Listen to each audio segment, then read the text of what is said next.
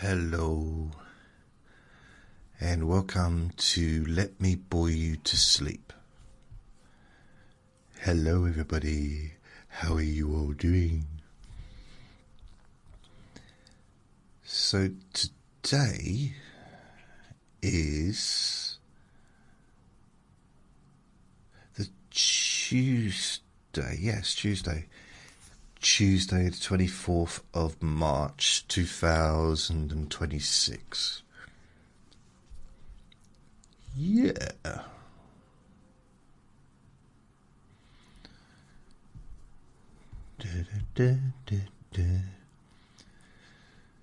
So my name's Jason Newland. My podcast website is jasonnewland.com, where all the latest recordings are uploaded, so you can stream them there.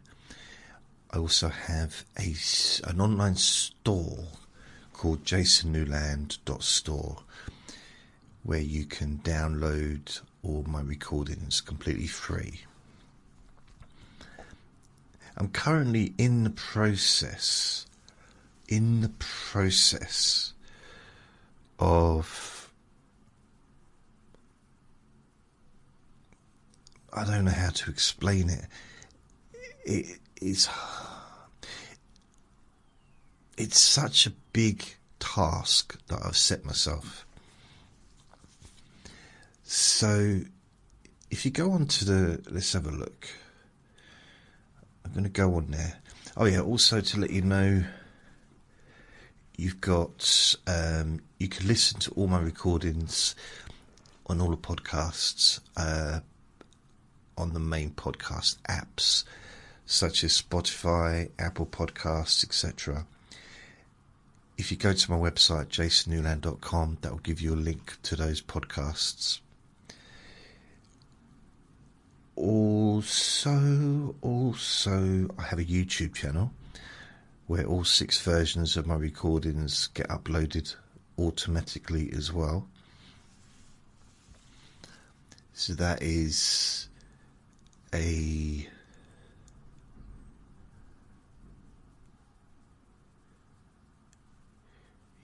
I do 6 versions. I've got 3 with music, 3 without music.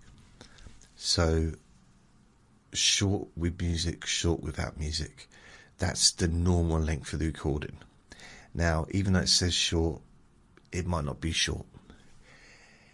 It might be like 2 hours long. Then you got the long version, with and without music, which is about 5 hours. And then the overnight one, which is between 8 and 10 hours, with and without music. And also upload to TikTok as well. I don't really go live on TikTok anymore because I didn't find that it was useful for my mental health, to be honest. It's a very weird place. And I did a few live recordings while I was actually making the podcast. I'd go live. And even then,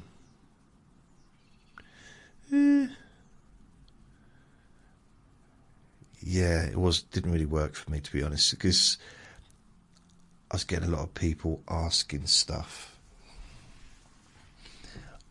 me some really weird questions, and I didn't really get why they were doing it.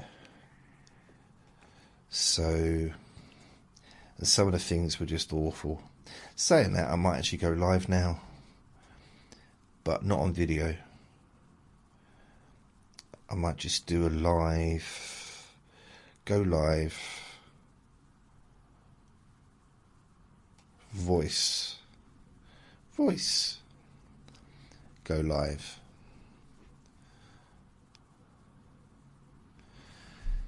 So yeah, so people will be able to hear me, but I won't be responding really, generally.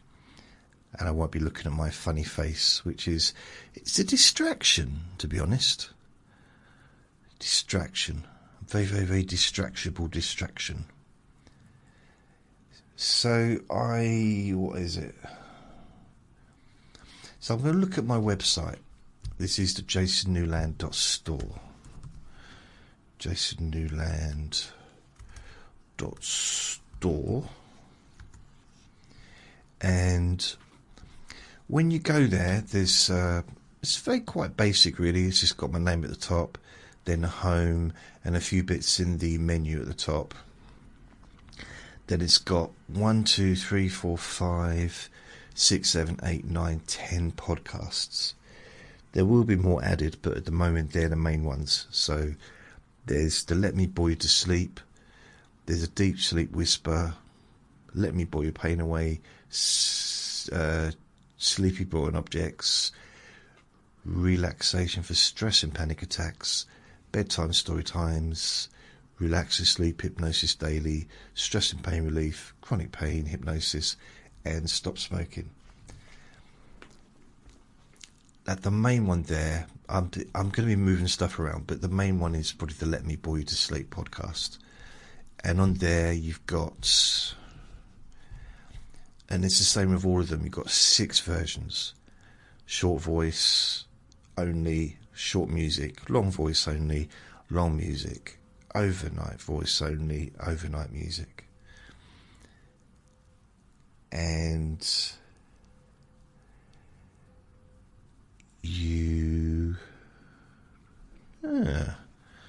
let's have a look. There's, at the moment, the Let Me Bore You to Sleep, all of the recordings are on there under the short voice only. So all, now there's 1,566 out of 1,579. So I lost a few over the years, but it's all up to date. But I've also uploaded, I think, at least 6 of the, no, wait a minute, 1, 2, 3, 4, 5, 6, 7, 8. So there's 12 of the last Let Me Bore You to Sleeps on all the other ones, so the long ones, the overnight ones, etc. And they will be extended. However, I think for the first 1,000 Let Me Bore You to Sleeps, they were all just one recording. I didn't do any extra ones. And then I started doing with music, and then 5 hours, 10 hours with music, and then I started doing without music as well. So it's, you know, that will all be updated eventually. It's just going to take a while. But every time I do a new recording, it's now added. All 6 versions are added to the jasonnewland.store. So you can stream them, of course, wherever you want to stream them. But if you want to actually download them, you can download them as well.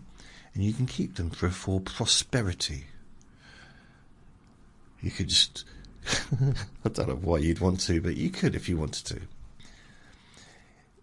In the future, I might make them available to as CDs, but that's nowhere soon. Although I've been asked for years if I could produce my recordings as CDs, because some people prefer just to use a CD player than having to use their phone or to use their tablet or whatever.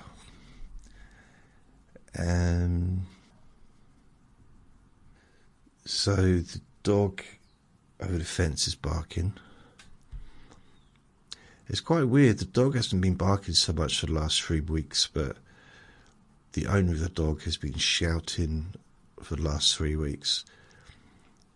And now she seems to have stopped shouting, and the dog's now barking.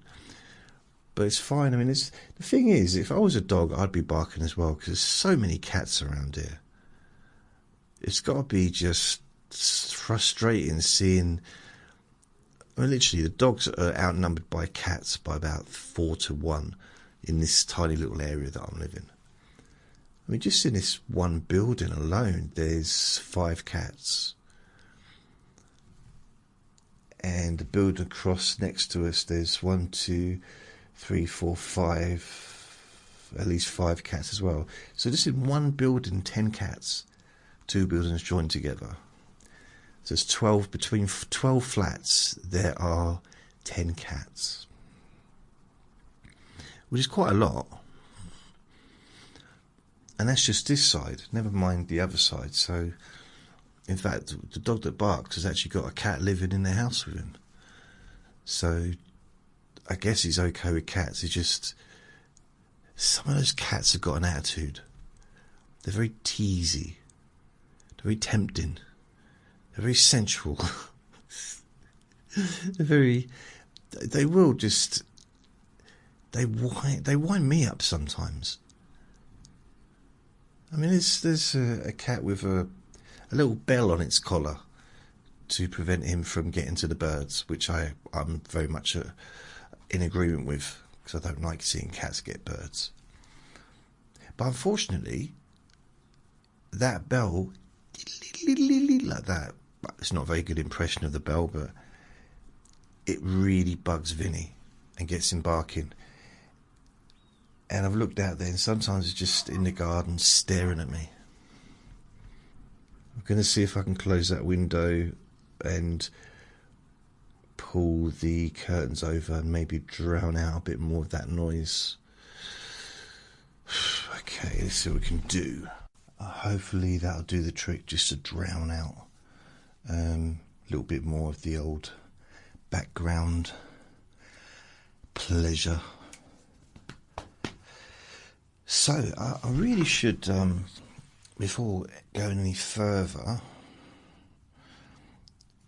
I should say a big thank you for my PayPal gifts. So yesterday,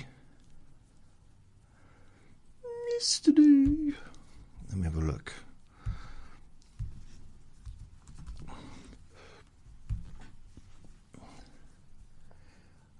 I realised that I didn't have enough money, like my bank,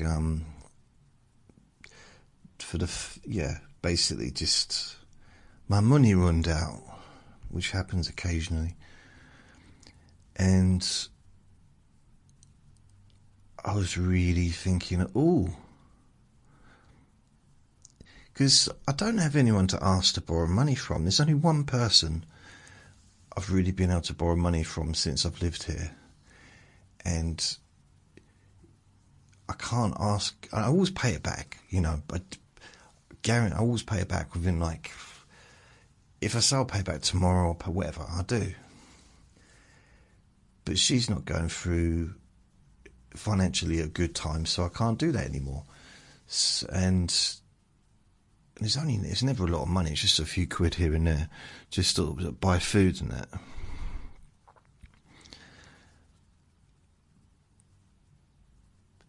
And I was looking at my bank and I thought, I got £15. I got £15. It's like, what must I do? And I started thinking, and what it is, I've got so much going out of my account, because nearly everything is direct debit with me.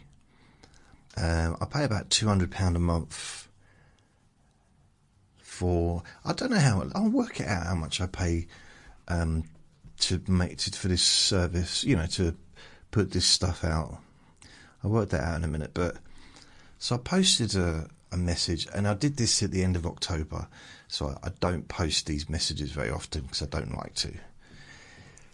I don't want people to think that I'm a beggar, but excuse me, I don't like to ask for help, but here's my PayPal. So I just thought, here's my PayPal, much love, kissy kissy kissy kissy kiss kiss kiss kiss kiss kiss kiss kisses, and just a link to my PayPal account, because I didn't want to, when people ask for something and it just gives way too much information. I had that in the town once, and they're dodgy when they do that. So this bloke stopped me in town. He said, my uncle is in hospital in another town, and I need to get to him, and I need to pay for a taxi to get there. It's 50 miles away, and he brought me up. My uncle did, because he was the best man in the world, and unfortunately, my dad fell down a well, and my uncle has done everything for me, but now he's in hospital because he broke all 4 of his legs, and he's I need to go and get to see him, but he's in another town. He's 70 miles away. Can you help me? I said, I haven't got a car, I can't take you. He said, no, I need money for the taxi. It's 95 miles away. I need to get a taxi because there's no... I said, why don't you only get a train? No, the trains have stopped working. I said, no, they're not. I can see the trains going now. We're near the train station. I've just literally got off a train. He said, no, they stopped. Just after you left the train station, there was an announcement saying that all the trains have stopped. But some will keep going, but none of the ones will be going any further than 45 miles away. And I've got to go 120 miles away. That's where my granddad's in hospital. I thought you said it was your uncle. Yeah, they're both in hospital. My granddad, he also fell down a well, but he had a soft landing because my dad was already down there. But then, yeah, they're both in the hospital, and I need to get to them. It's 300 miles away. I've got to get there to see all 3 of them. All 3 of them? Yeah, my auntie's there as well. Yeah. So, can you lend me some money? That's weird. Lend me some money. I'm not going to see him again. Well, how much do you need? Oh, £20. £20. That sounds like just enough money to buy a certain illegal substance off the street. How do you know that then, Jason? I'm just guessing. But it's not enough to get a taxi very far at all. It would get you to the local... Yeah, it would get you to the hospital here in this town. But definitely wouldn't get to the hospital in the next town. That's going to cost you about 80 quid, maybe 90. So £20 not going to do it. And he said, have you got the money or not? I said, not, sorry. I didn't have any money, so I said, sorry about that. That's one of the benefits of when you get people that are just... I'm guessing he wasn't being completely truthful. That's what I'm saying here. And I don't have cash, generally. I mean, I did draw out cash the other day to give my neighbour's, what's his name, petrol money. And yeah, so yeah, but I like helping people out, so that's all right. He's like 17, he's waiting to go into the army. He's got nothing. He's got no, he hasn't got a job. Well, he's got a little job, part-time. He's basically just, his whole life is riding around on his moped. That's the only real enjoyment he gets, I guess, apart from his girlfriend, being with her. So I'd be ashamed to deny him just being able to get to places, because living here where I live, it's very, very out of the way. And after a certain time at night, there's no buses. I think about 8 o'clock, it's a long walk after about 8 o'clock at night. Which isn't ideal, really. So, and it's a really, really, like a motorway kind of road. So that it's still quite busy, because the main road near where I live leads to a motorway, 2 ends of the same motorway, if that makes sense. So depending which way you're going, and the fact that it leads, but people get off one part of the motorway and use that as a shortcut thinking it's a shortcut, especially if there's a traffic jam or there's some kind of blockage, further up. So they'll go down my road. I don't own it, but, I have shares. It's just a very busy road. And the pavement is about 3 inches wide. So it's not ideal. What's that got to do with PayPal gifts? All right, blimey. So I asked, that's what I posted. And I got PayPal gifts from, and I did post a thank you, but I'm going to say it again now verbally. I possibly should have said it right at the beginning, but I got carried away talking, which sometimes happens. So I'd like to say thank you to Cara, Sonja. Now, I don't know if it's Sonia or Sonja, because it's spelled Sonja. So Sonia, I'm going to say. Sonia, Nathaniel. I'm guessing your friends call you Nat. Or Nathan. Nat. I bet they call you Nat. I bet. Like Nat King Cole.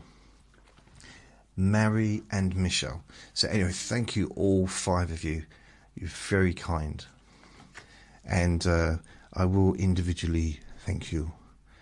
But to be honest, yesterday I posted that, and then the evening came and I didn't feel very well. And I had a very early night. So I was in bed by about 8 o'clock. And I couldn't sleep. So I ended up getting up about 2. And sitting on a chair, listening to music.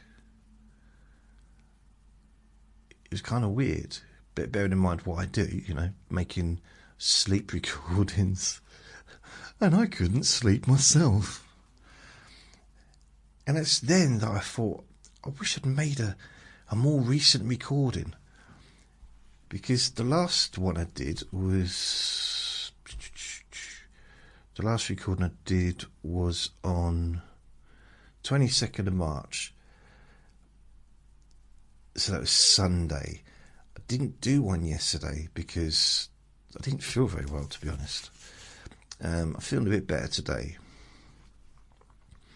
So I had an early night and I was in bed most of the day. I spent a fair bit of time in bed today. Vinny's at his mummy's at the moment, so he's spending a bit of time there.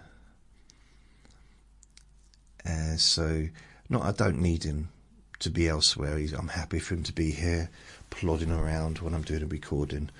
Unless it's a hypnosis recording, then he'll need to be in the bedroom.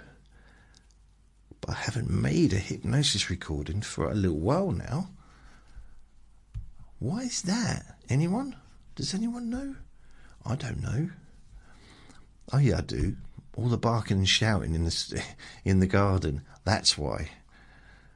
It's really difficult to kind of plan to do a recording. When someone's yeah. You know what I mean? So the last time I did a hypnosis recording was blimey,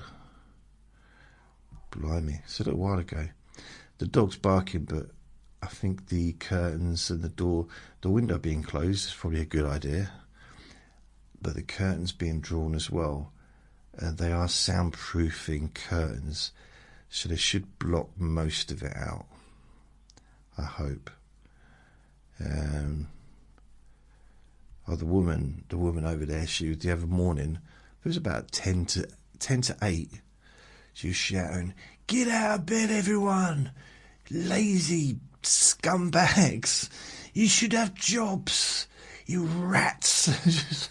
Seriously, you wouldn't. If I taped it and played it, you wouldn't believe it. What I've been hearing is amazing. I mean, someone reported her for the dog. I don't know who it was, but it's really had 3 weeks of real kind of venom, And I think someone told her to shut up yesterday morning because she was arguing with someone, shouting at someone like having a conversation. But I missed the first part because I was in the toilet. The last time I did a hypnosis recording was the 1st of March. So it's been 23 days. So that's... it's weird because I had a bit of momentum there, didn't I? Oh yeah, and then all my podcasts went weird again and I had to sort that all out. So that took a couple of weeks. Okay, so I'm just going to work out what I pay out for, just so we get an idea. Have I got a piece of paper? I've got an idea. If I write it down, have I got a calculator? A calculator? I don't know. So the first thing I've got is settings. Settings. So this is for the Shopify store. So the plan I've got is $39 a month. So $39 a month. Yeah. Yeah. 39 a month. Bum. Bum.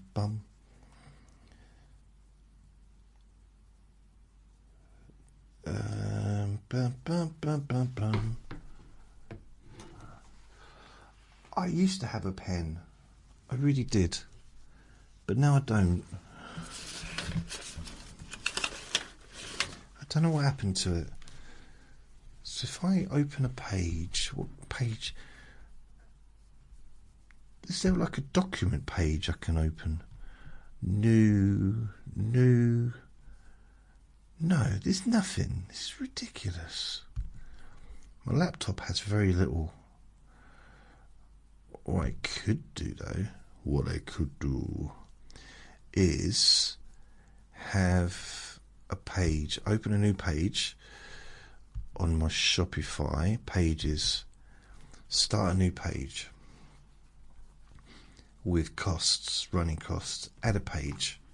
In fact, I've probably already done one in the past. Let's see if I can find it. Costs, running costs, last updated 7th of Feb. I thought I might. Blimey.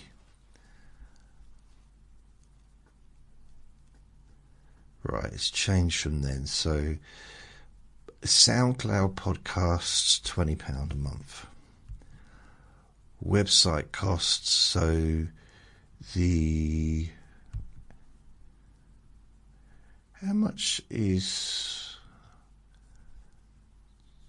that podcast at jasonnewland.com? Oh, and I've also, what I didn't realise coming out was because I have to pay hosting for the jasonnewland.com, which is £45 a year. And that came out, I was like, I forgot about that. Damn it.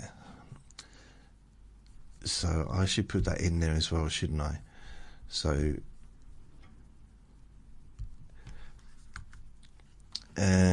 domain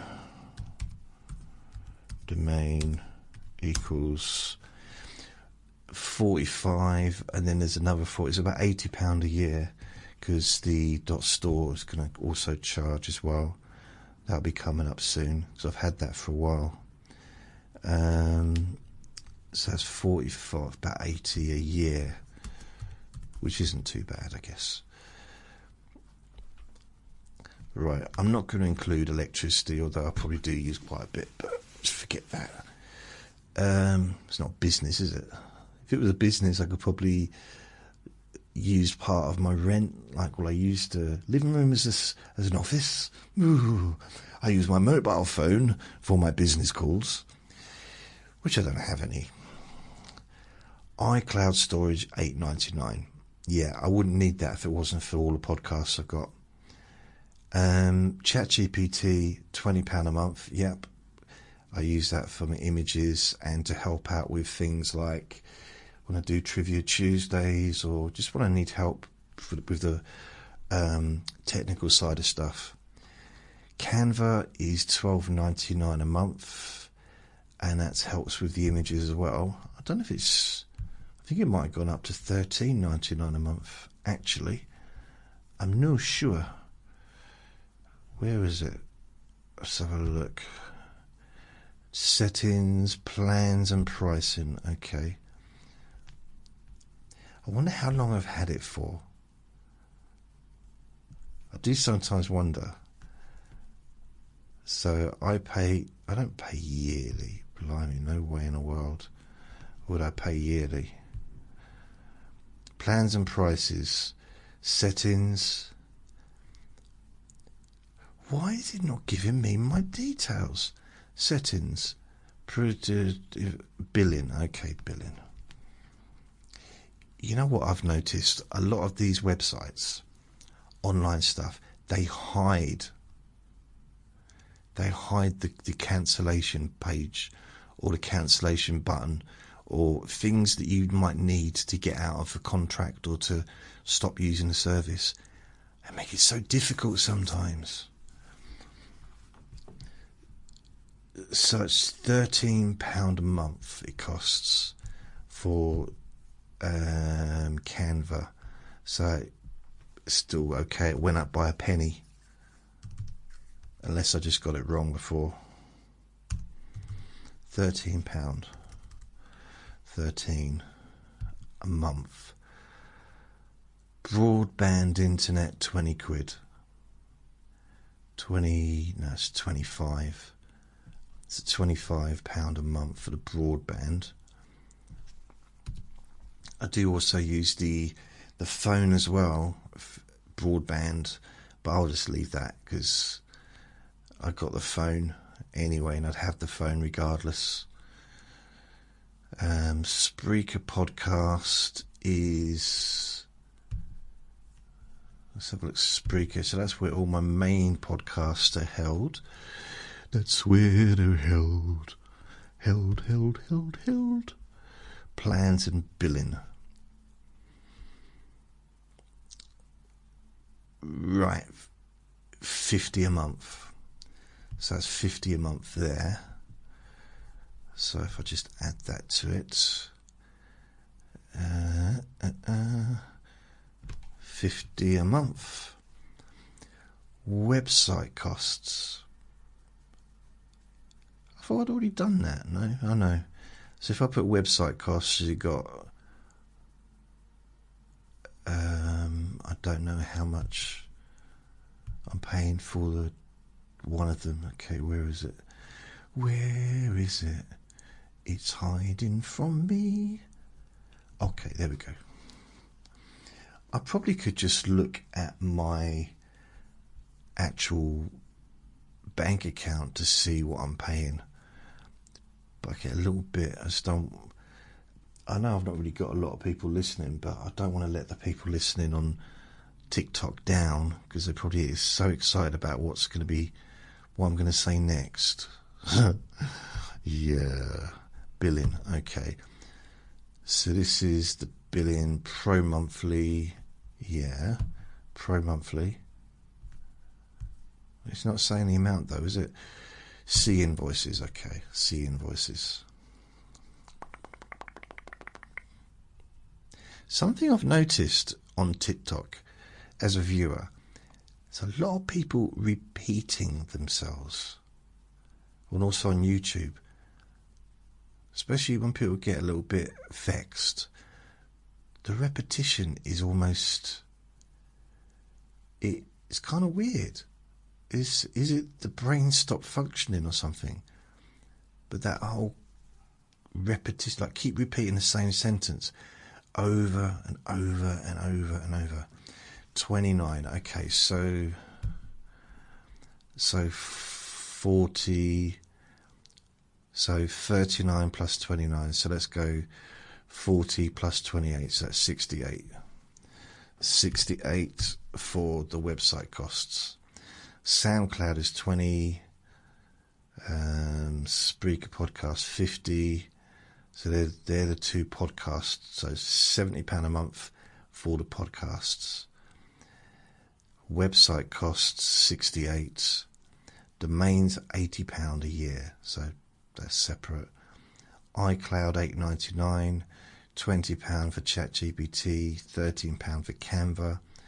Broadband internet £25. You could say that that's why it's so slow, but I can't get faster. It's the fastest I can get around here. It's unless I go down the there's a like a satellite dish thing you can get done. So there were other things owed, but that's all done now. So is there anything else? I might have to go into my bank to see if I pay out anything else, because I can't think of anything offhand. Just look at my monthly, because basically it's the bills is just electric, gas, and all that stuff, which is like everyone has, don't they?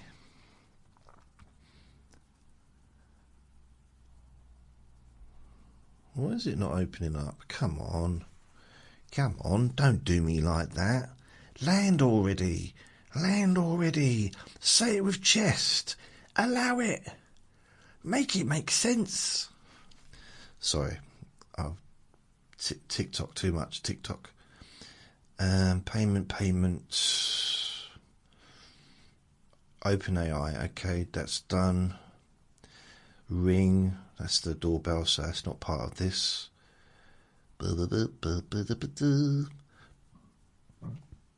Moonpig. Mother's Day. Blimey. That wasn't part of this either. Okay, it was looking good. Looks like I've got everything. So, oh no, I got that wrong. So the 30, 40, 54, no, I got it right. No, 20. So 54, take about 20, that's 34. So my broadband is actually £34. 34. They put it up because they're giving me the phone contract on top of the mobile for an extra £20. So I'm paying 54 all in all, 54.89. So what other ones?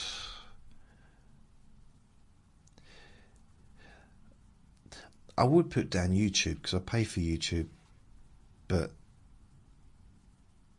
that's not really because I do get a lot of information from YouTube, but that's not really relevant. It's more entertainment, I suppose. But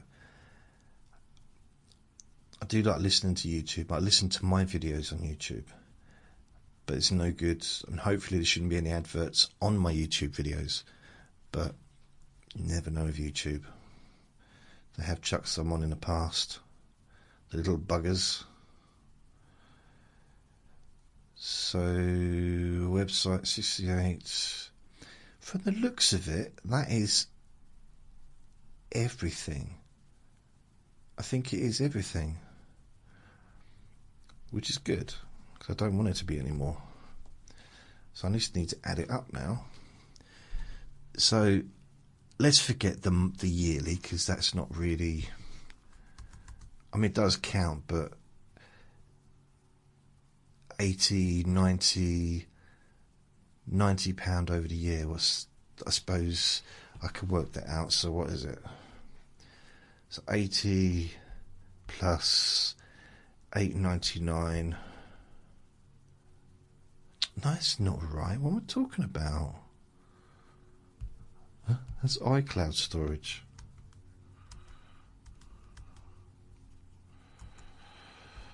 Domain a year, so that's 2, isn't it? So 80 for the year. So 80 divided by 12. So £6.66.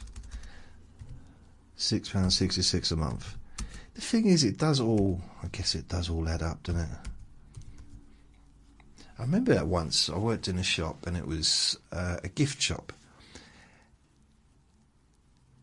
and it was just loads of change, and I thought, and part of my job was to cash up at the end of the day, and I thought, it's just a bunch of change. It's not going to be a lot of money here, but there was hundreds of pounds just in change. I don't know why I keep saying change like that. It's enjoyable. It feels nice. Change. Maybe because I'm subconsciously trying to tell myself, you need to change, man. Got to change, or at least have a bath. So £6.66 a month, right? So let's go back to that. So I've got SoundCloud podcasts, £20, because I've got 2 podcasts, one for the Let Me Boy to Sleep and one for the sleephypnosis, whatever it's called. Can't even remember my own podcasts. It's my most popular one as well. Hypnosis for Sleeping Deeply. So there's those 2. That's the only 2 I've got on SoundCloud. And I did try and get rid of them, but some people like to listen on SoundCloud. Website costs 68. So if I add 68, this is monthly, plus 50 for the Spreaker. So that's where all my podcasts live. That's the home. And then broadband 34, then Canva 13, then ChatGPT 20, then £6.66. So £211.66 a month it costs me to run this service. It's weird, isn't it? The thing is, because it's all little amounts, I don't really notice it. Not notice it, but just £20 goes out there, £13 goes out there, £20 goes out there, £8.99, a few days later or a couple of weeks later, £50 here, and it's like it's just bits and bobs.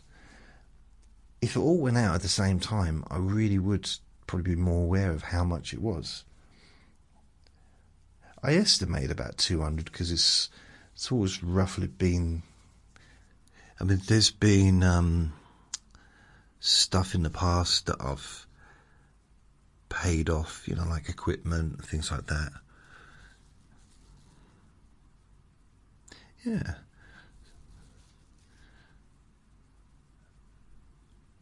That's like 20 years. Also,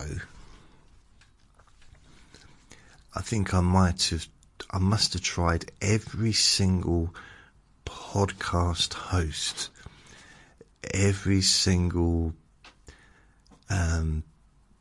app, and you name it, I've tried. There's like different website builders, AI things, and just, so much over the years. At the moment, I would say things are kind of fairly easy. It's quite a simple process now. Oh, Vinny's here, by the way. I had to go and get him. There was a little gap in between me talking and then me talking again, but I didn't make it obvious, just in case you're wondering, because he wasn't here when I was talking to you at the beginning. But I had a phone call and had to sort some stuff out. Oh dear. So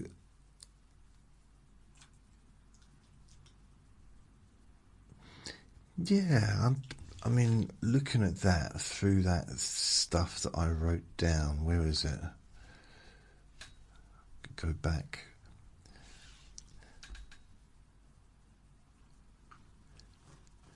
Just thinking technically what I could get rid of if I got rid of anything. I mean, I could take broadband off of that, even though I've got broadband, but you know, I could say, well, I'd have broadband anyway, but the thing is, I wouldn't need broadband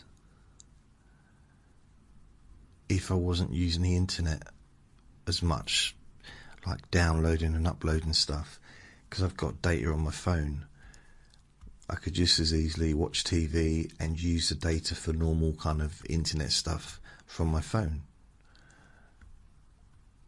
So, you know, I did do that for a few months a while back, and it was fine for TV, it was fine for, you know, streaming, you know, YouTube and Netflix or whatever.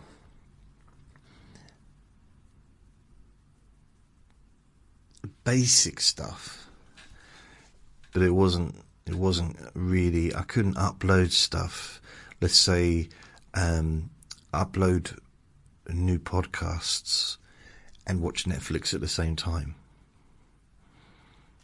So it limited me to what I could do, because I could only really do one thing at a time, and it would use all the data from the phone.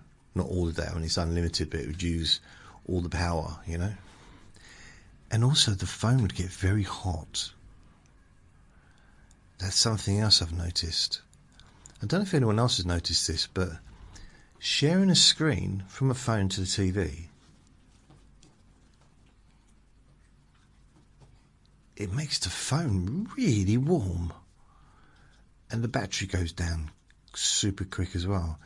But you can leave the phone plugged in, but the phone gets so hot, even if it's not plugged in. But when it's plugged in, you could fry an egg on it. You couldn't. I don't know why I said that. Why would you want to anyway?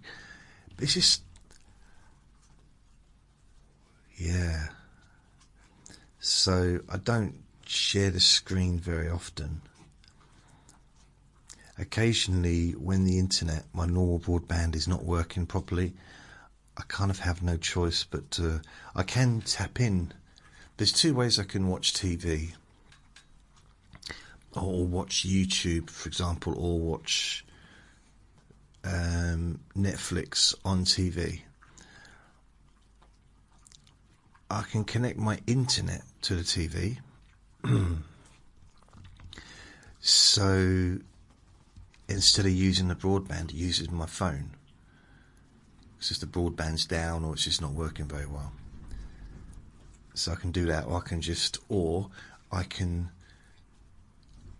watch, and then I can watch the stuff that's on the TV using the apps. Or I can use my phone and click on the screen and just share the screen to TV. It's not quite the same though. Sometimes a bit of a lag. Sometimes it just doesn't work very well. Sometimes it works really well. Sometimes I can't stop smiling because it works so well. I get super excited. Yes.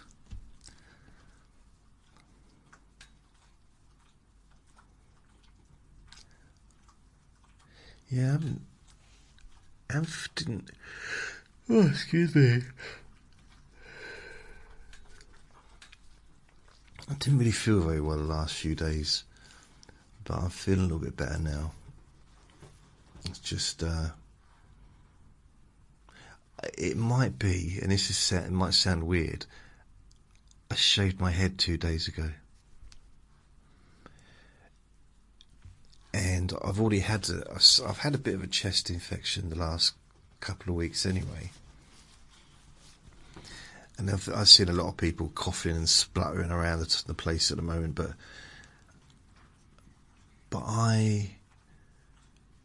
when I shave my head off, quite often I end up with a well, sometimes, not often, but sometimes I end up with a bit of a cold, or just a day of feeling a bit because I guess because I've got so much hair on my head normally. I mean, it's thick and curly and very, very long, and weighs as much as a small octopus. It looks like that as well. It's very, okay, there's not a lot of hair on my head, but it seems to keep my head warm, keeps the heat in. And when I shave my head, the heat, I guess, is just leaving my scalp or my brain. And I think the most it happens, I think, is probably when I'm asleep. Because last week it was really nice weather. Even taking him out for a wee, like at 11 in the evening, didn't even need a coat on or jacket or nothing. The last couple of days the temperature's dropped. I mean, it's pretty windy today. But last night, because I couldn't sleep, I don't know what was going on, which is unusual for me. Not that I didn't know what was going on, I'm used to not knowing what's going on, but not. It wasn't that I couldn't sleep, because it doesn't make a lot of difference to me. You know, it's not like, well, unless I've got to be somewhere or go somewhere, and I need to have my wits about me, my faculties in working order, then it doesn't really matter if I don't, you know, I can have a nap whenever, really. And my medication keeps me tired a lot. It has done for years, but I didn't want to go back to bed. I got up a couple of times for wee-wees, and I just thought, well, I clearly went to bed way too early. Because I went to bed at 8, and I woke up, and it was like 10, then it was 11:30, and I was like, I shouldn't wake up twice before midnight. I shouldn't wake up twice and it's still the same day. There's something wrong here. And the third time I woke up, I just got up. I mean, to be fair, there might have been activity outside. Because it was early, so there might have been people coming and going, not, you know, opening the doors. Vinny I think he did bark a little bit at one point, but it was like miniature barking, like, meh. Yeah, like that, rather than actual full-on barking. Because when he full-on barks, it is extreme. It's very, very, very, very, very loud. Like super loud and high-pitched. I don't know how he gets... I don't know why he gets so excited. Because it's not... He doesn't bark because he's angry. He's barking because he's excited. Because he hears a neighbour going into their front door. And it's a different kind of bark. It's like super happy, super like, yay! My friend's back. So he's always listening. He seems to always be... His ears, even when he's asleep, his ears are pricked up, like moving around like a radar, searching for incoming, well, instead of missiles, sounds, I suppose, incoming sounds. Beep, beep, beep, beep, beep, beep, beep, beep, beep. That's my... Is that what radars sound like, or is that sonar? That might be sonar, I don't know. Always on the listen. But when he's in bed, after a certain stage of like sleeping, he's gone. Completely gone. You know, when he really relaxes, I think I would say he only really properly relaxes when he's in bed. He'll sleep in the living room. He'll sleep next to me when I'm sitting down. He'll sleep underneath the desk at my feet, laying there when I'm doing stuff, making a recording or working on a website. But I think his real time is when he's in bed. He loves that bed. Honestly, he likes to spread out. He's not like a curly up dog. I mean, he does it sometimes. Dogs will curl up, like in a dog basket kind of, or dog bed. He doesn't really do that so much. He's very much about just stretching right out and taking up as much room as he can, which includes part of my side of the bed. Now, I've talked to him about it. I explained to him when he first moved in, this is my side. I'm near the wall. I said, this is my side. That's your side. That's your pillow. He's got his own pillow. I've got my pillow. He's got his side of the bed. He can get underneath the blankets. It's a quilt. But he can get underneath the quilt, or he can stay on top of the quilt. It's up to him. It's easy enough to get under if he wants to. Sometimes he just likes to spread out. Sometimes, depending on how I'm lying, especially in the summer, so if I've got my legs out of the duvet, he will come and lie on my legs. Or start licking my feet, which I quite like. Or he'll lie down on the wall, which I know why he does that, because the wall is cold. It's quite nice, actually. The wall, even though it's not an outside wall, it leads to the outside hallway, like the communal hallway, so there's no heat or anything, so it's semi like being outside. You know when you come into a block of flats from being outside and it's cold outside, you walk in and it feels warmer, doesn't it? Because you're not out in the cold, it's not windy and stuff. And then you get into your actual home and it's a lot warmer. So when you go out of your home, it feels chilly when you get into the hallway. Almost like it prepares you for when you get outside. It's quite a good system, isn't it? I wonder if that's why they invented homes. And so that's what I've got right next to the wall, right next to my bed. The long wall on the long side, as I'm stretched out next to me.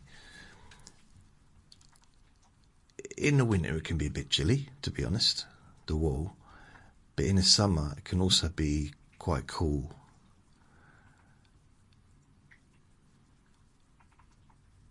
Which is kind of nice sometimes. So what I might do is stretch my legs out and just let them gently caress the wall, like my toes. Although I do have to be careful because I did kick the wall a few years back and I broke my toe. Well, I broke my foot. I was dreaming that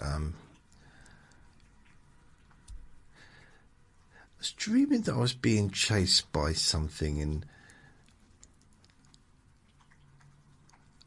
I realised as I was running away that actually, if I turned around quickly and kicked as they were coming, I think it was I don't know what it was, a gargoyle or something, and as they were a Smurf, a Womble, as they were running towards me, and I turn around and I kick, the pressure of them running towards me and me kicking at the same time would just be a really good kick.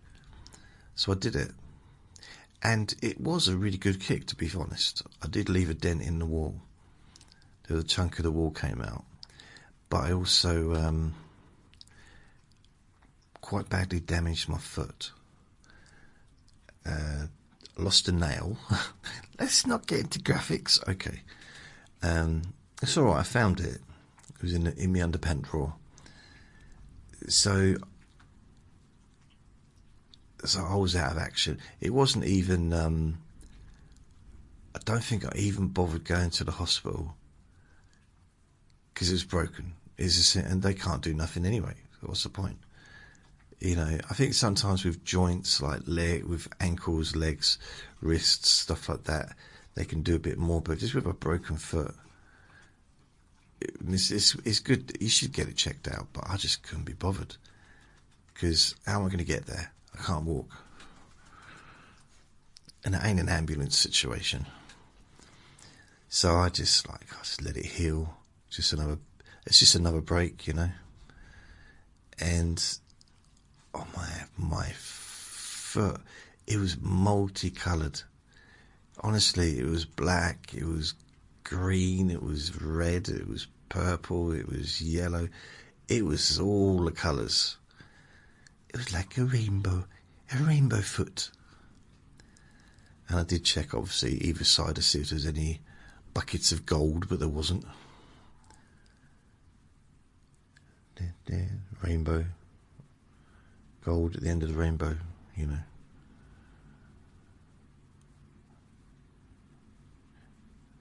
I don't know if it's a poem, but do you know this? Like, if you go to the end of the rainbow, there might be a bucket of gold, something like that. I can see a rainbow, as I have a poo. Red and yellow and green and blue, yellow and green and blue.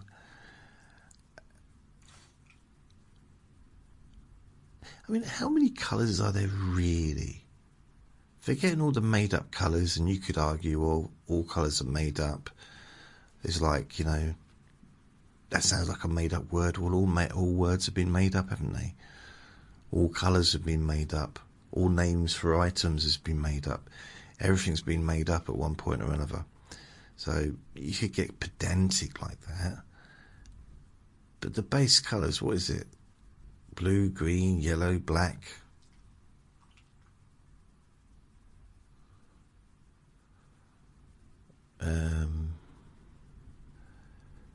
White. I'm not even sure if orange is a colour on its own. Is that a mixture? Because I remember being at school in art, and I think the very basics of art, if I remember correctly, was learning how to mix different colours to make a new colour. But it wasn't really a new colour, it's one that we already knew about. So you could get purple by mixing, is it blue and yellow? That give you purple.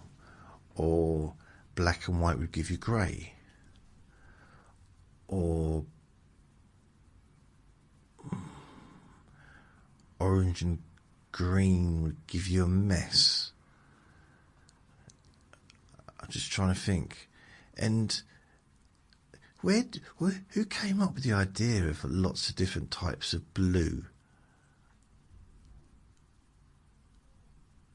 Blue's blue. Now, to be fair, I will go along with there's light blue and dark blue. I accept that. Because, you know, blue, light blue and dark blue is very different, isn't it? It's blue, but it's different from dark blue, you know. And light yellow and dark yellow, it's again very different colours. Did I say dark yellow and light yellow? I meant blue, green. But you can get a lighter yellow compared to a darker yellow.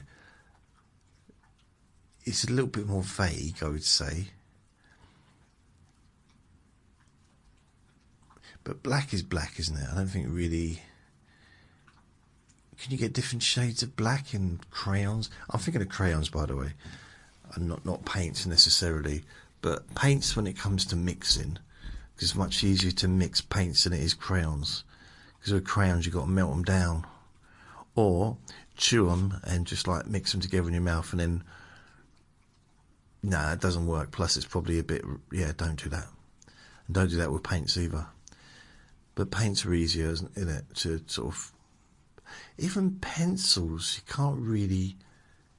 I suppose you can mix if you know how to. I don't know how to. Pastels you can mix, can't you? I used to have some pastels. There's been times in my life where I've tried to get involved in art, and it just hasn't worked. I think if I was honest, I don't like being honest, as we all know, I probably would have been an artist. If I could really choose something that I'm not, and I never will be, I think an artist would be it. There's a few things. I could say that I'd like to be a musician, but I have been involved in music when I was younger. I played the violin when I was 9 and 10 years old. I played the bugle, played the drums, played the glockenspiel when I was about 11, 12. So, and I had a guitar. I had a few guitars over the years. So, if I'd have actually I clearly didn't have the motivation to do it. Otherwise, I'd have done it. Because that's the one thing I've learned about myself. If I really want to do something, if I'm really motivated, then I never quit. That's why I realised when I was doing the psychology course, the Open University course, I didn't want it enough to keep going, even though I was trying to deal with bereavement and other things, The only thing that I've been able to keep going, regardless of what's happening in my life, is this. This is the only thing in my entire life that I've been able to be motivated enough to keep doing. Even though, sometimes I have to have a bit of time off. Sometimes it might only be a day or two. There's been times when it's been weeks. Not very often. But this is the only thing that I've stuck at. I did complete my degree. So that was a major success for me, because I wanted to quit that from the first day I started. And I managed to finish it, complete it, and get my degree. So that was an accomplishment that I really didn't think that I could ever achieve growing up, or even going through my 20s or 30s, because I was 37 when I started doing the degree. So for a long time, so what's that, 20 years after I left school, thinking I was not capable of doing that, doing anything academic, and I proved that. I don't know what I proved. I proved to myself that I could.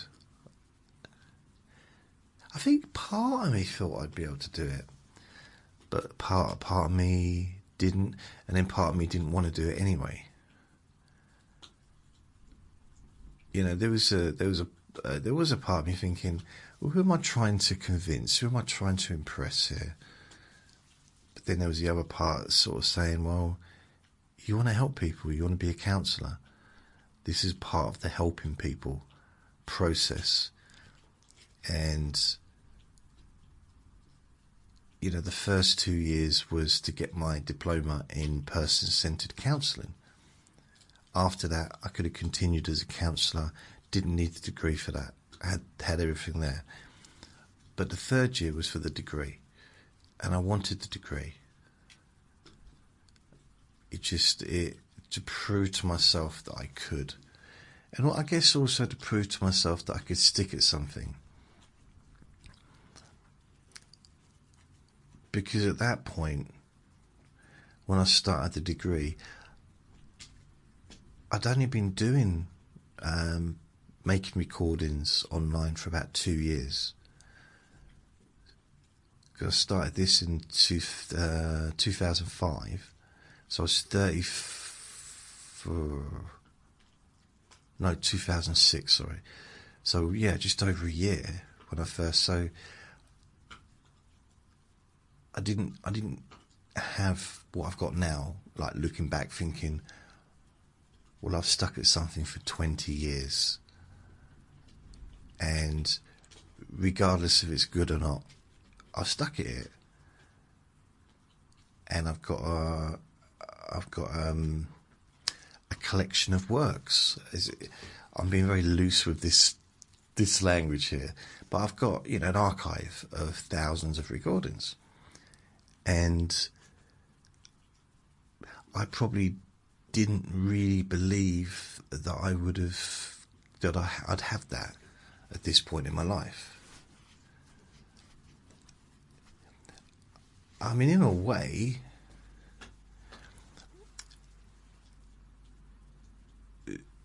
one of the regrets is that I didn't start doing this earlier. But then how much earlier could I have started? Considering the internet in this country didn't really become a thing until the late 90s. It caught on about 98, 99 in this country. And it was very, very, very limited. And I'd have really struggled to make audios available. It wouldn't have been impossible, but it wouldn't have been streaming.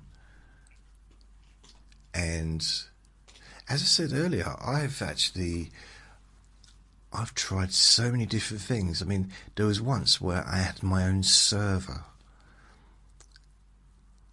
and I used my computer as a server, and it was kind of like a torrent, I guess, but not in illegal, like doing illegal downloads of movies and stuff like that. Nothing like that. This was just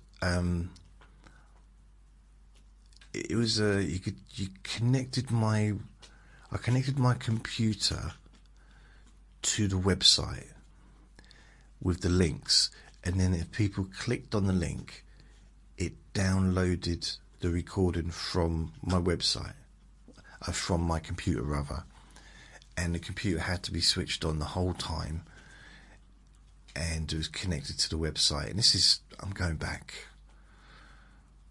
a long time, long time. And I suppose in a way that was quite advanced. Not for me, but I just followed it was quite easy to set up, I think. It must have been if I used it. And people were coming on and downloading, and I was getting hundreds and hundreds a day, I think, at some point. So I think it might have been shared other places as well. So maybe it was part of the torrent thing.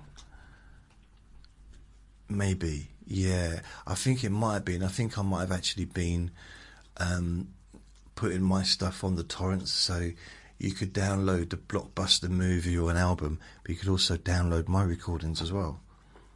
People probably downloaded not knowing what they were getting and being very disappointed in the process.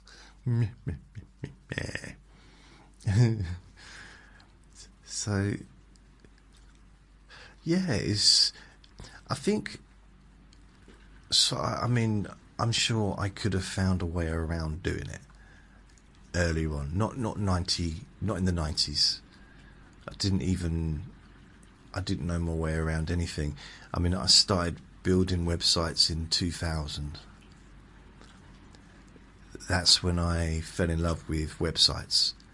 So even then, and I was learning the code, and I devoted a lot of my time to doing this for about a year and a half. And basically, it was very, very, very basic stuff. There was nothing advanced that I was doing at all, not really.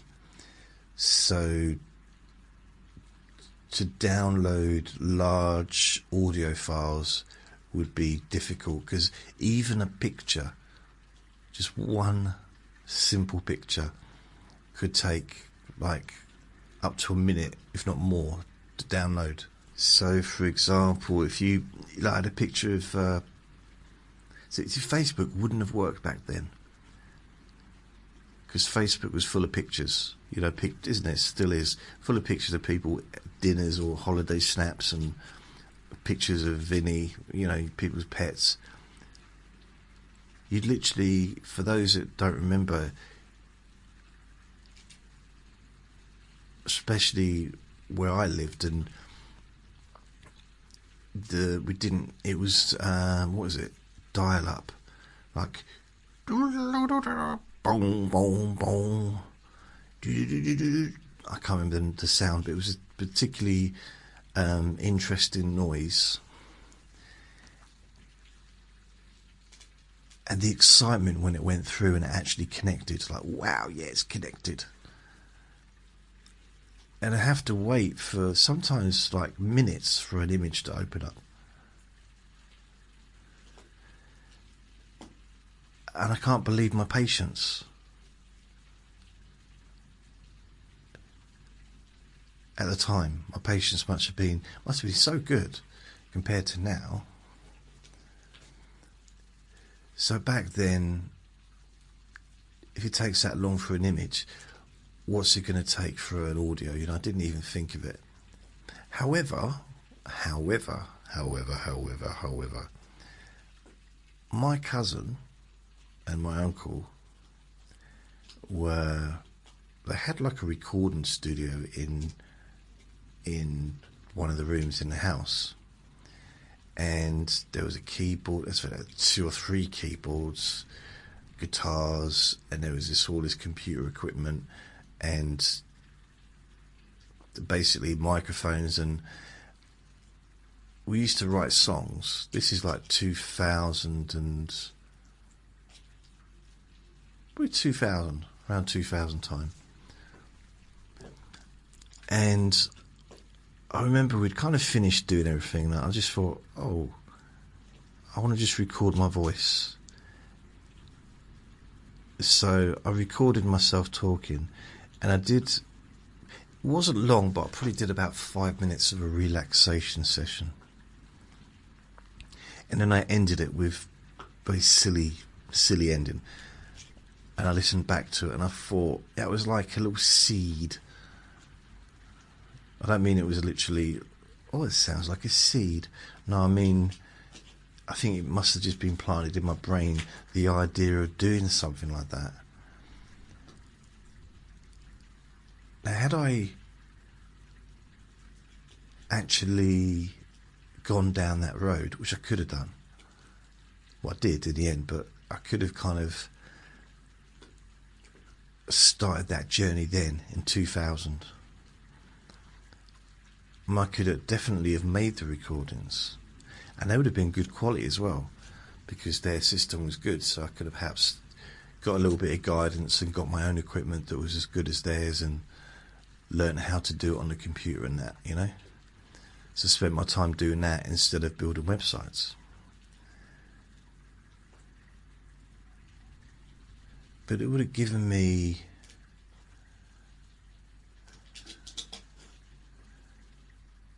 it's a 6-year start, isn't it? Starting 6 years early, before podcasts even were created.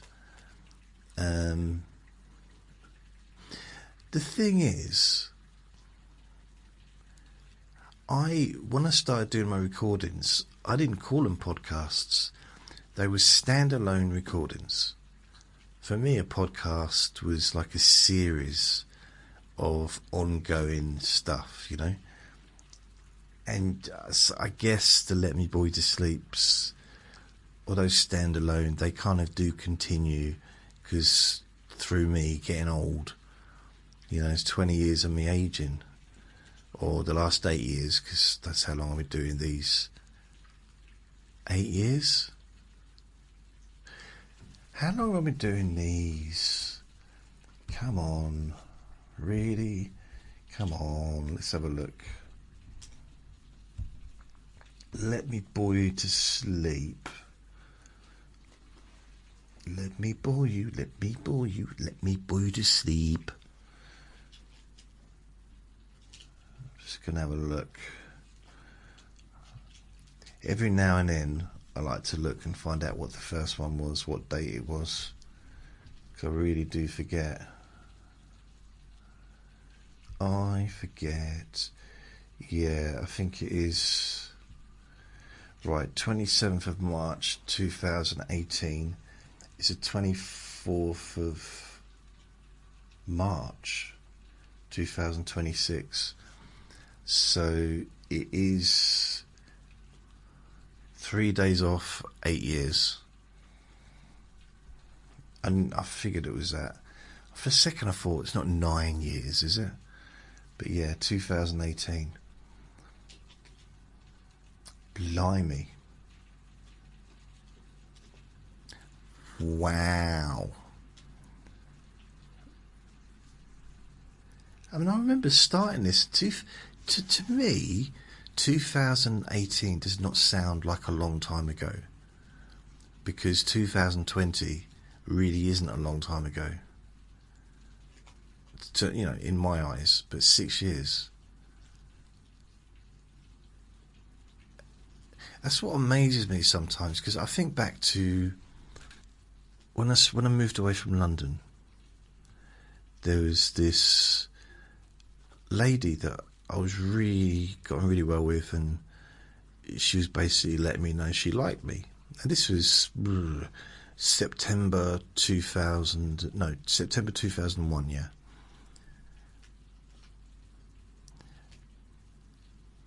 And it's one of those regrets that I have. And I was thinking about her. I still think about her. Years on, I still think about her. And it dawned on me the other day, it's 25 years ago.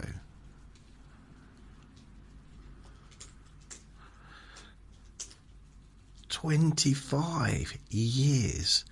Okay, in September, but it'll be 25 years in a few months. It's just gone by. It's gone by. It's gone bye-bye. I mean, she'll be, I don't know how old she was at the time. I think 20. So let's say she's 10 years younger than me. So she'll be 45 now. She might have loads, well, I don't know, she's had a life, hasn't she? Who knows what she's done? And the weird thing about it is, I think she's probably had a much better life without me being in it, which might sound a bit strange, but I think she probably, I don't know if I would have improved her existence. No, not in a weird way, I don't know, I really liked her. I remember once, because she was a waitress, and my cousin came along to the comedy club. So we were in the middle we're on the middle floor. There's 3 floors. We're on the middle floor near the toilets, but there's also a staircase that goes all the way up. And he's trying to chat up her. He's really drunk, like really drunk. And he's trying to chat her up. And this is like the after the whole thing's closed and we're just having just drinks upstairs. And she's laughing. He is being funny, but at the same time, he was like quite a bit young. No, there was not a lot of difference in age, to be fair. But I don't know. Yeah, to be frank, it's not a huge amount of difference in age. But there seemed to be. She seemed to be a lot more older. She was probably about 3 years older than him. 2 years, 3 years, but he was really giving the chat. And then he just vomited everywhere. And it was so funny because he was acting really like, not a tough guy, but like really sophisticated and saying, yeah, we should go out sometime.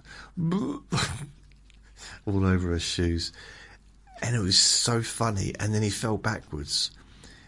And he fell down the stairs. He nearly fell down the stairs. I caught him. So I caught his clothes, but otherwise he'd have gone down the stairs. Oh, blimey. But he didn't, so that's the main thing. But he just fell backwards because he didn't realise there was no door there. There was a door, but it was open. And it was a mess. I had to clear it up. I remember my boss came down, my friend who was also my boss, he came down and I was helping out. And he started to get upset because there was all this mess. And I said, it's me. And he said, all right. So he knew I'd clear it up. But he was annoyed to start with, like, why is there all this stuff on the stairs? And I said, no, don't worry, I'm to blame for this one. It's very funny.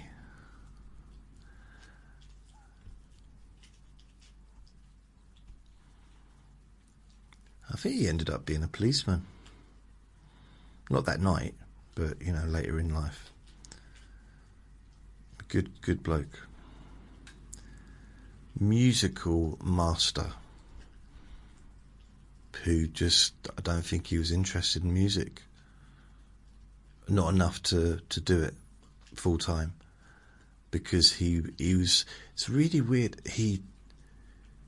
his dad was in a popular band. Country and Western, or what do they call it? Is it country and Western? But his dad was in really popular country and Western band that toured for years, for decades in this country. And so he was brought up a musical child.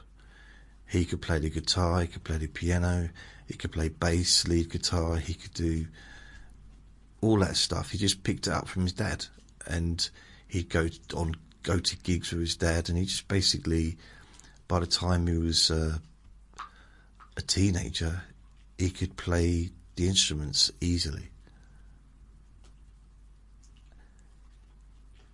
And then when he was probably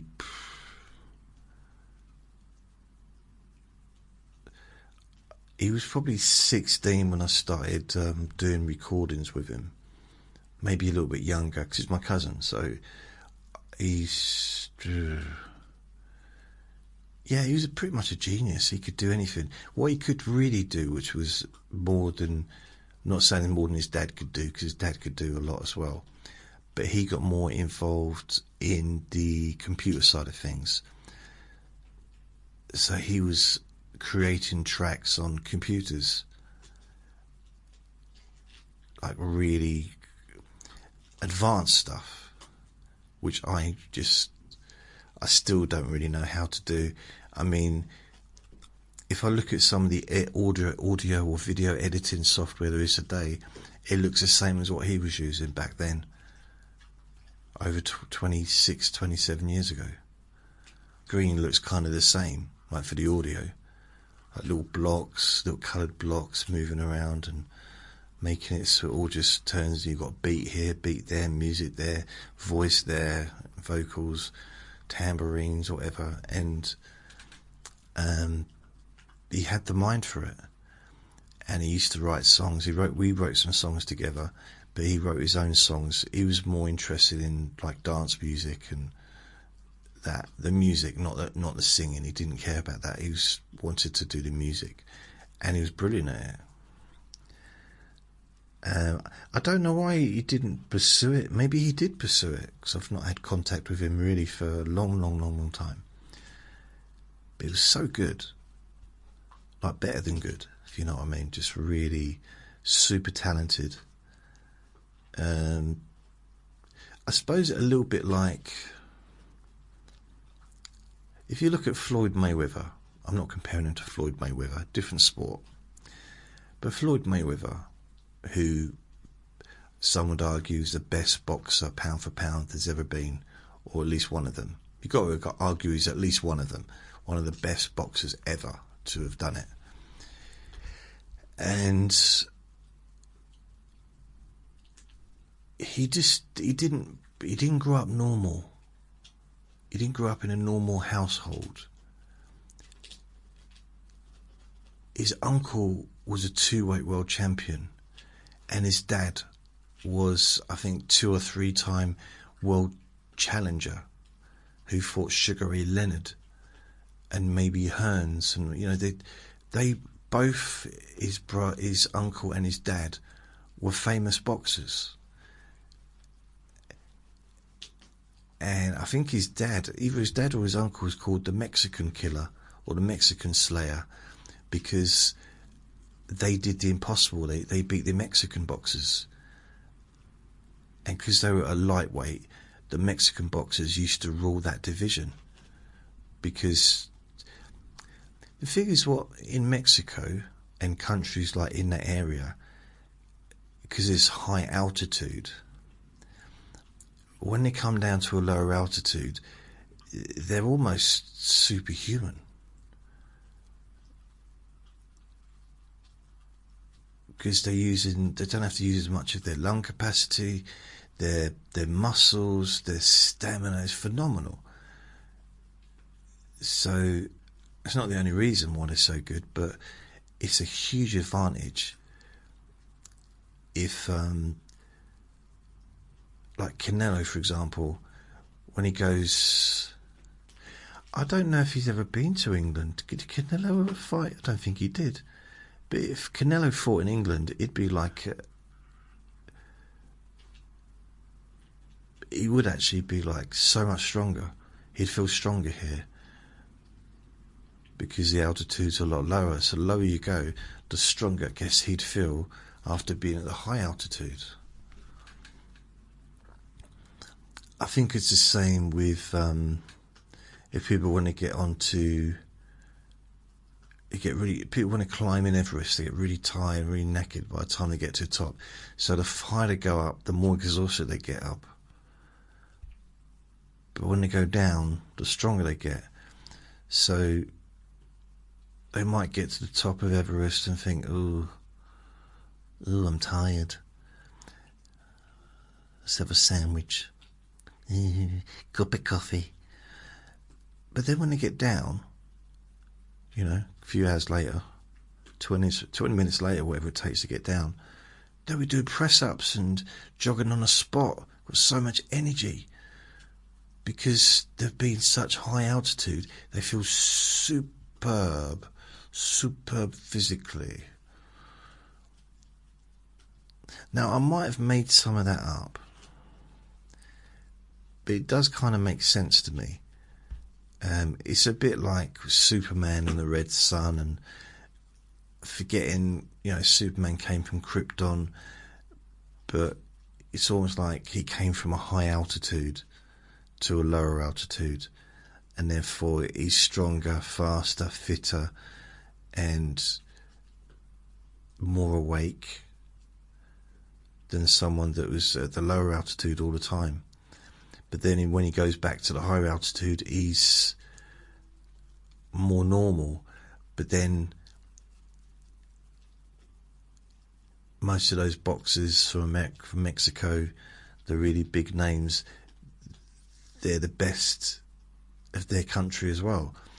So not only are they brilliant there, they become super brilliant when they move away and go to a smaller altitude, a lower one. Some of this may be true if you shake it all about. Trim bits of fat off and then trying to think of something that rhymes with about. Lout, tout. But make sure you don't shout. Oh yes, so Mayweather. Floyd Mayweather Jr. Now, we don't do junior or senior in this country. We don't do that. That's very much a non-English thing to do. I mean, my uncle and my granddad had the same name, Edward. Like my granddad, everyone called him Ted, all his friends and stuff, and my nan. But my uncle, also Edward, everyone called him Eddie. No one called him Edward Jr. and they didn't call my granddad Edward Sr.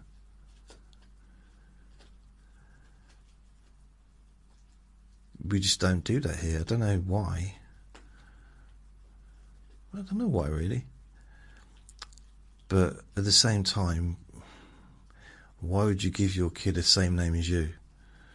That doesn't really make sense. I think it was traditional, because my auntie was the same name as my nan. Yeah.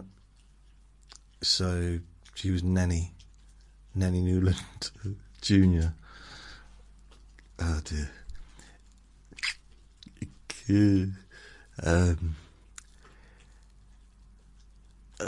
What am I saying? I don't know what I was talking about. I must have been talking about something. Yes. What was it? I don't know.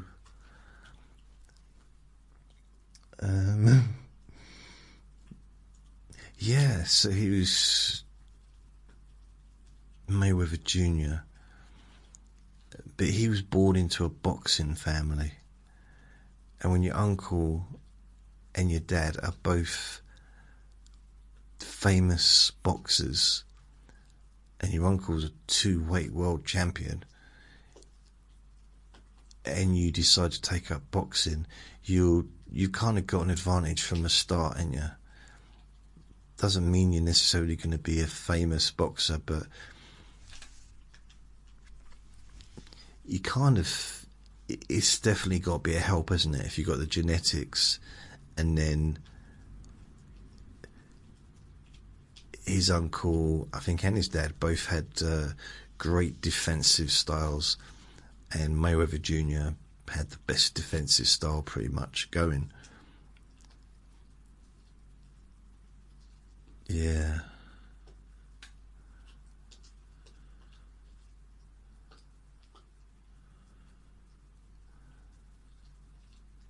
I don't know how I ended up talking about boxing. It's amazing how I managed to do that. Although we've got boxing this weekend, Moses Atalma, he's fighting, and I am looking forward to it.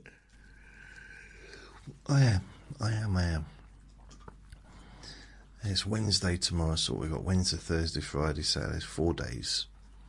No, I'm not trying to wish the days away, but just, yeah, I'm looking forward to Saturday evening. I'm going to watch that, and that is the highlight of my week.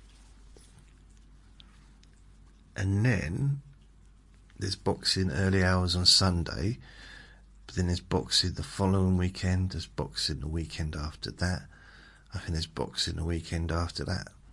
So there's quite a lot going on the next month or so.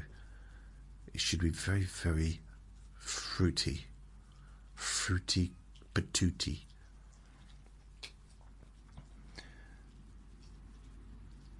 I do believe that's everything.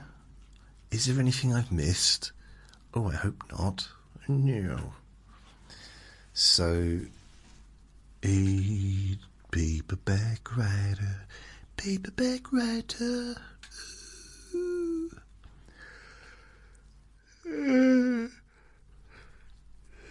Oh dear. So, thank you for listening. Remember to be kind to yourself, because you do deserve to be happy. And be gentle with yourself. You deserve to feel safe. Lots of love. Bye.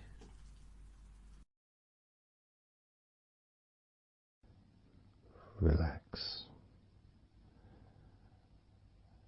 in a more deep and meaningful way. Maybe in a way that can not just allow you to feel calmer now and throughout the time we spend together here, not just relaxed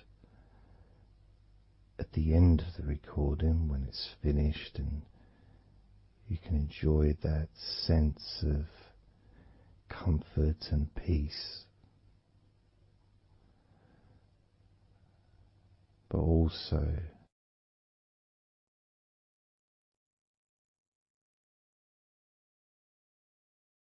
I think it would be nice to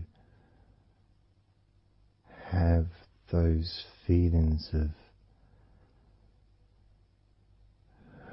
relaxation continue for longer after the recording is ended, so that you can still benefit from listening to my voice, maybe in a few hours' time, perhaps tomorrow.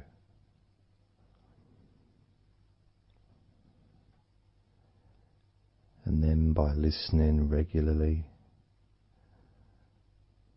especially if you find, like some people do, and myself as well, sometimes I find one particular recording that really resonates with me, and I just listen to it over and over again, like every morning, every evening.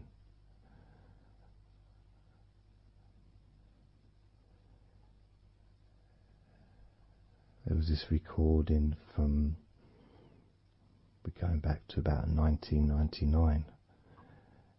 It wasn't hypnosis, but it was a guided visualization, so it kind of was hypnosis really. And I managed to find it again, and it still has the same effect on me. And part of it was the person's voice relaxed me. Just felt so peaceful, and I'd look forward to listening to her in the morning and in the evening.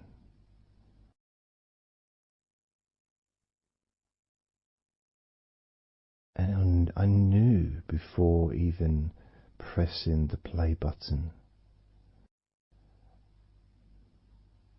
that as soon as I'd done that, pressed the play button, this was in the days of CD players, pressed the play button. In fact, it might have even been a tape recorder. I'd lie down on the bed, and then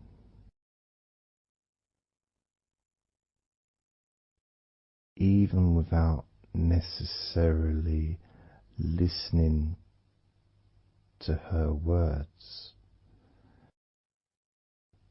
because I had them memorized, really. It was as if my body knew exactly what to do. And the muscles just almost went into automatic relaxation.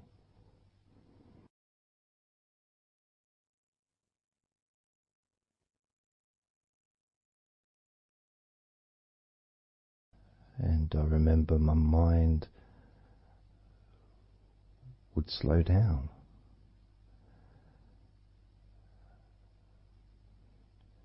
Now, I was listening to this recording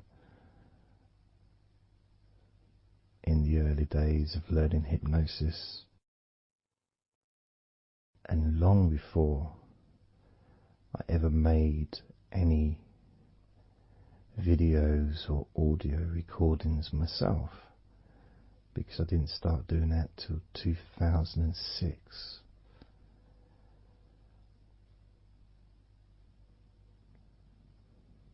But I knew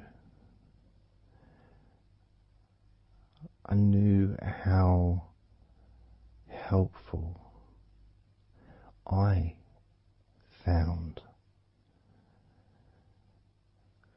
being able to just let go, to have that trust in the person that I'm listening to.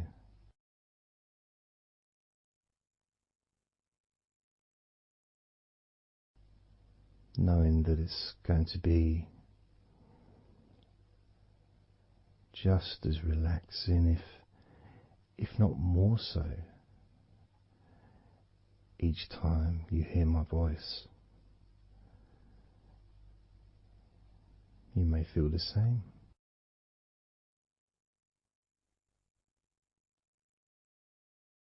Some people have been listening to me for over a decade.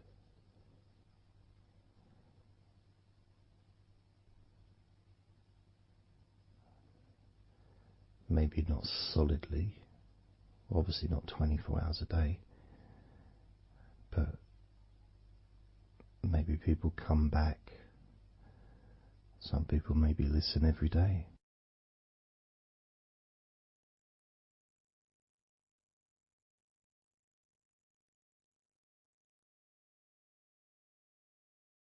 And something that I do, which you may not realize by listening, is when I record these recordings, now for example, I also am affected by the words that I say.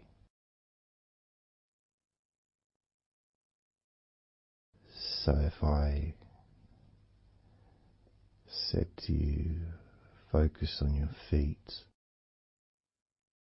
notice your feet relaxing, I will be focusing on my feet. I will be noticing my feet relaxing.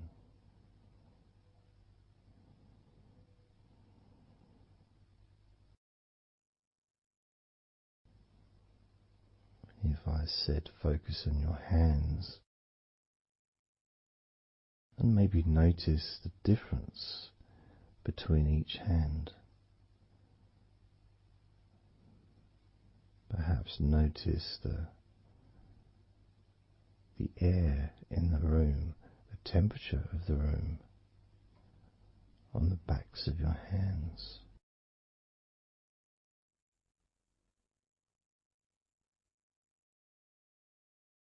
You may start to notice what almost feels like a very light breeze, even though there may not be any type of breeze at all where you are right now.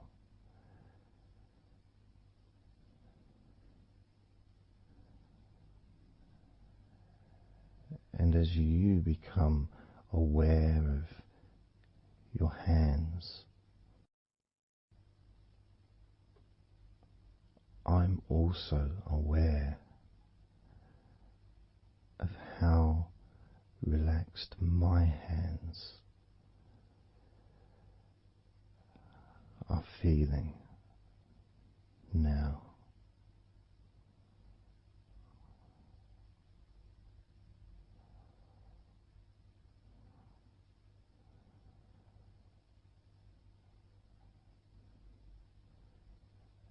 And when it comes to potentially drifting off to sleep, which may be the reason you're listening,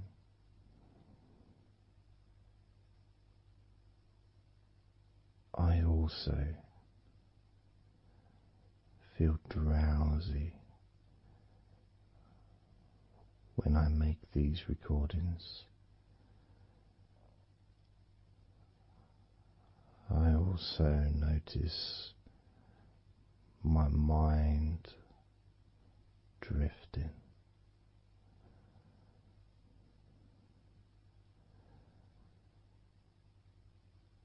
In fact, at times I've actually fallen asleep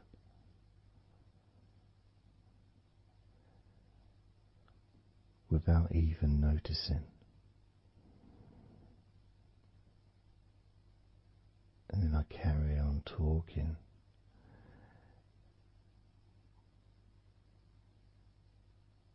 And it's only when I listen back to do the editing, I hear snoring. And I think, I don't remember snoring. I remember talking. Is it snoring or is a pig turned up? That's what I sound like when I snore.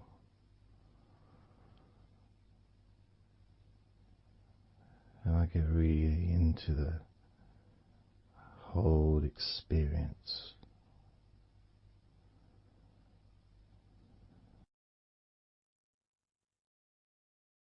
I don't know how you feel.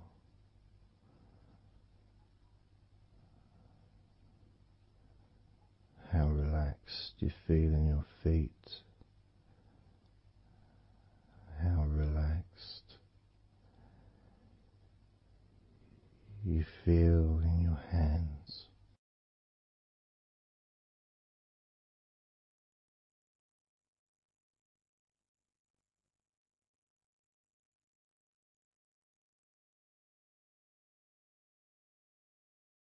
I have noticed more and more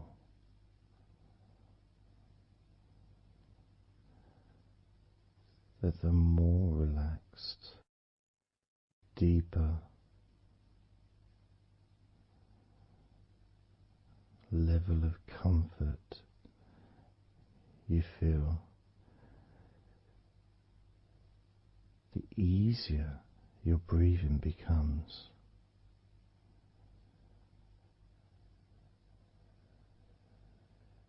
It's almost like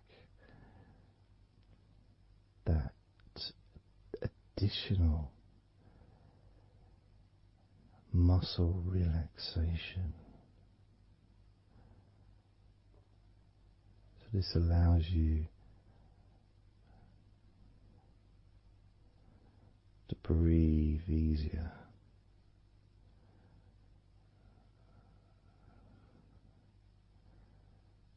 without necessarily focusing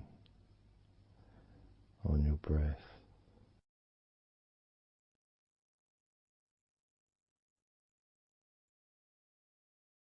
However, being able to notice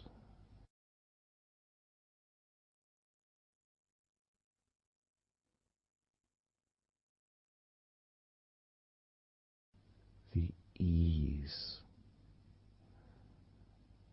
in which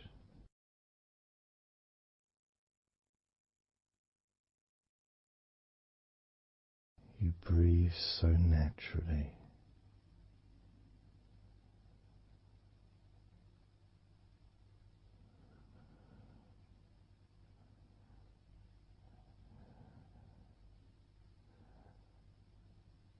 You breathe so very easily and smoothly.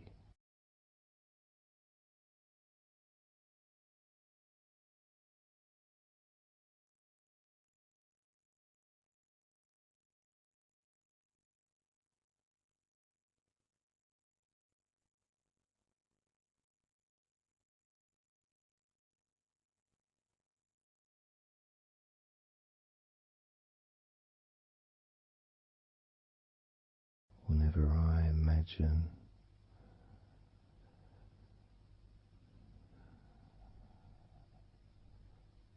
my breathing improving,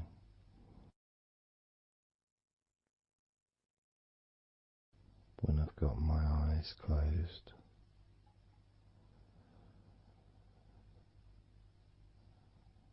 I tend to visualize a beautiful field with trees and flowers,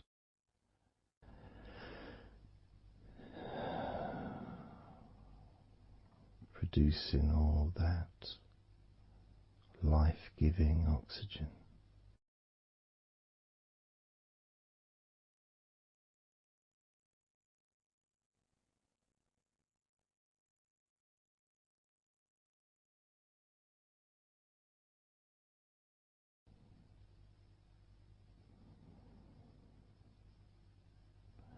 It feels nice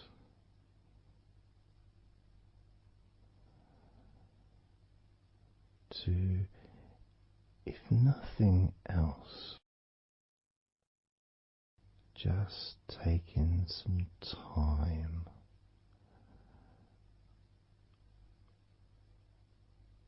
away from everything.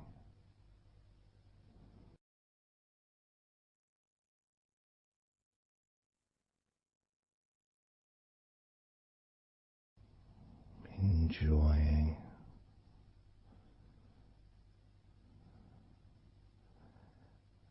that feeling of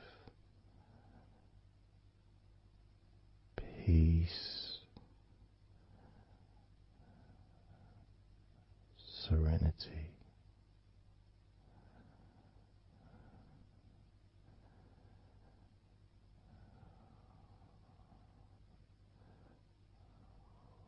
with a joyful heart.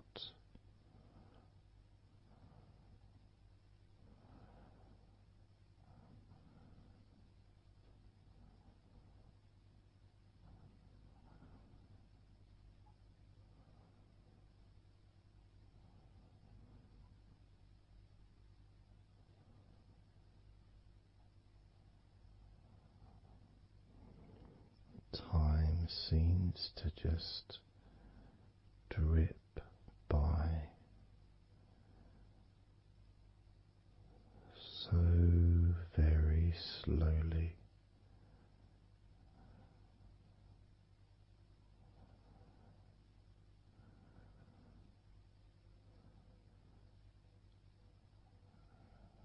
Relaxed,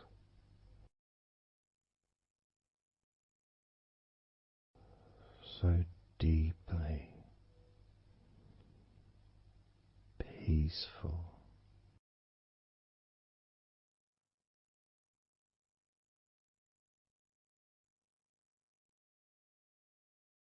Completely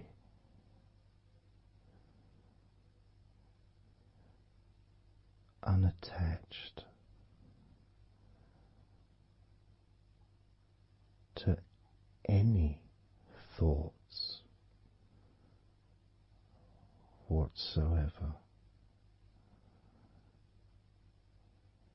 in this moment.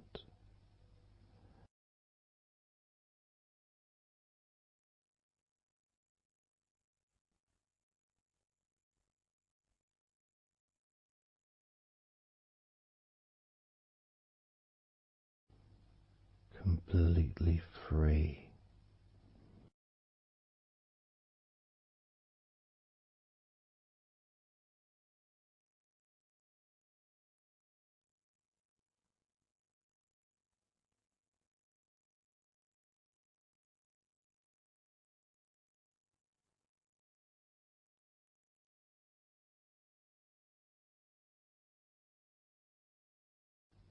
Noticing that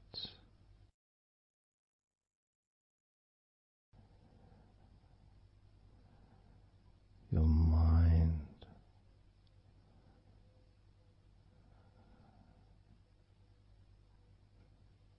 has slowed down,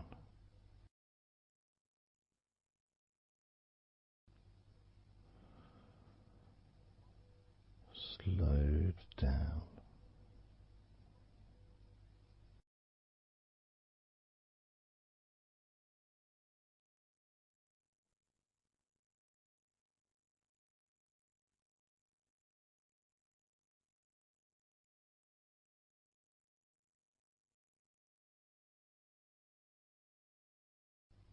Because nothing really requires your attention.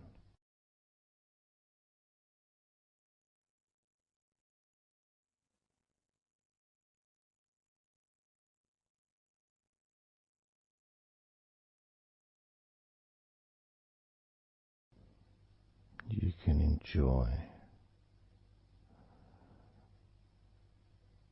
the physical sensations of allowing the stress to drip out of your body.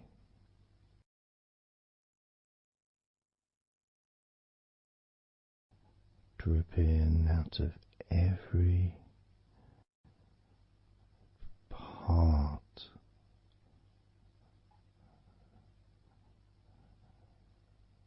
of your body.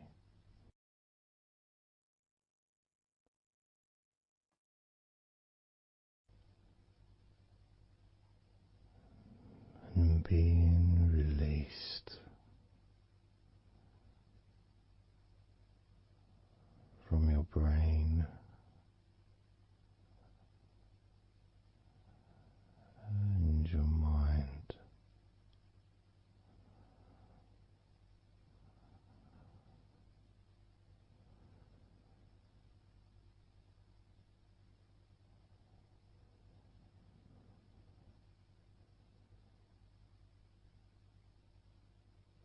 Slowly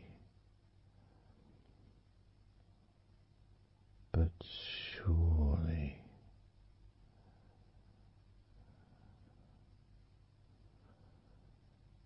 the muscles in your legs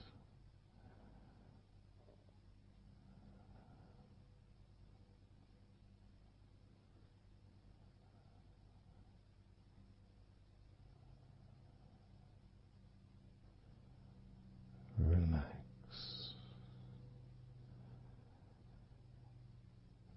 relax,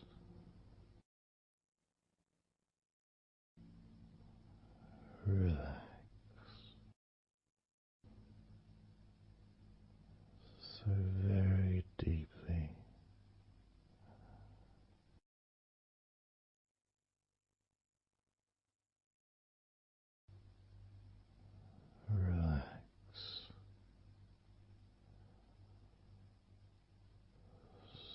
deeply.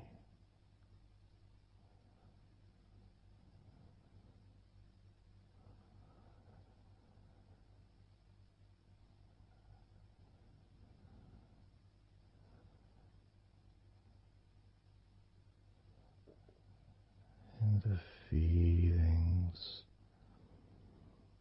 the pleasant feelings in your arms and shoulders.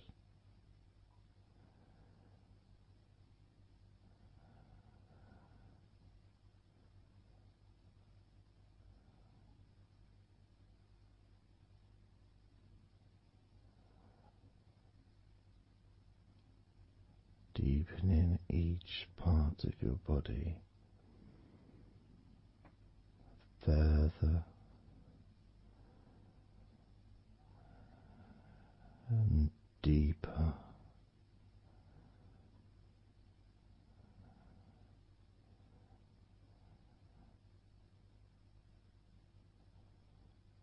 and deeper.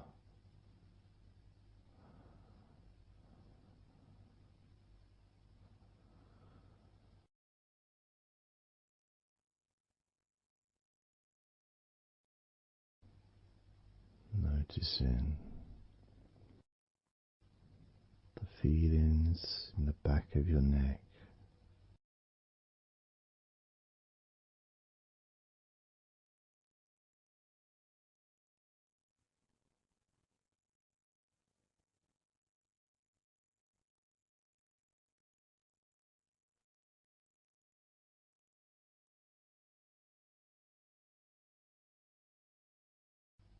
the feelings in your wrists,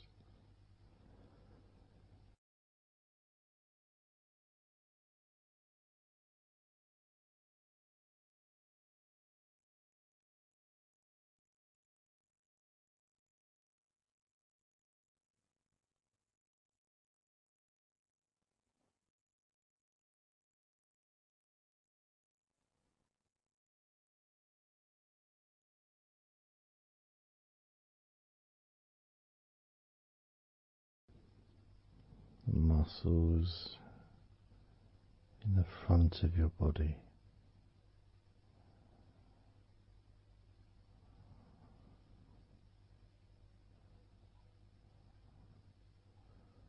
are also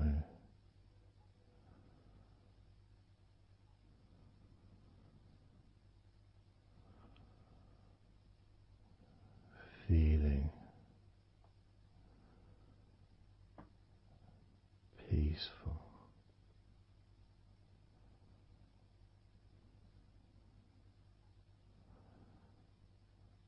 Deeply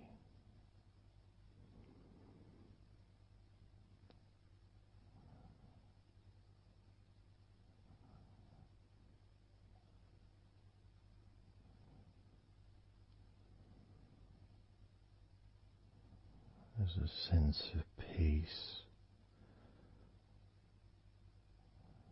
spreads through your very core.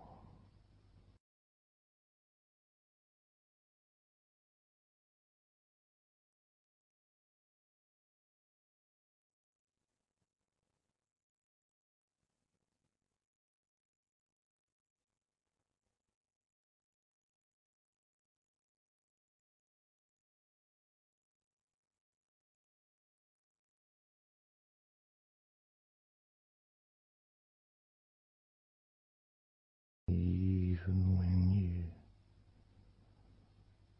focus on your mind,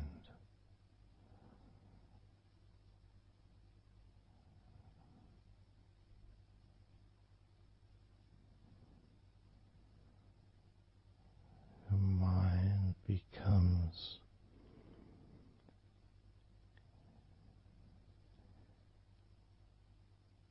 even slower.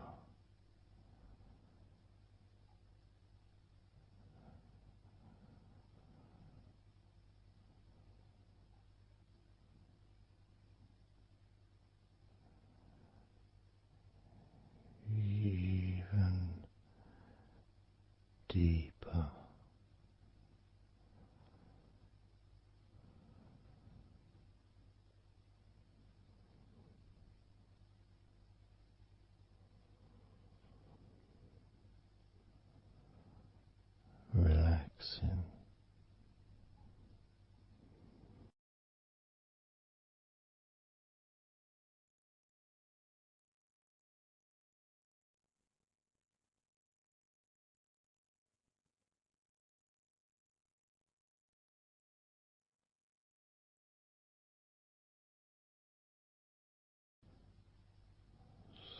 very slow.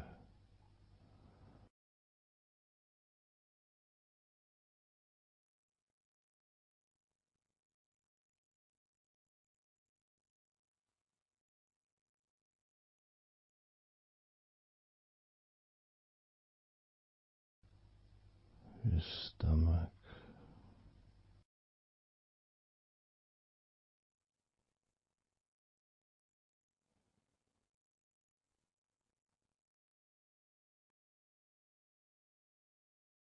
peaceful in your stomach.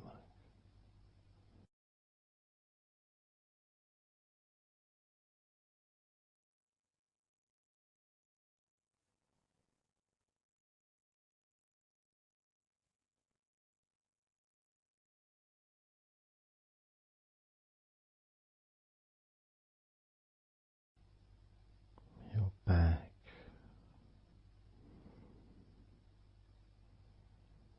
notice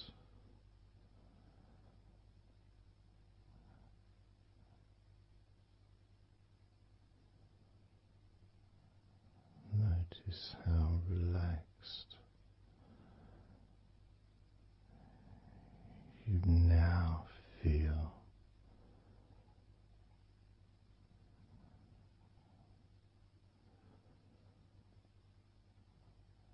In the whole of your back.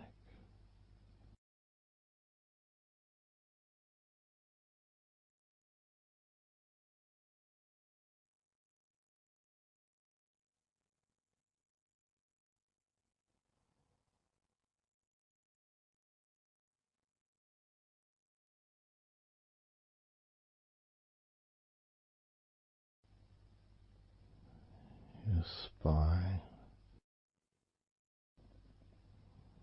from your brain all the way down the middle of your back, sending and receiving millions of messages every day.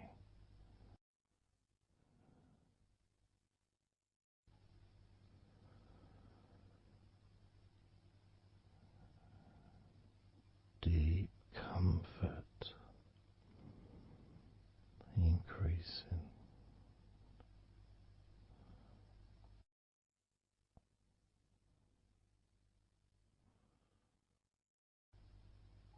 Deeply relaxed.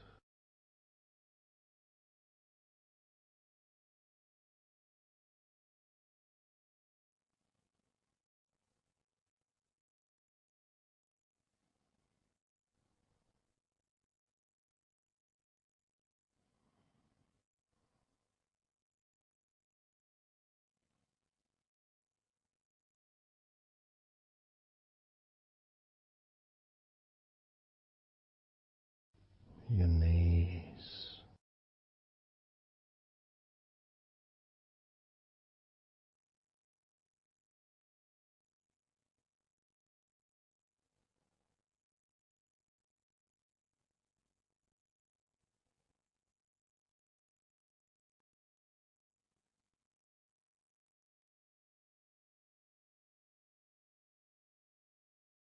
relax,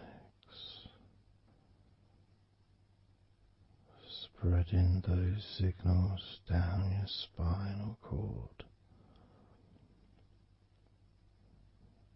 into every part of your body.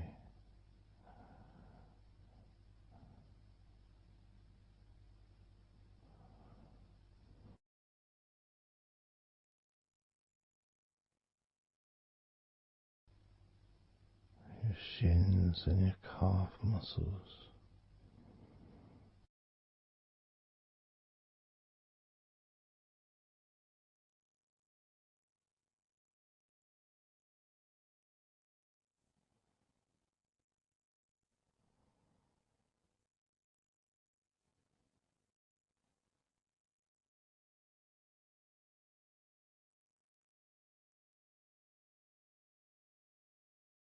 Your elbows,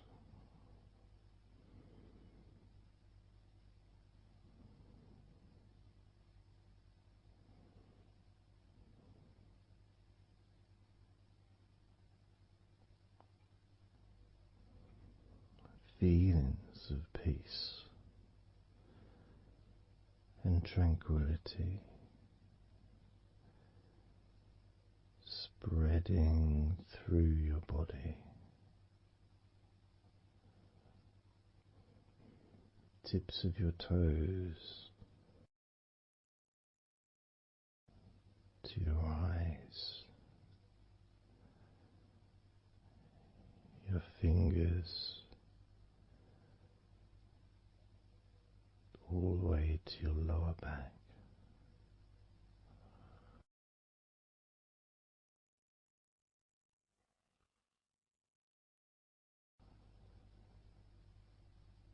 And letting go, really letting go.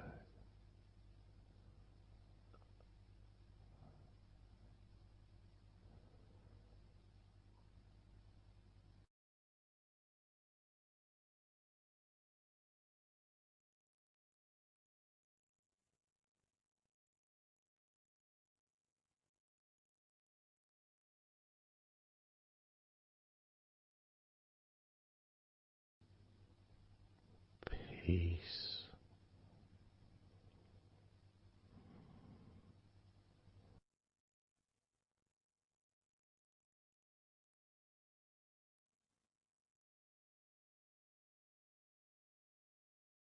Drifting.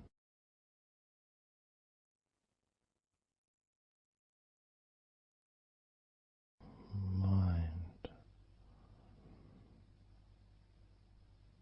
just wandering away,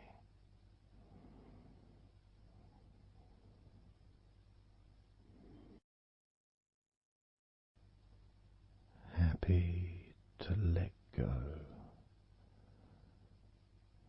let go, completely let go.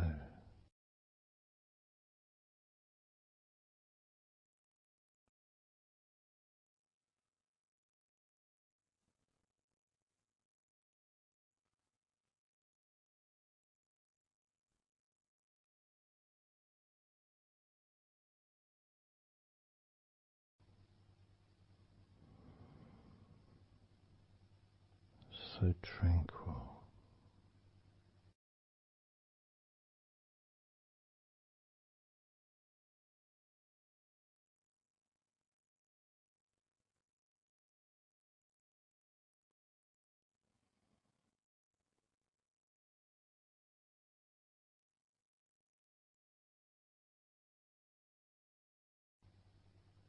Your whole body enjoying a sense of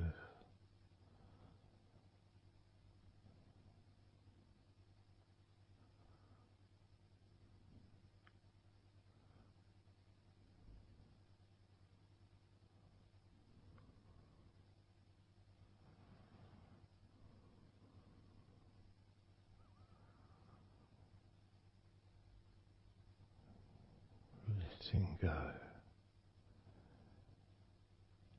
even more.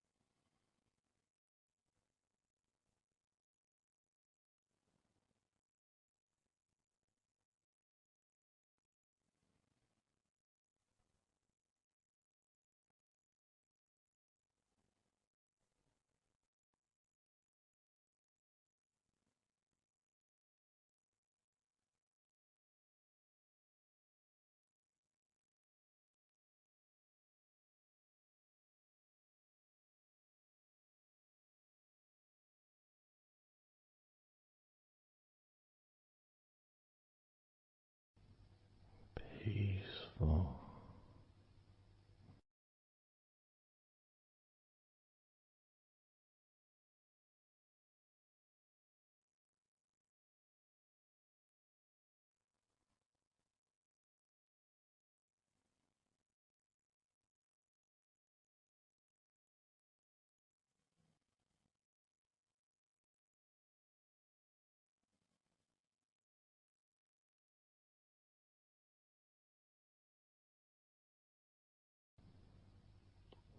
enjoying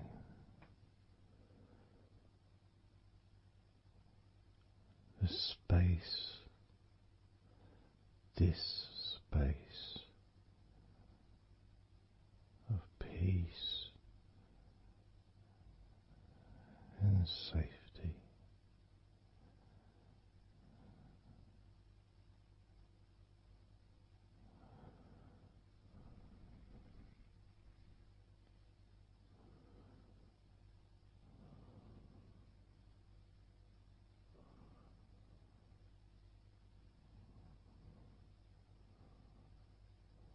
So very, very relaxed.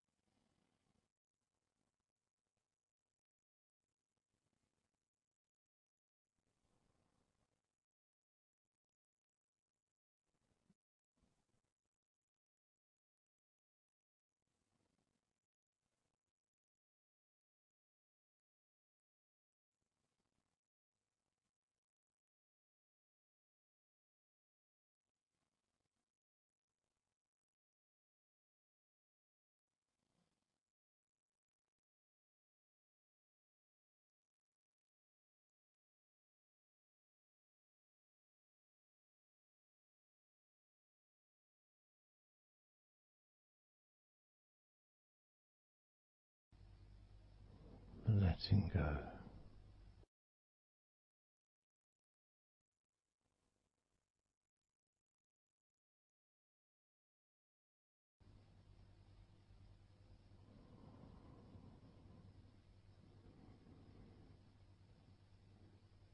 Maybe we can just focus on the different parts of your body, just to notice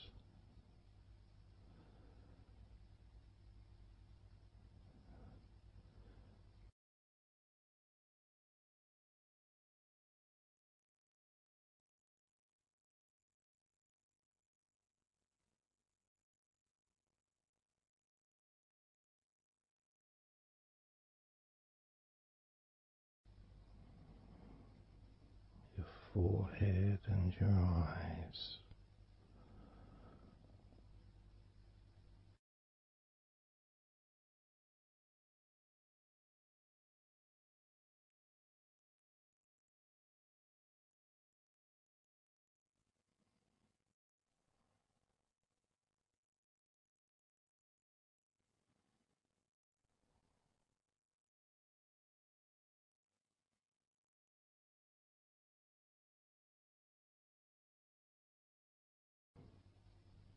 Your jaw,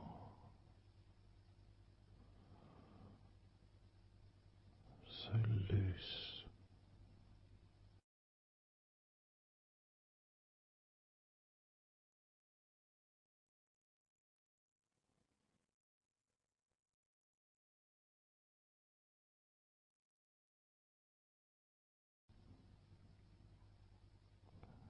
Noticing a sense of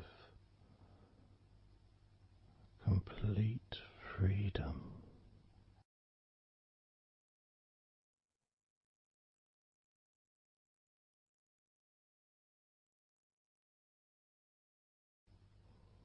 Absolute freedom.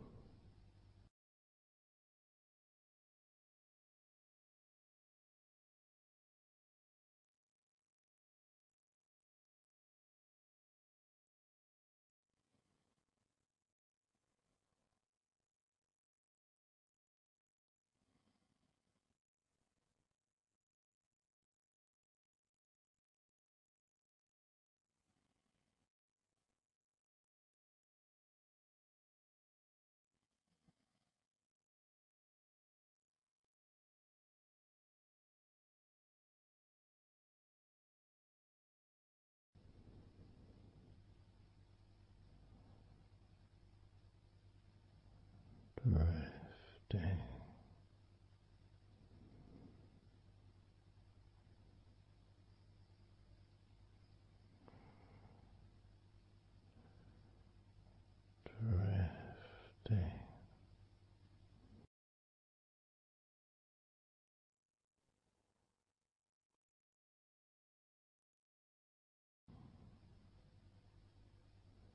peaceful energy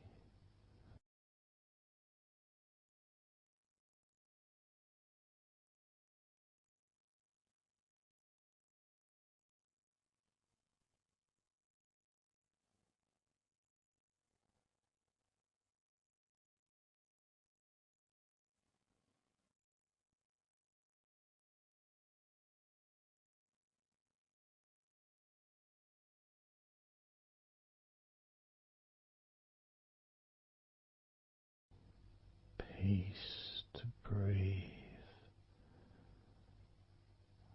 so much easier.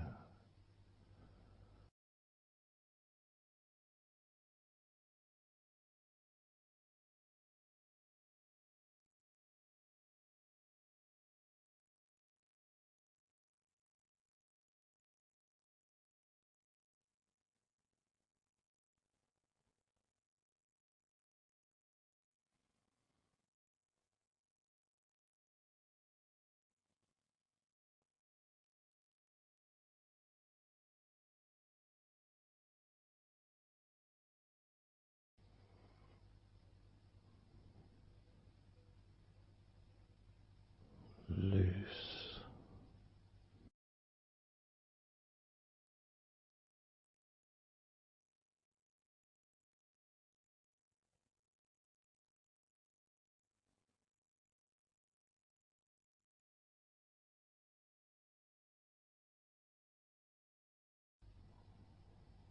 You may have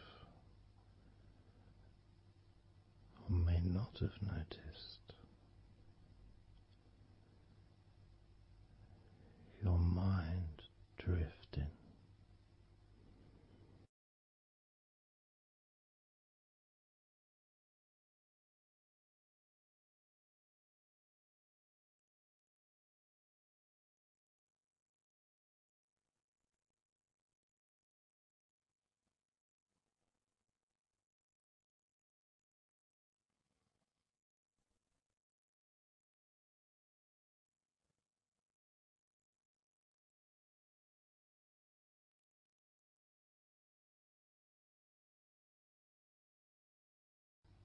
Peaceful.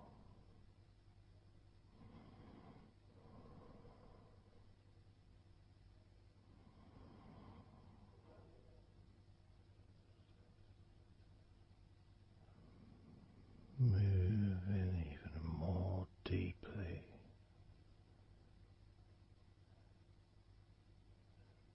in the direction of total blissful peace. Blissful peace.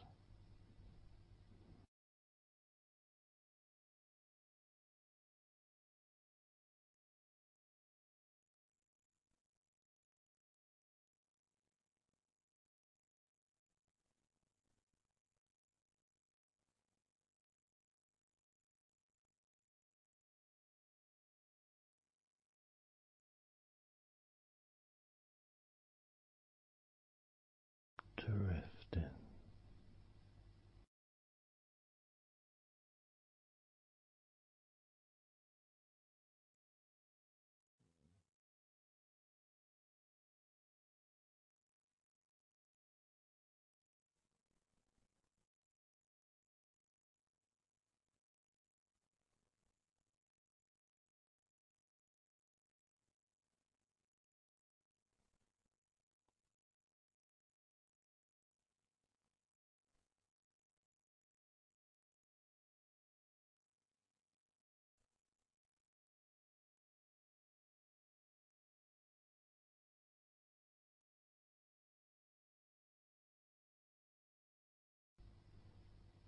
total peace.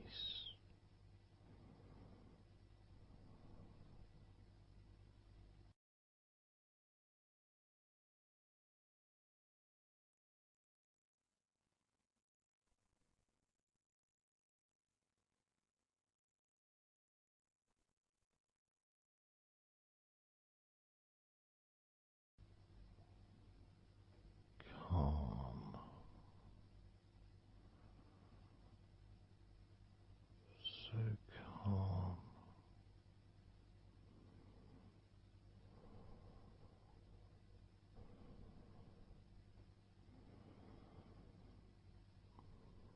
letting go.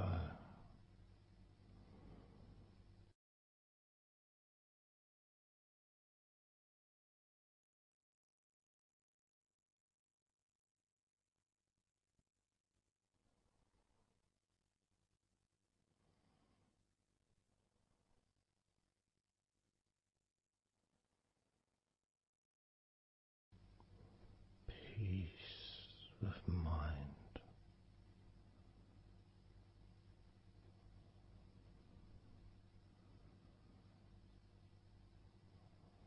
relaxed body,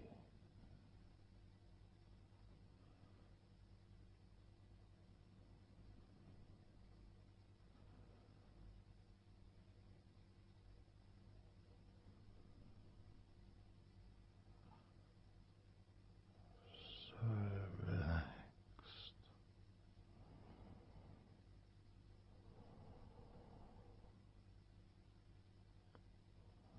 so relaxed.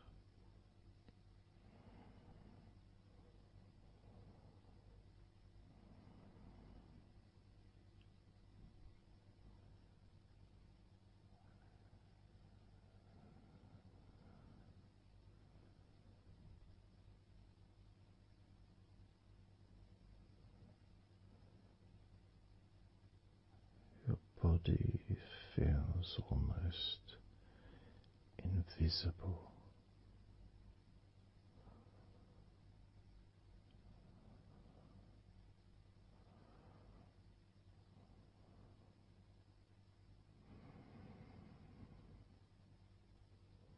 So very relaxed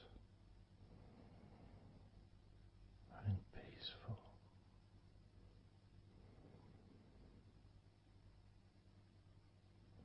So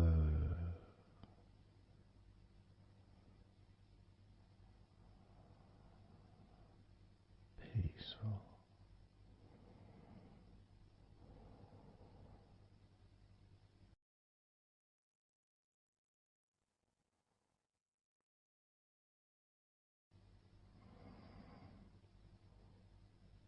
Relax.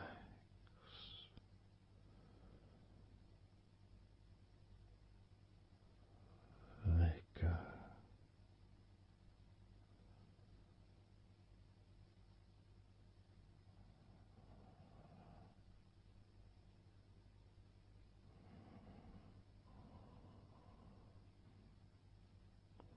So peaceful.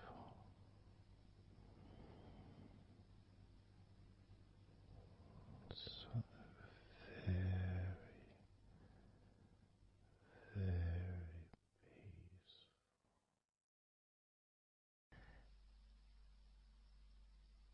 And you could start to notice that you are feeling more relaxed. Even though I've not purposely focused your mind upon that sense of physical comfort that is growing within you throughout your body, and your mind starts to slow down. And that could be almost in recognition of, I guess, my speech not being particularly fast.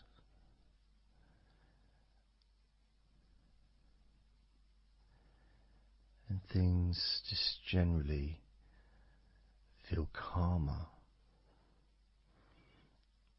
just by listening to my voice. You give yourself an opportunity to take a break from the day, take a break from your life as it is, and to give yourself a rest, giving yourself permission to take some time off and to allow your body to relax and allow your mind to slow down, which in turn releases the tension, any stresses that you had in your body.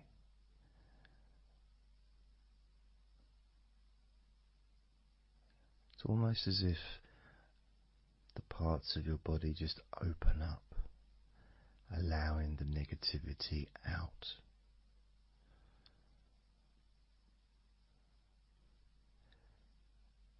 And at the same time, replacing that negativity with positive, healing energy, which then fills your body up and your mind too also starts to appreciate those feelings of increasing confidence and an almost uplifting feeling, a positive healing,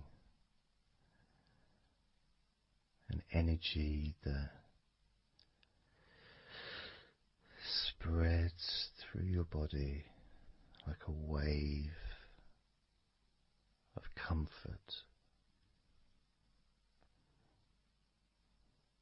And all this comes from just allowing yourself a few minutes, maybe half an hour, however long you want it to be, to just rest.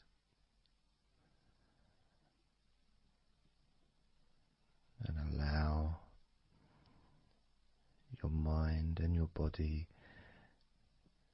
to almost reset itself to the settings of comfort and relaxation, calmness, which allows more room for feelings of pleasure and happiness to move around your body and into your mind, almost as if your mind and your body are sinking together, almost mirroring each other with that growing positivity and calmness. And it feels nice. It really does feel nice to know that you are the one that has allowed yourself to feel more comfort and to experience more of this deep relaxation spreading throughout your body.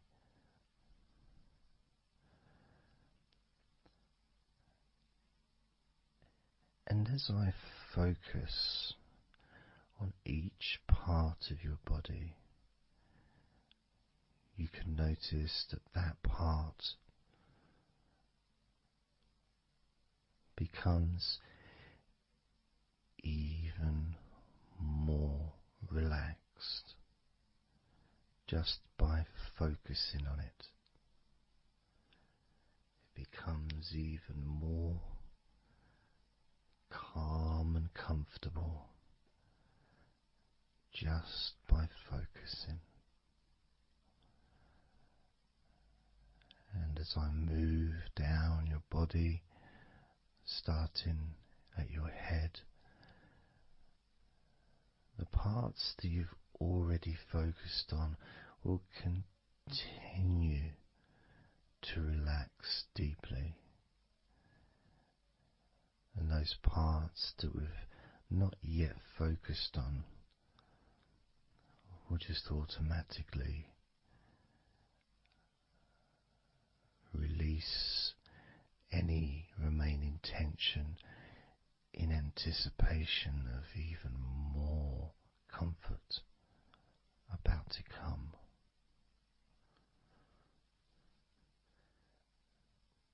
Now, I'm going to start by focusing on your forehead. Just being aware of the feelings of your forehead. And any background sounds, like Mr. Herbert the pigeon, can just allow you to feel even more relaxed. It just means you're in the moment. This isn't a sterile environment. This is the world. I live in the countryside, so there's lots of nature sounds around.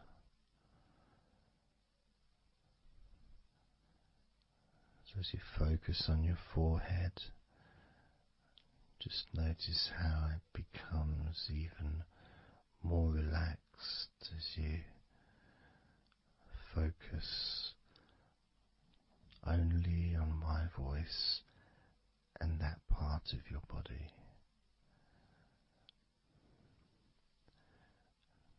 Moving down to your eyes, focusing on your eyes, noticing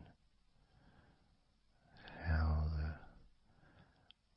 your eyelids feel so heavy, yet so light at the same time. And all the muscles around your eyes relaxing completely. Moving your focus down to your mouth, your lips, your tongue, your teeth and your gums, and the whole of your mouth relaxing, calm and loose. As you focus now on your jaw, not just the part of your jaw near your mouth, your chin, but all the way up the sides of your face to your ears, that whole of your jaw, feeling more relaxed and calm.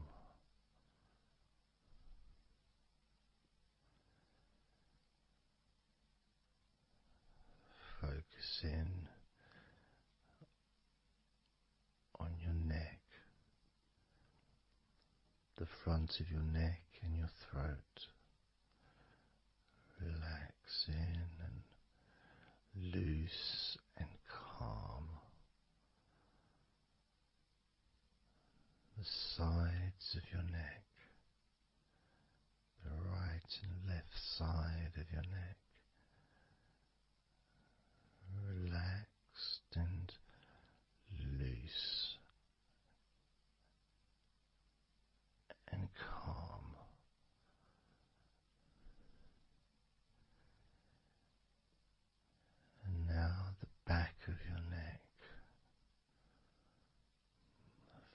focusing on the back of your neck.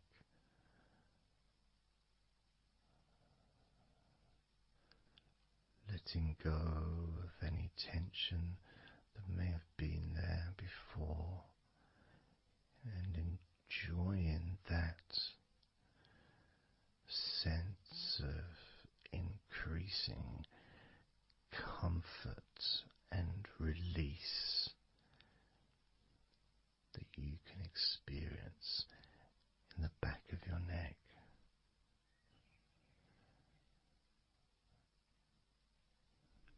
Moving down your back and moving either side of your spine, right from the top of your back all the way down to the bottom of your back.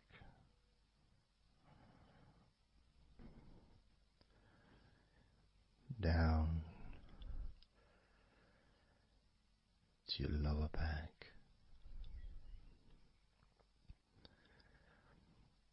As you move up and down your spine, you can feel the muscles either side of your spine relaxing even more.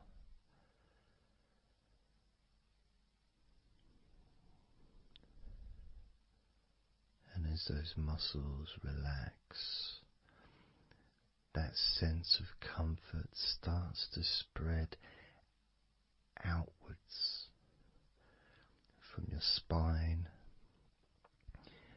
into both sides of your back. The top of your back, the middle and your lower back. And as you scan gently and slowly up and down your back, as the muscles in the top of your back relax and become looser, the muscles in the middle of your back also seem to just almost divide from each other, separating and almost melting.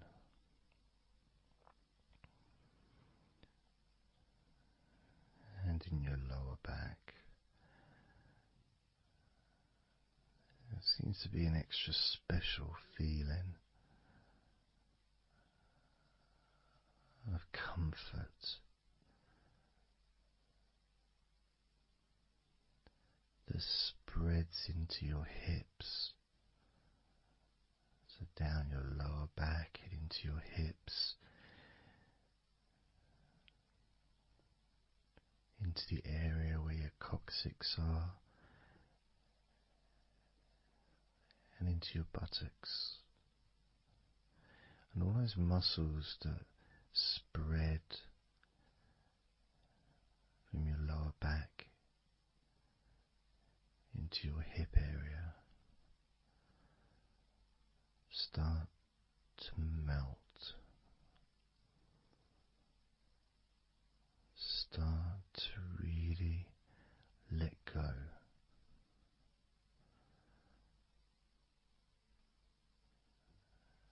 And even though we're about to focus on your shoulders, your back and your spine will continue to let go.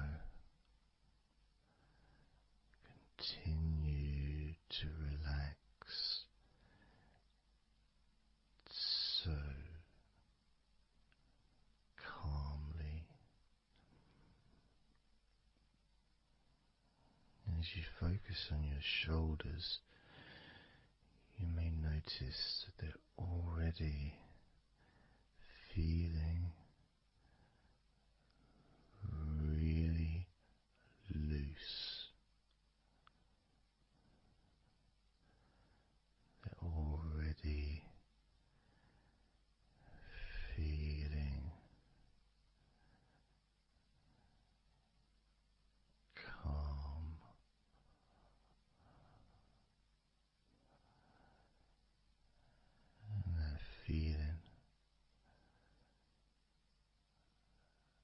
those muscles that move from your neck into your shoulders.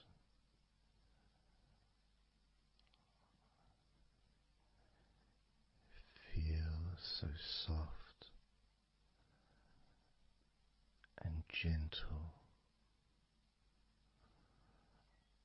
so smooth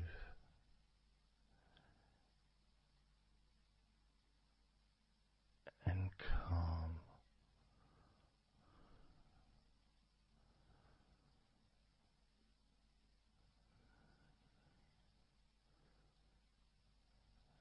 And the feeling in your shoulders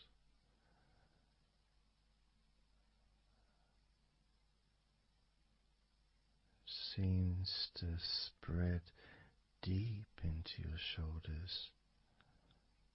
That sense of relaxation, not just traveling deeply into your muscles, but also relaxing the bones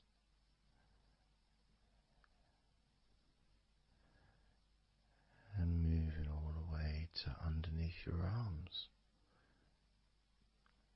relaxing that whole area between the tops of your shoulders and underneath your arms,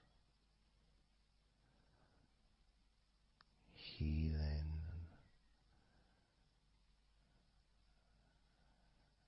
You feel so relaxed and comfortable in your shoulders, which sends that deep healing message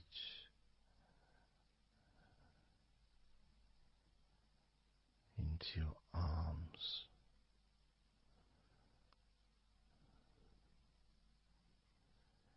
And you may feel almost as if your arms are not even there because they're so relaxed,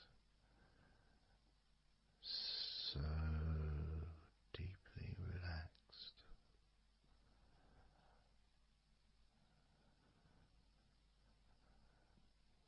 So calm.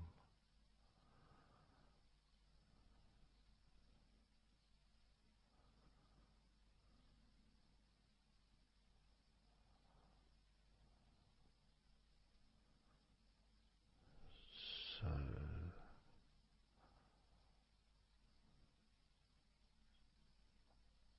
loose.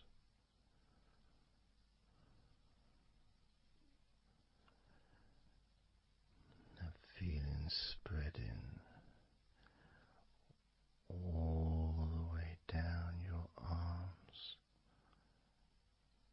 to your elbows, including your elbows.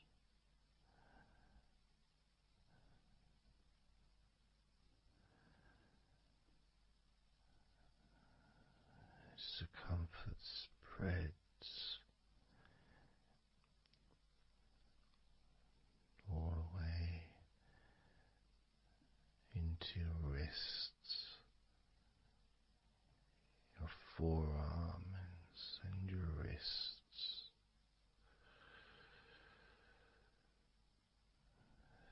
feeling so heavy, yet at the same time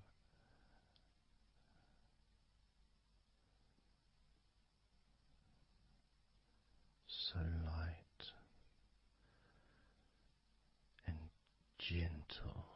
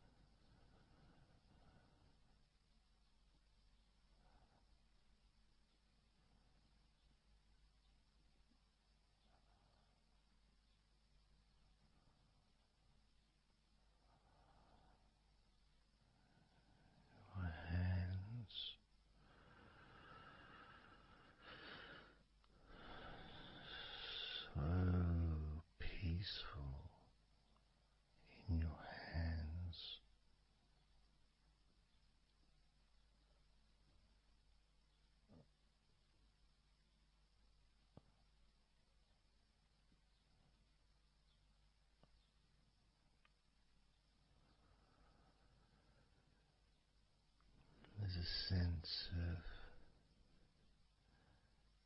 real peace.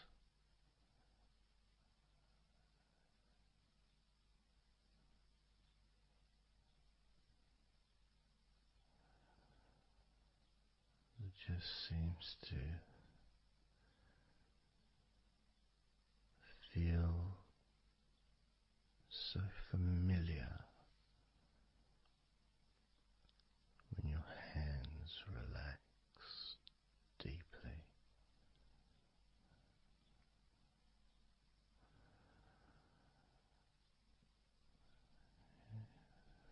Feels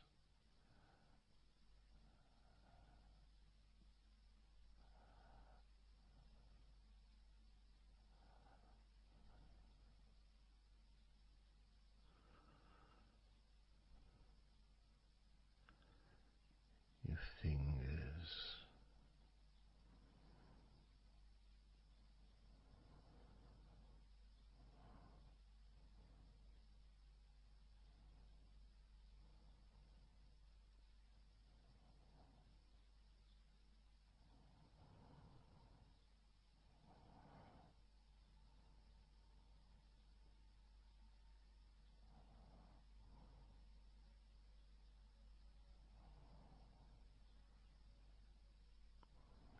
your fingers so loose.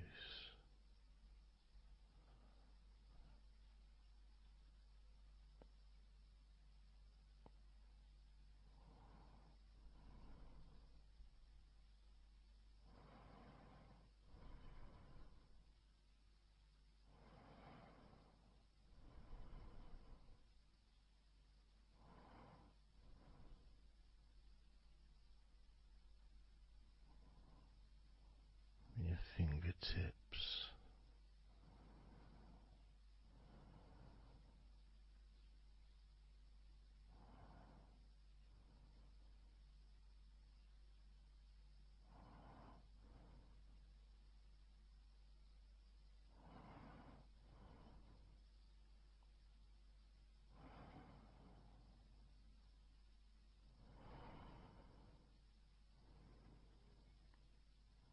moving your attention to the front of your body,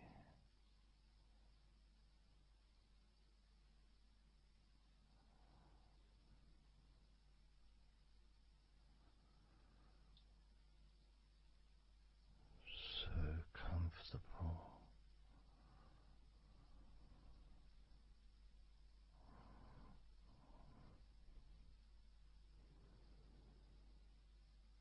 Moving your focus to your legs,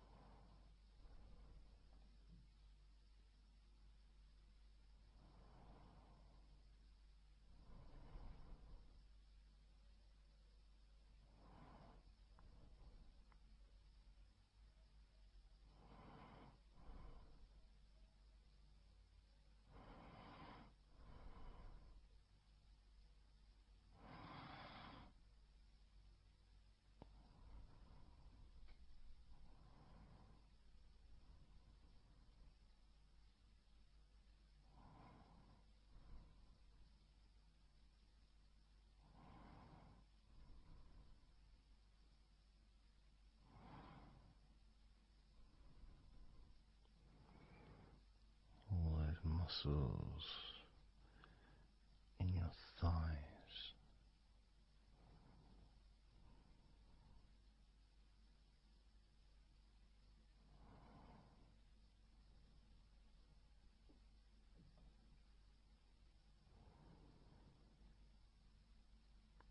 your knees, so relaxed.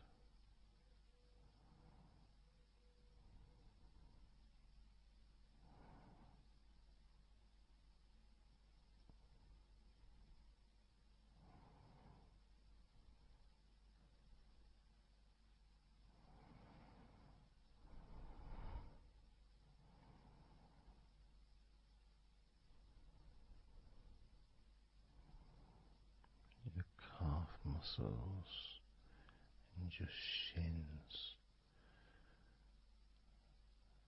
completely relaxed.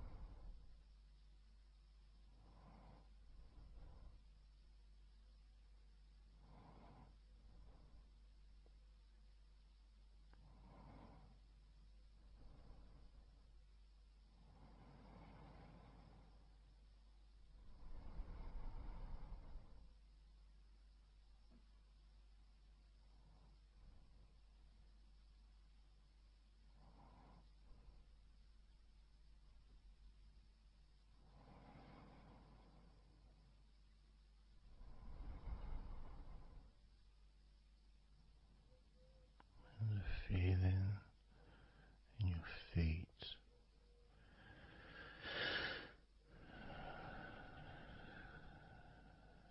so peaceful and so calm,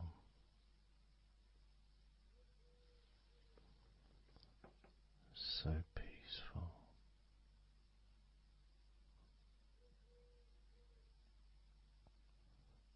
so calm.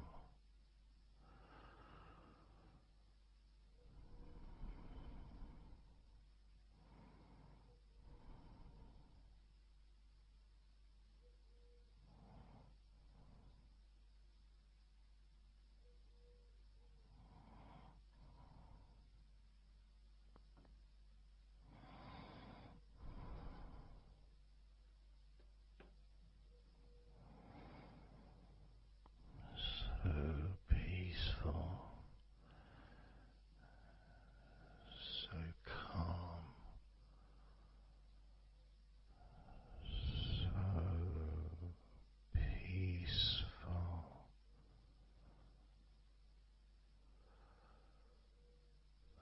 so relaxing,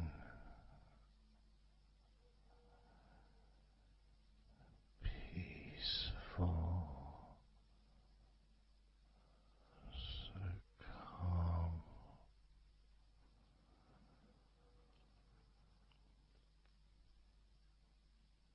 Allowing that deep relaxation to spread to your chest and your stomach.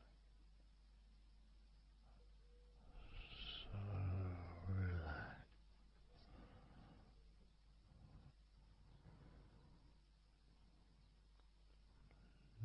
Letting go of everything.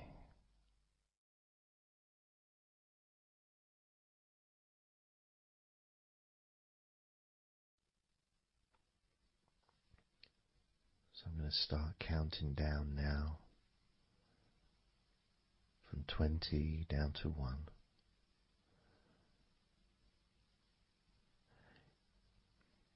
You can imagine, in a way, it's like just walking down some steps, and each step, all 20 steps, and each step represents a level of comfort. Each step represents a deepening of that comfort.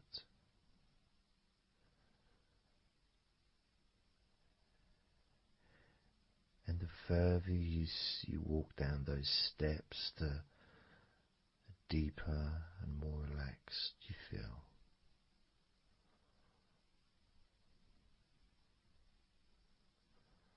So, starting with number 20.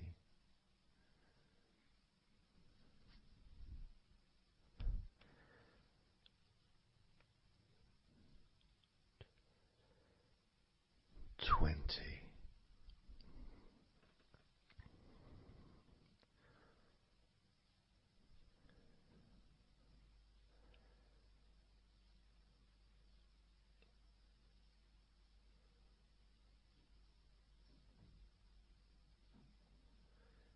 19.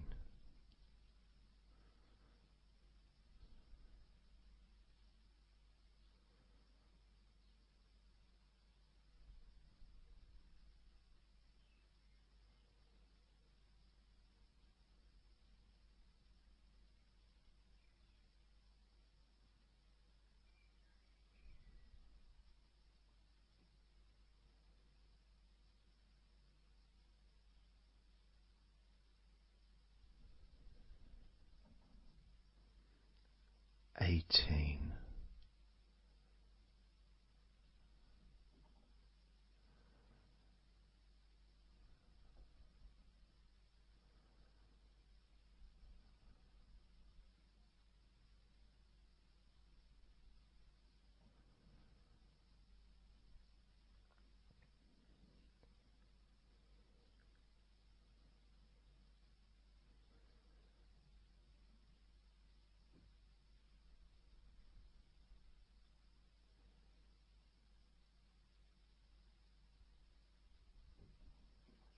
17.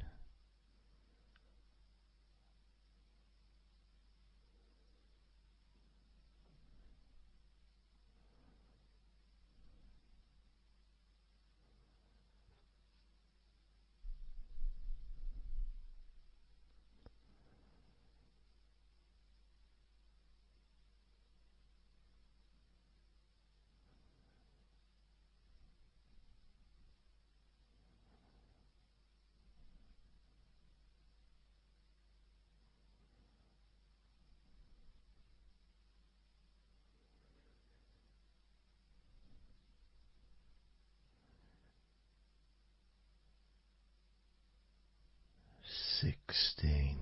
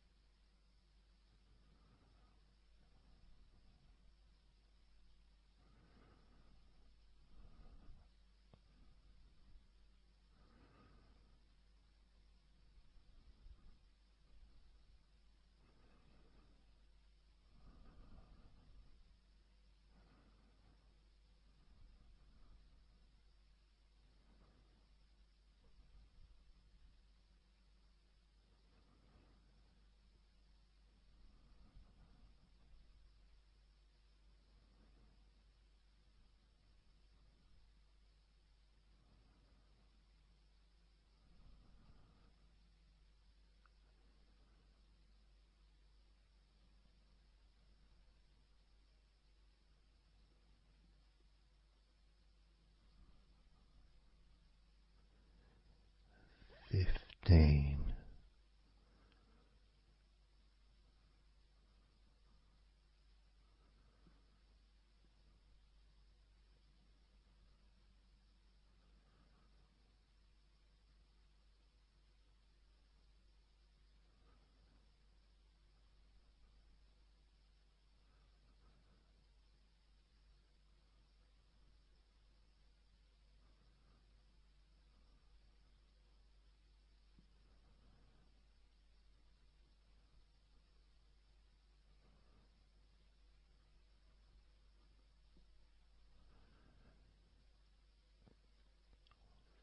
14.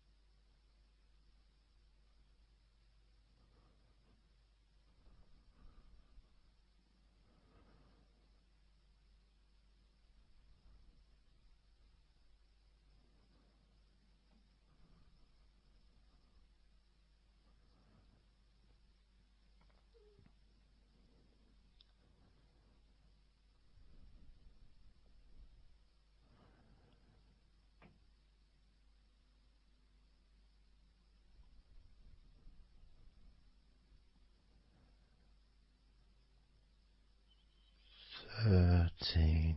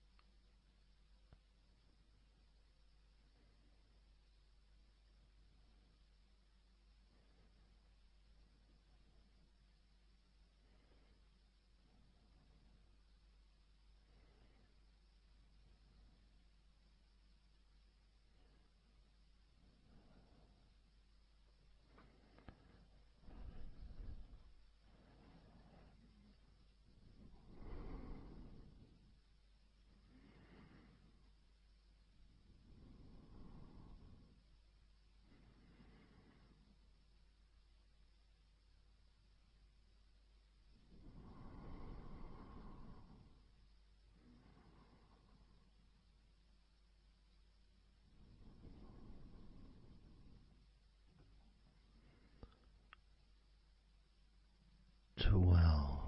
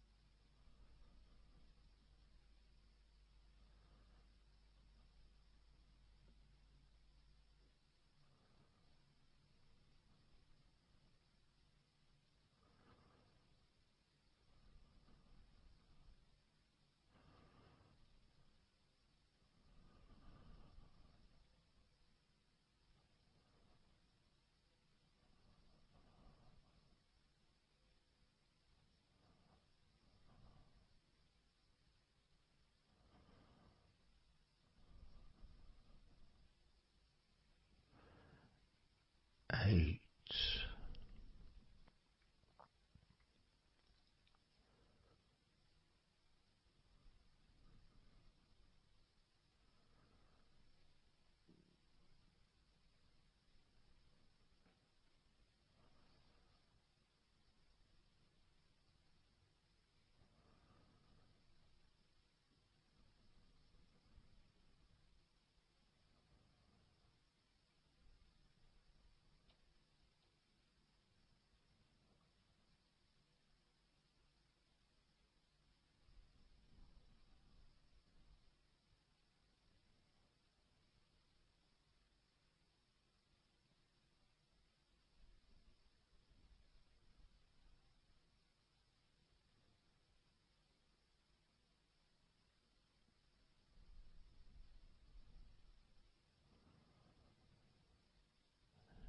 Seven,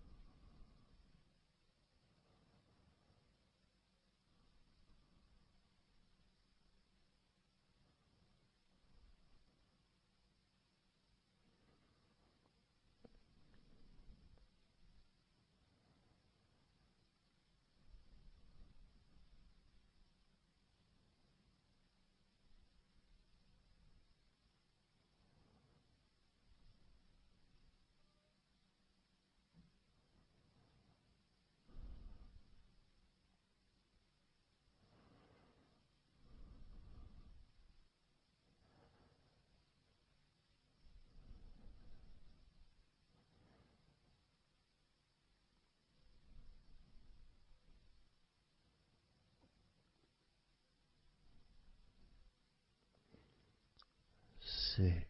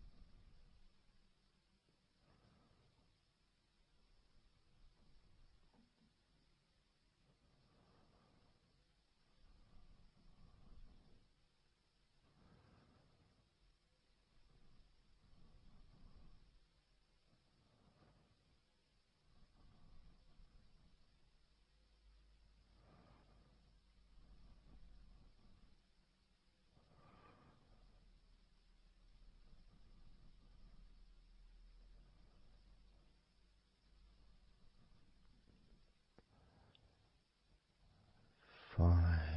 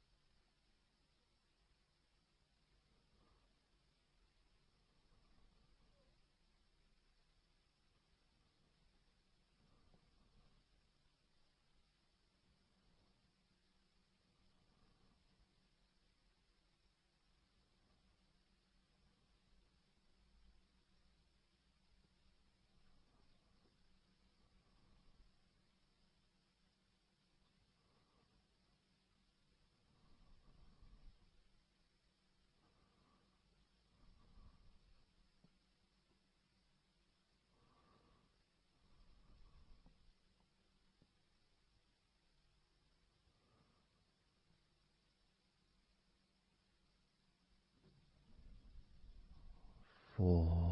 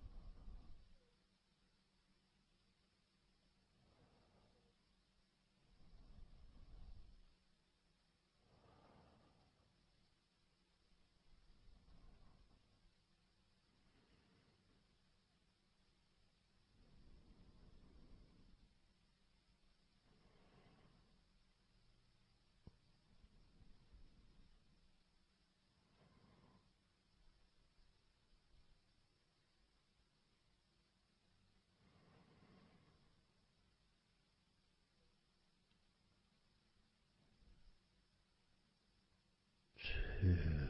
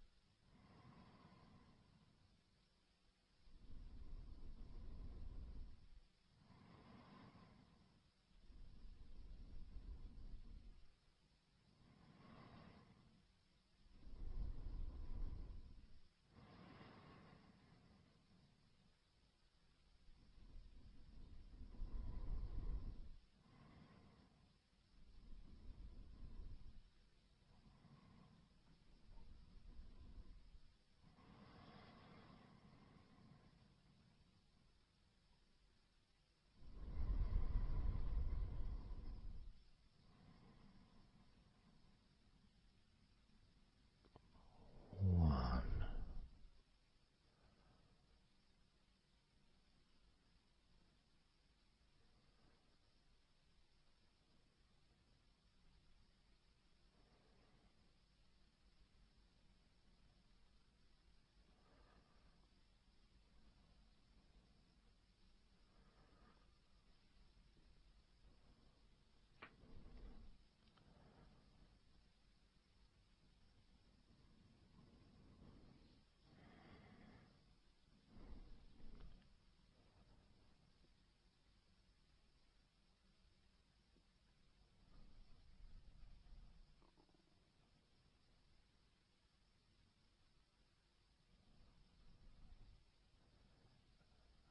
And now, as you focus on your eyes,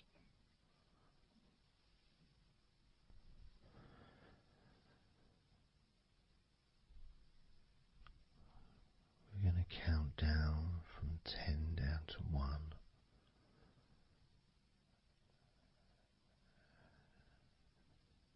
Focus in just on your eyes. your eyelids, the muscles around your eyes, your eyeballs themselves, that whole area that makes up your eye.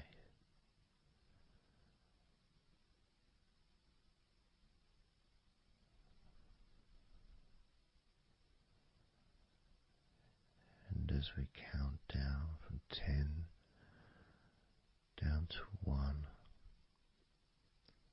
whilst focusing on your eyes,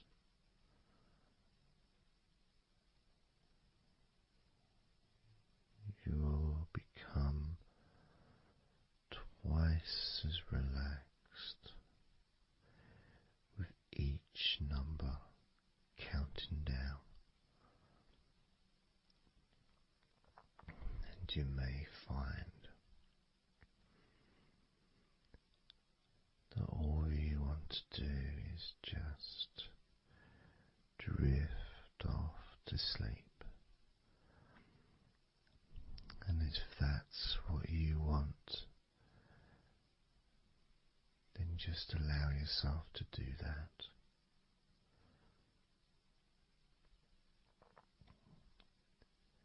Now, focusing on your eyes, I'm going to begin counting down from 10 down to 1 right now.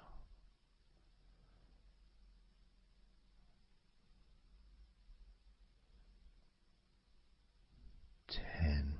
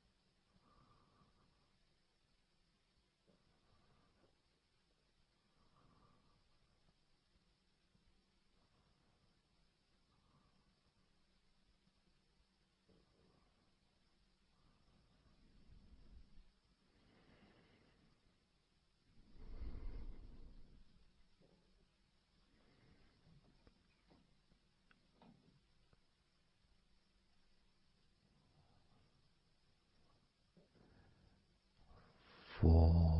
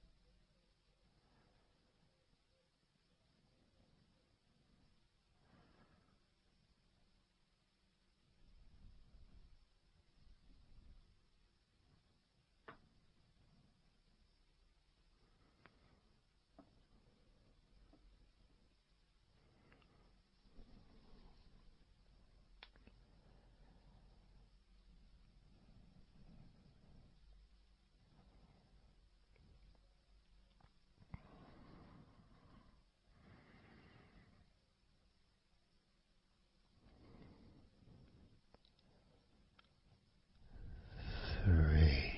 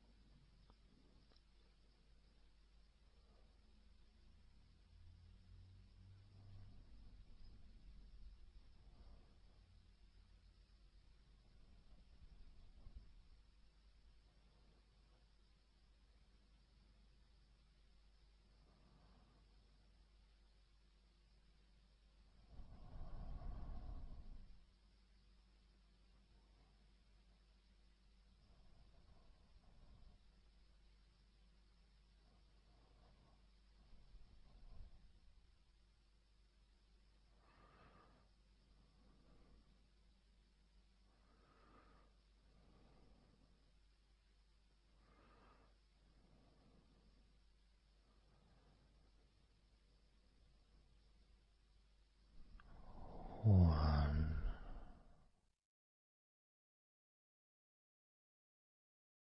So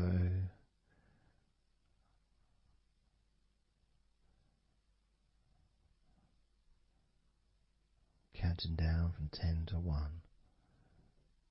10, 9, 8, 7, 6, 5, 4, 3, 2, 1.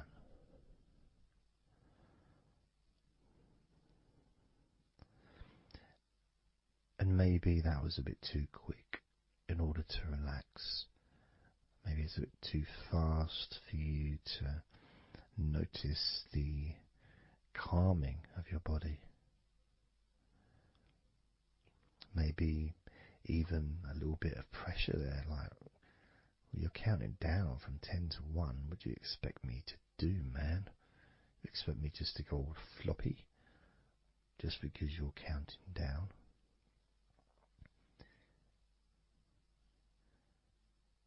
We could try again, but this time I'll go a bit slower. This time, as you focus on the whole of your body before we focus on your legs, just notice how your body does start to feel more relaxed with every number that I count down. 10,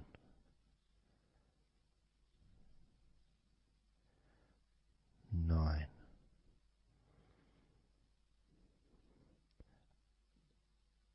8,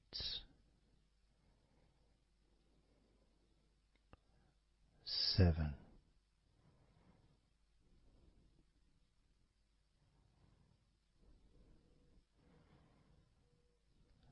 6,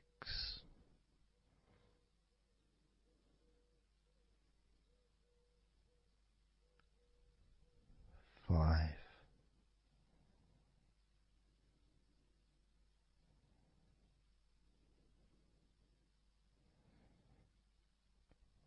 4,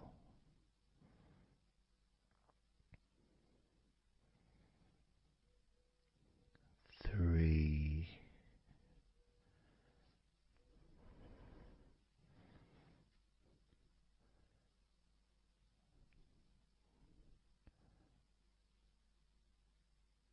2,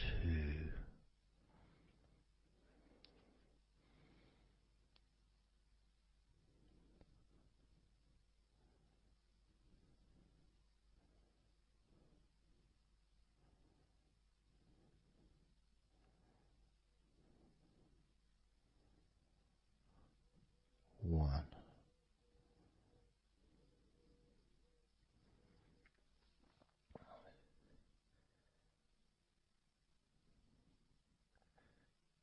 And just notice how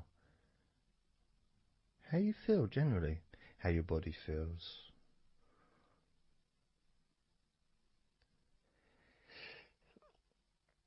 It's not necessarily even about counting down from 10 to 1. It's that space that you have, that space between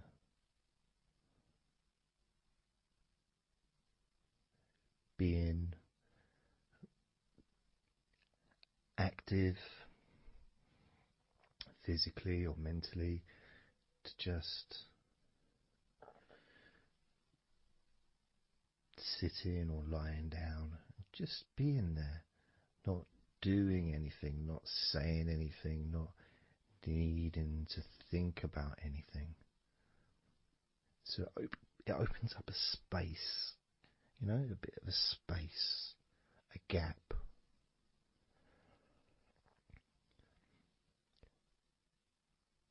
And the more I count down from 10 to 1, the bigger that gap becomes.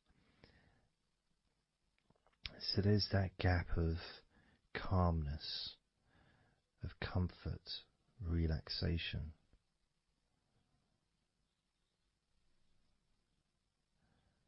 It's a nice feeling.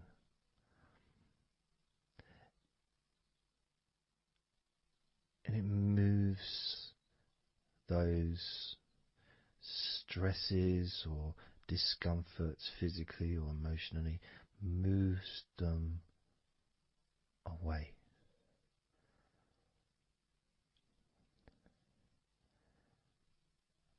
Allows you to just slow down. So I'm going to count again from 10 down to 1 and notice that gap widening. the gap. And as it widens, it's almost like the stress and attention falls into the gap.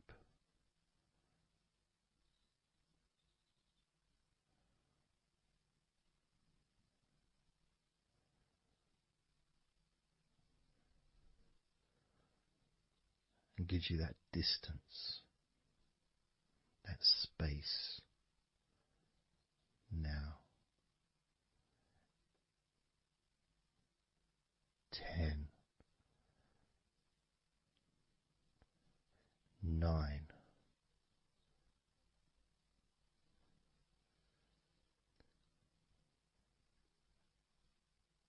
8,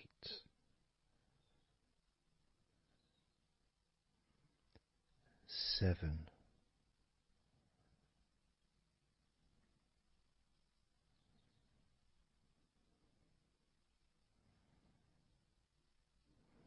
6,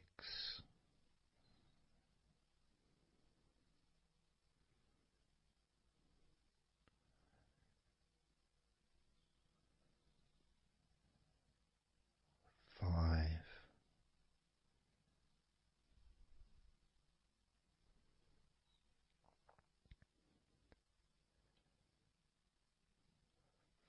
4,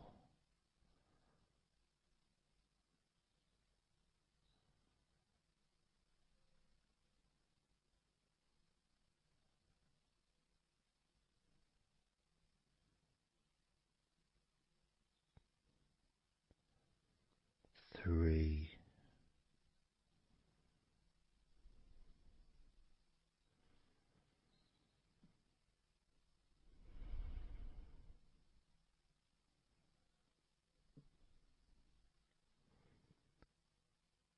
2,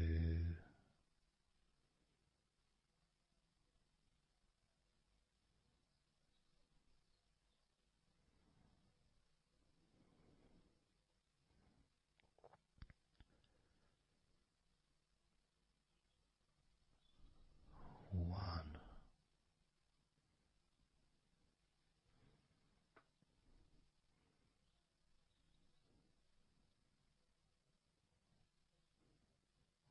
How does your body feel now?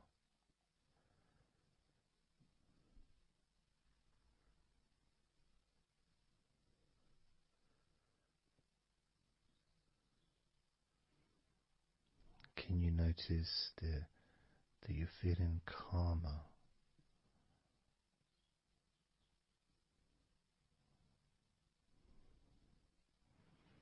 That you're feeling more relaxed?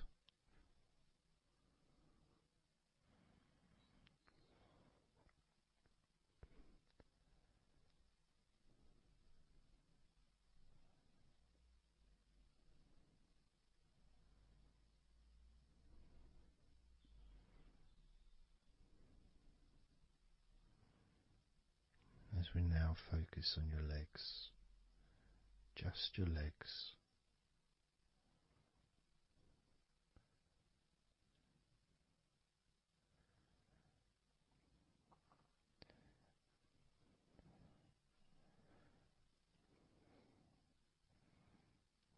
We're just going to start with focusing on your thighs.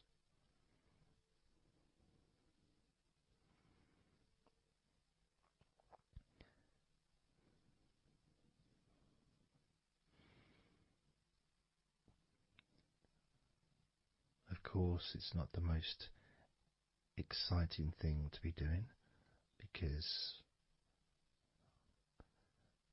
I'm sure, like most of your body, there's not a lot going on right now.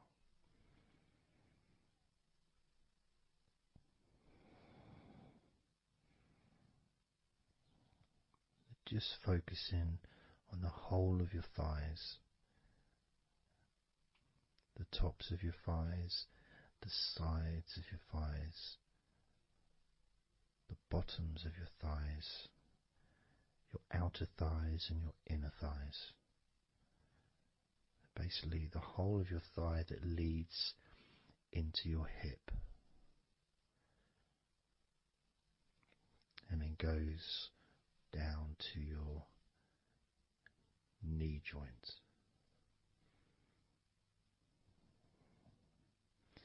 Now this is a big area. It's a very heavy area. It's very strong. Probably the strongest muscles in your body are in your thighs.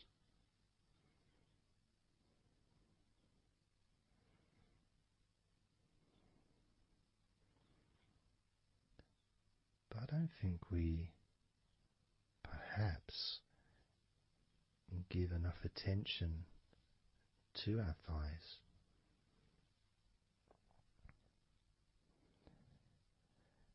Perhaps we don't acknowledge how important our thighs are to our lives.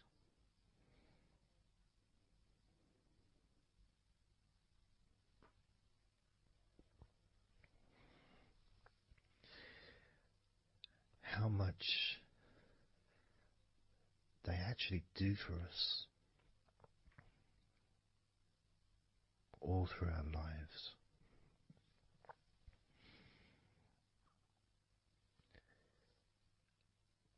And it may sound really weird, but I think that all of our body parts, especially our thighs, need some TLC. A bit of love shown, a bit of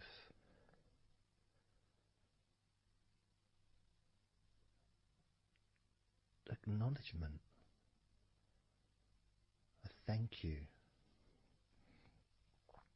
gratitude for what our thighs do for us.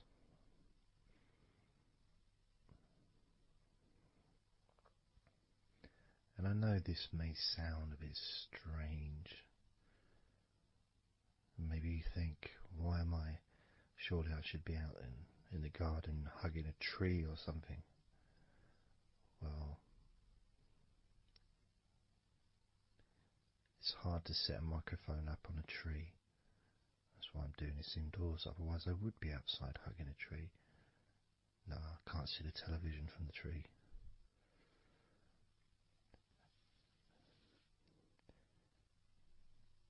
If you move down to your knees, again, such an important part. And I think we don't necessarily, I'll speak for myself here, I don't necessarily appreciate all that my knees do for me until I have a problem with my knee. So occasionally if maybe I bash it or it's aching for some reason, it's then that I realise how much it does.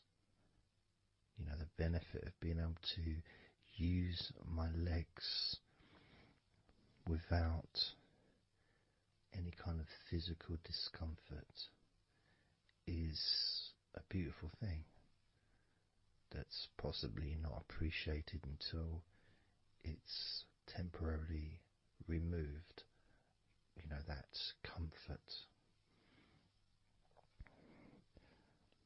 But as you focus on your knees, regardless of how your knees feel, you can add that sense of gratitude and love to your knees for all that they do for you.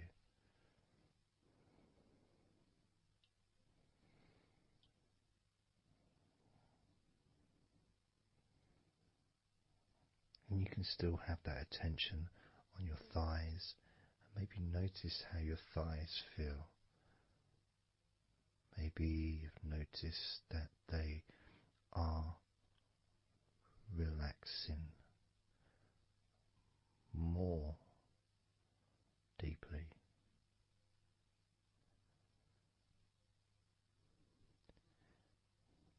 As you focus now on the bottoms of your legs, your shins, muscles, the bones between your knees and your feet, incorporating, of course, your ankles.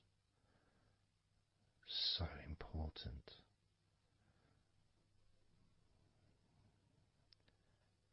Anyone that's had even like the slightest sprain of an ankle knows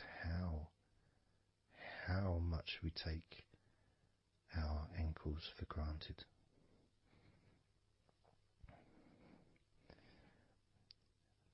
And it's kind of strange in a way when you think that,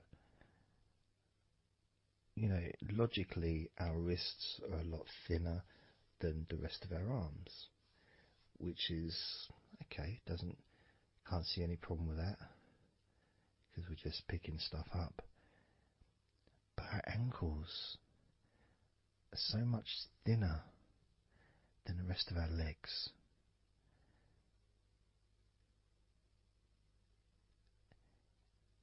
And from a physics perspective, or logical even, it doesn't really make sense that all this weight would ultimately be resting on your ankles, then leading to your feet. That thin area, thin bone, yet it does so much great work. Supports us, supports our body for a lifetime. Helps us to balance, helps you to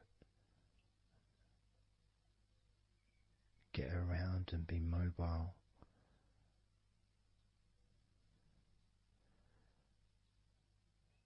And there's the calf muscles, of course. When I was younger, I couldn't see the point in calf muscles. It didn't seem to do anything. Okay, if I walked around on tiptoes, then my calf muscles get some work. But of course that's not true. The calf muscles are being used whenever we use our legs.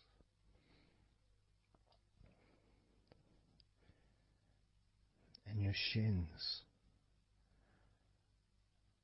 there to protect your lower legs, shaped in a way almost as a protector for the bone.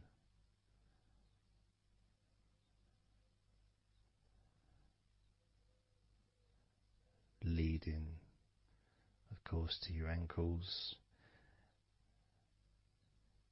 and your feet. But we're not going to focus on your feet, we're just going to focus on the legs. And I realise that now that I've mentioned your feet, you're probably focusing on them anyway. So maybe I should focus on your feet a little bit. You can have them in your awareness, the same as you have your thighs in your awareness, even though we haven't been focusing on your thighs for a few minutes. We've been focusing on your ankles,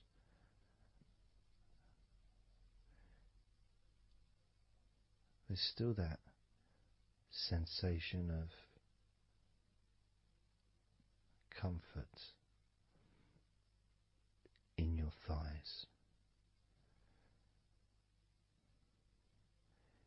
And there's that movement of energy, because the thighs hold lots of different sensations.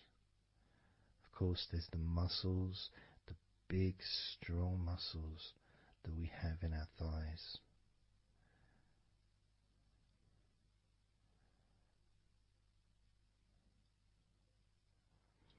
But the skin on the outside of the thighs, as in the outside of all of our body, can be very sensitive. sensitive to the touch, sensitive to temperature.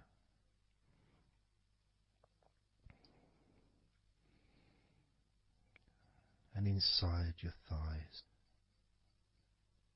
the bones, there's the muscle, there's the blood vessels, the arteries. So all this stuff, it's inside your thighs. And I guess sometimes it'd be nice if you could actually put your fingers inside your thighs and massage. So you can massage on the outside, of course, but to be able to get deep into the muscles, and to be able to just massage inside your thighs, massaging the bones of your leg, massaging all the veins, and just gently healing your thighs. And you could move down, massaging inside your knees, just massaging those bones, but with healing fingertips, spreading that healing energy deep into the joints of your knees.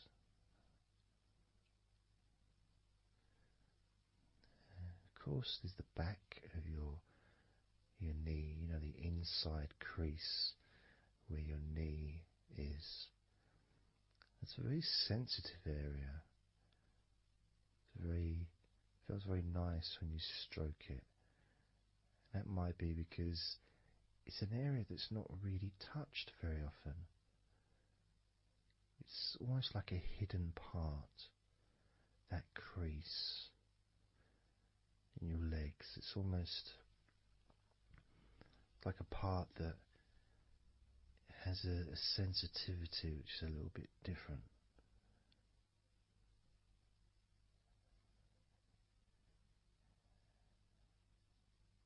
Of course, it's protected by your legs.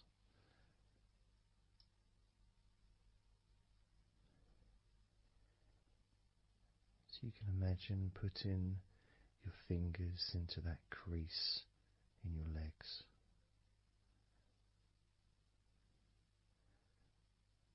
That fold in between your legs, you can just massage with your fingertips.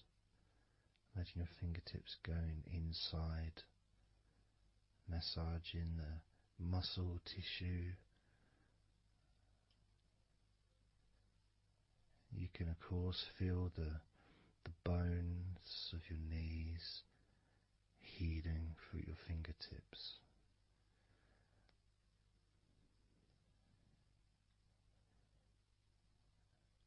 And then as you go down to your calf muscles, now that's a part I'd like to be able to really put my fingertips deep inside my calf muscles, massaging every single tissue of that muscle, healing every part.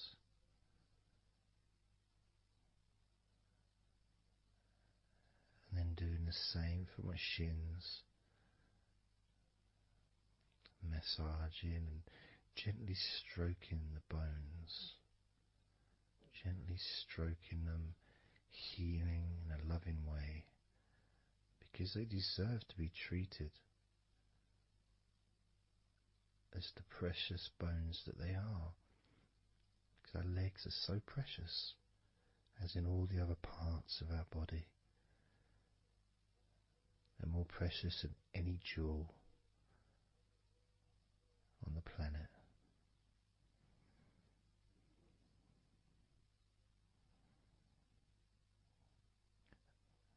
And when you start to think about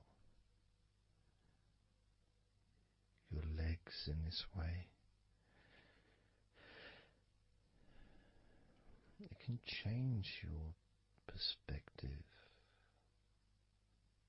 It might sound a bit silly to start with, the idea of having love for your legs, showing appreciation for your thighs,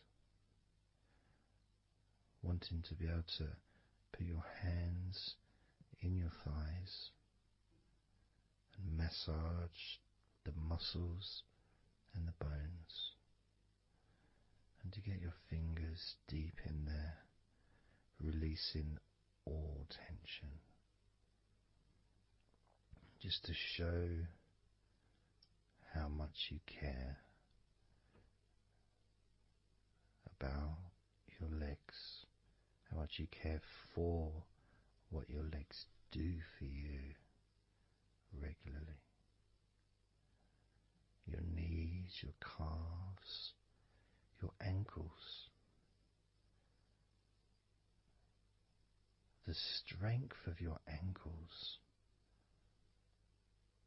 considering how thin they are compared to the rest of your legs, especially your thighs. Yet they're so strong, so flexible. Absolutely amazing things your ankles are. Truly a gift because of what they do for you.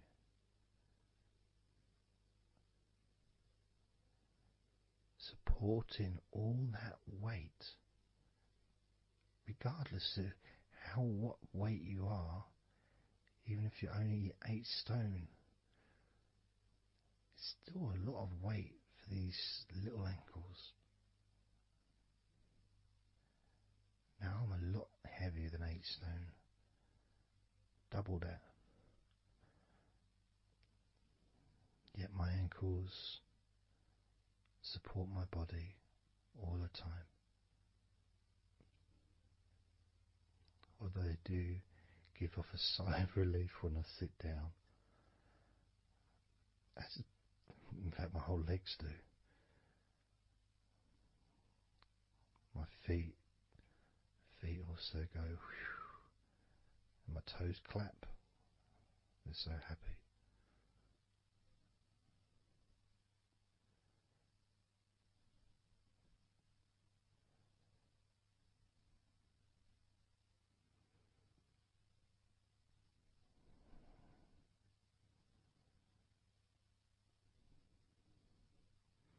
Your legs really are amazing. And I know that talking about your legs is possibly among the most boring things you've ever heard anyone say, possibly. But boring or not, everything I said is true. Your legs are amazing.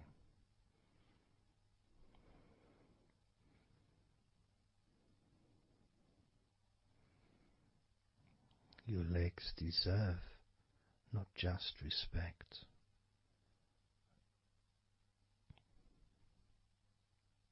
but they deserve to relax deeply.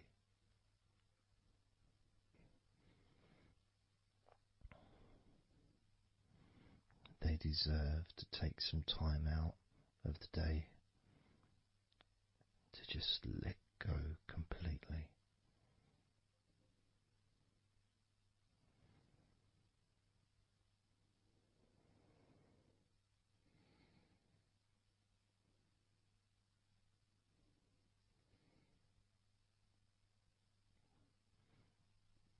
Your legs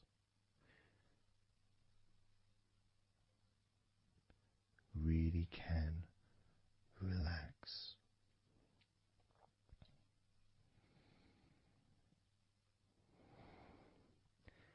And because the legs are such a very important part of your body, when you relax your legs, the rest of your body also naturally follows in that journey of comfort.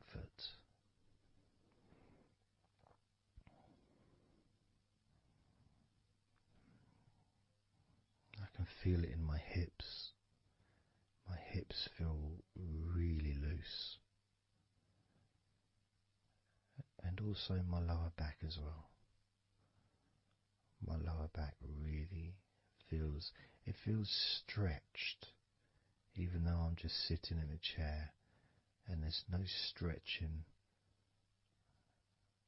as far as I'm aware that I'm doing.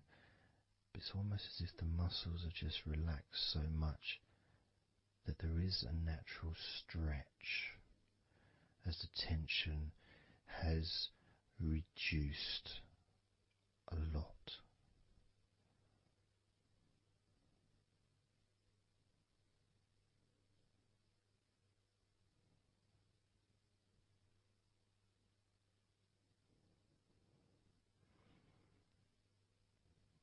And I'm now going to count down from 10 down to 1.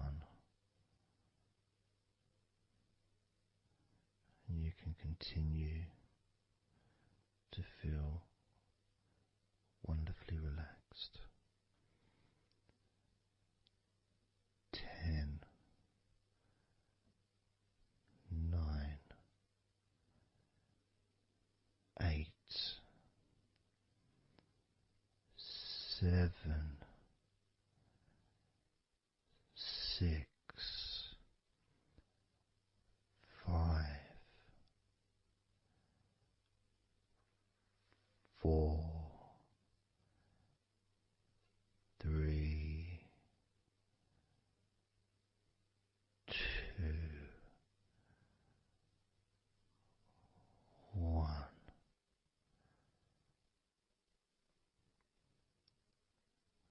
Relax.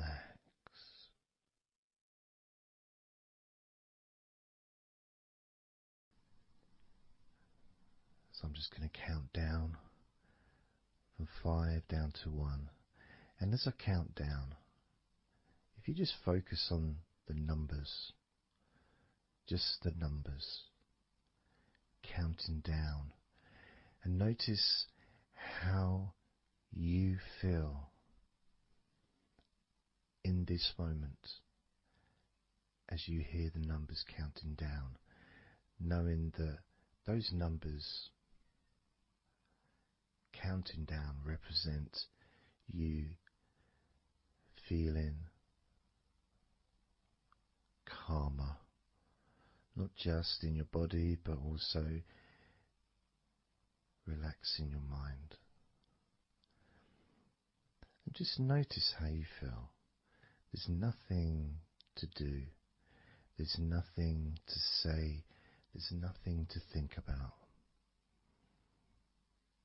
Starting with number 5.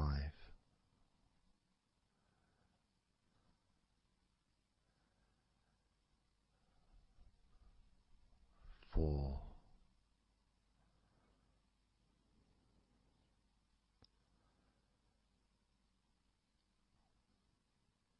3.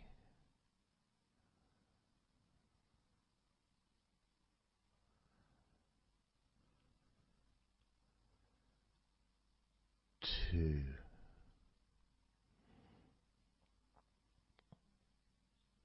1.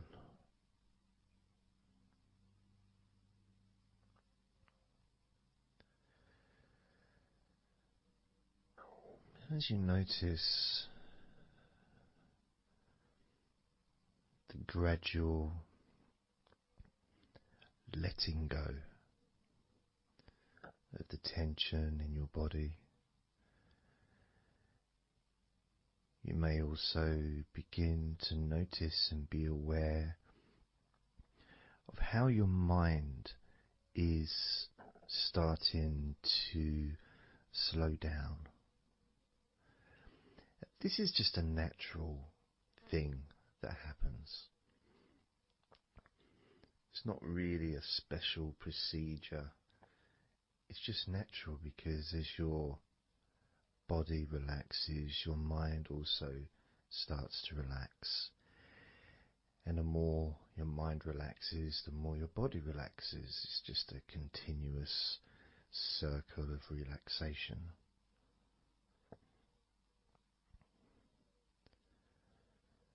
And there's that calmness that comes from relative quietness.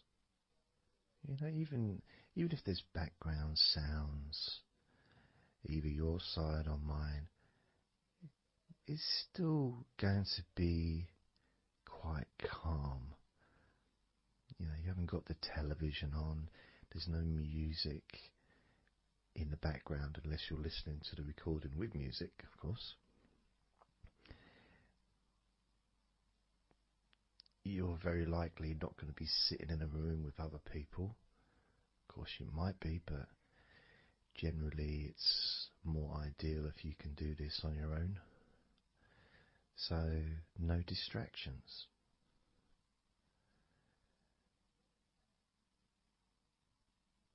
And when you stop thinking about stuff,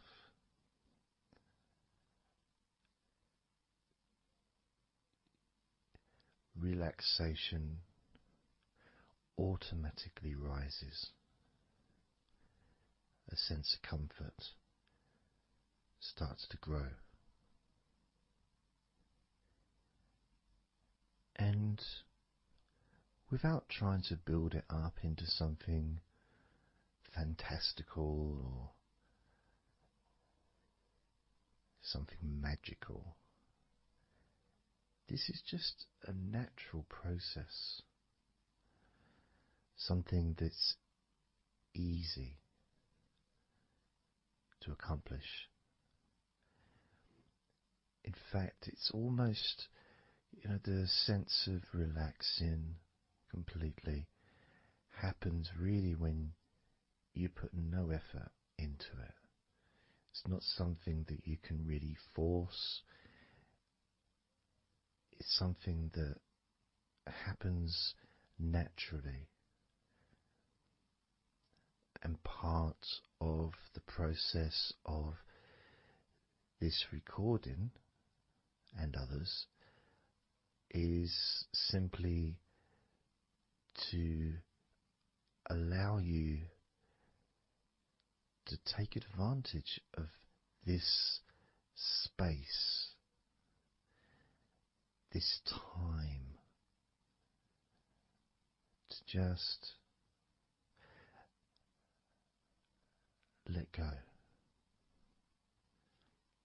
to just be here, to be in tune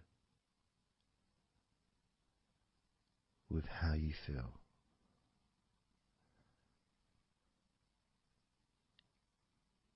Yet with the intention of wanting to relax deeply. And maybe even to fall asleep, depending on what it is that you wish for yourself in this moment.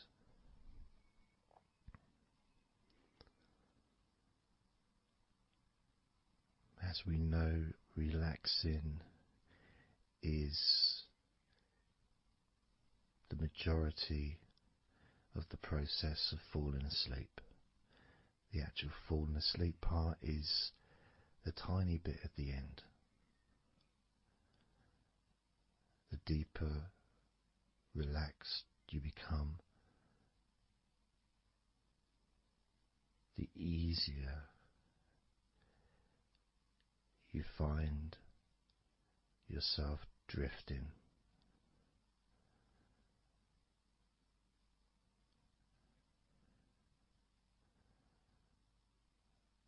But you can also, if you choose, stay focused on my voice and really enjoy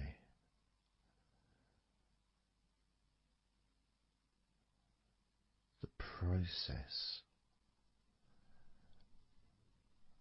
of gradually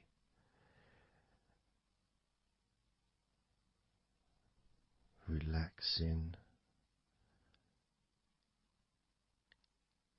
each muscle in your body effortlessly,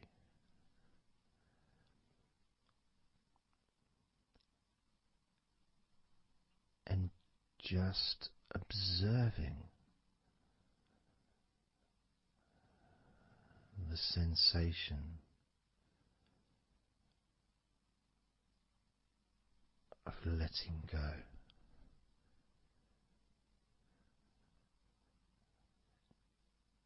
Completely.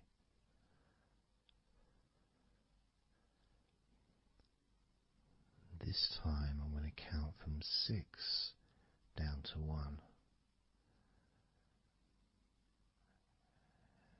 And you can notice your mind calming down more with each number that you hear me say. Naturally feeling calm and slow and peaceful.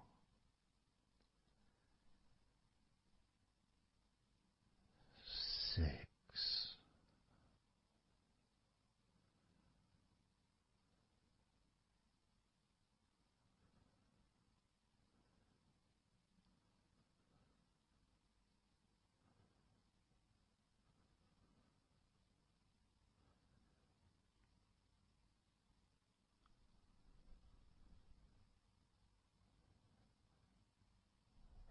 5.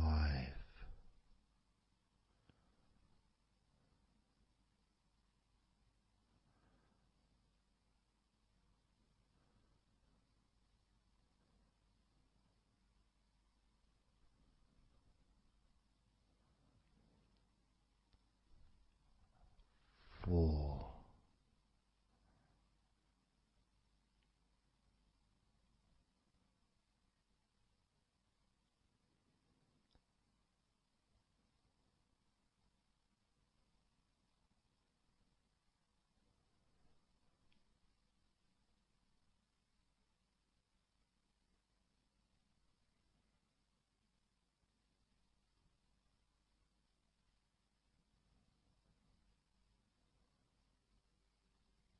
3.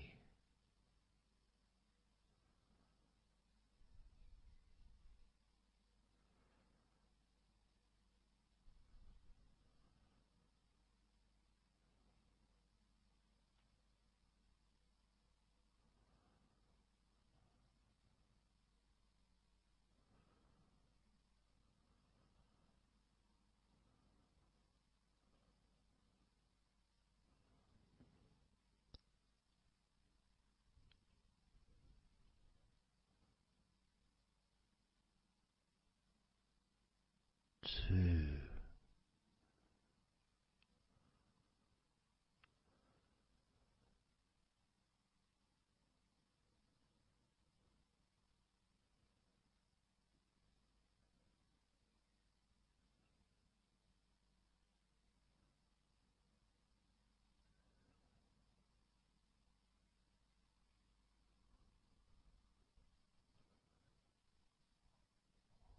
1.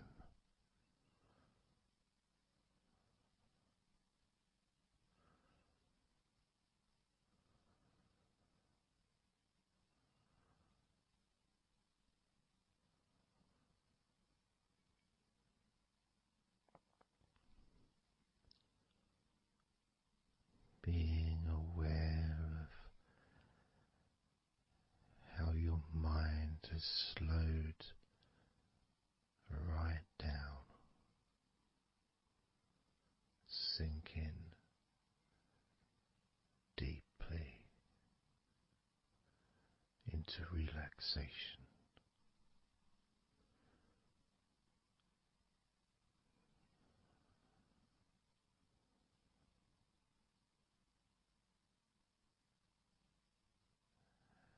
And as you focus on your mind, you may notice that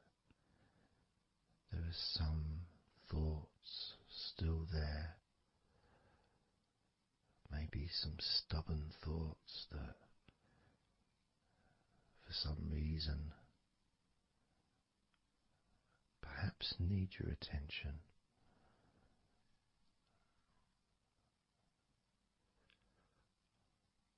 So what you can do is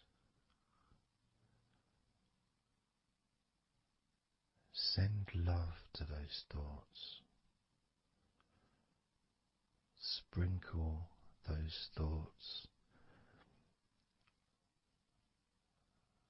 with love, like little petals from a flower. Just sprinkle it over them. Petals filled with love towards those thoughts, to let those thoughts know that you're not abandoning them. You just need them. You require them to just calm down, slow down, quiet down for now.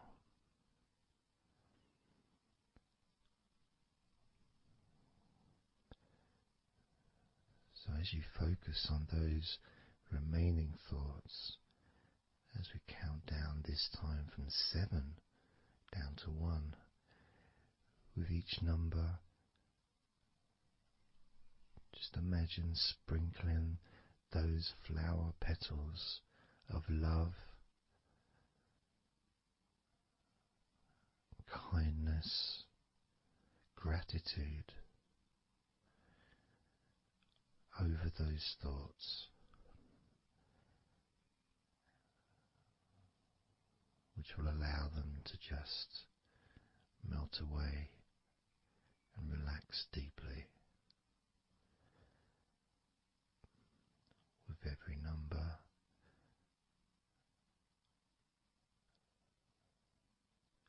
those thoughts will become more and more relaxed.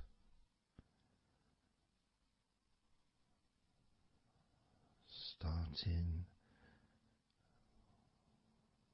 with number 7.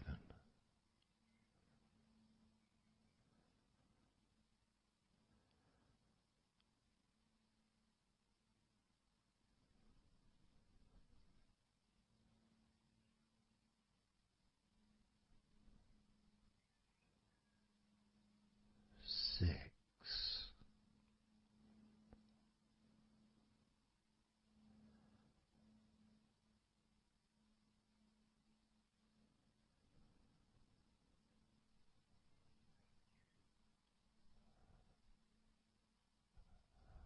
5.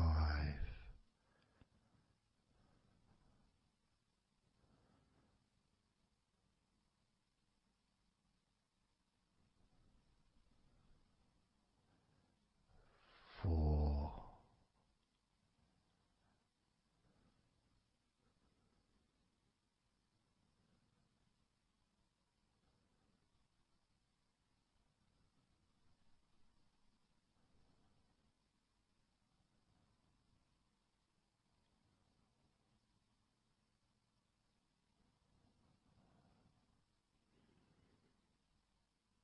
3.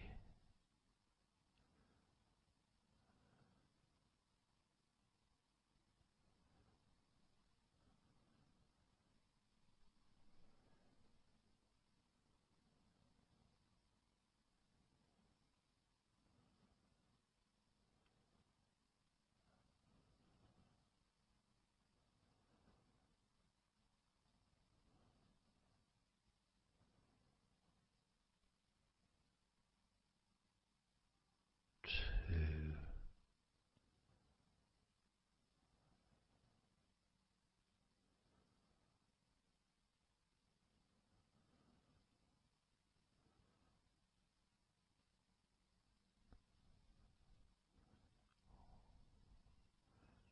1.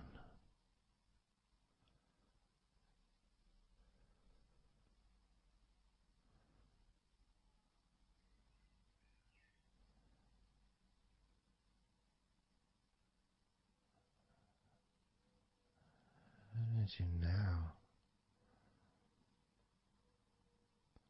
notice how relaxed you're feeling in your body.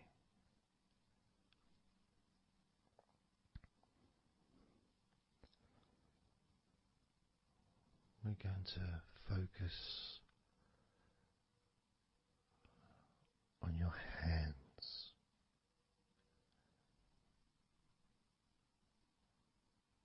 Because the more relaxed your hands are, the more relaxed your body and mind are.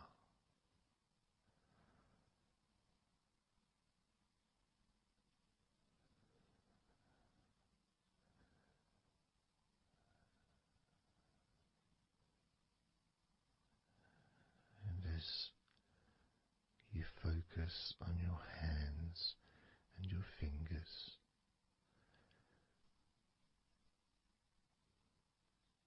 there's nothing needed to be done. There's no clenching of fists or tensing the fingers or anything like that.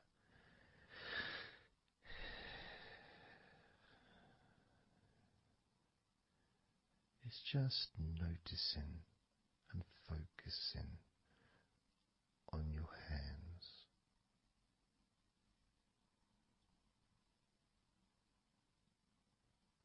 Noticing how they feel.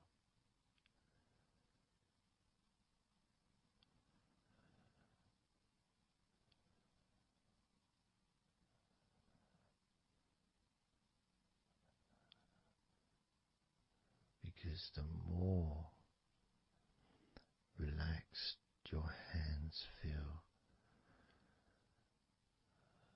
the calmer your mind feels, and the more comfort you feel throughout your body.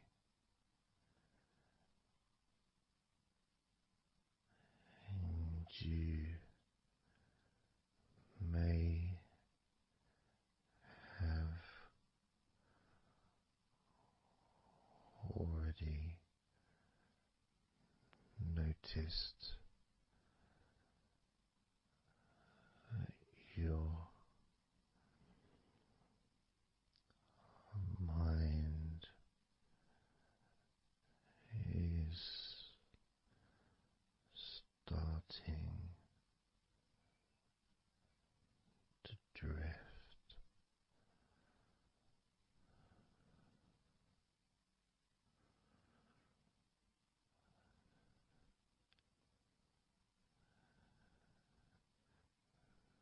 Focusing just on your hands and fingers,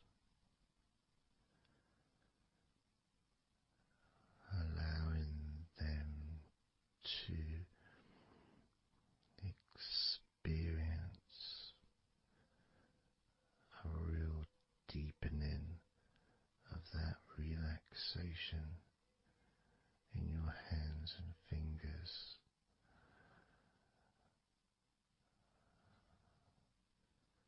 More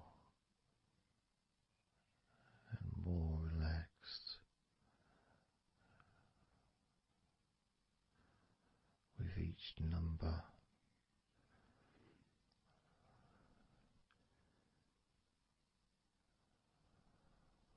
From 8 down to 1.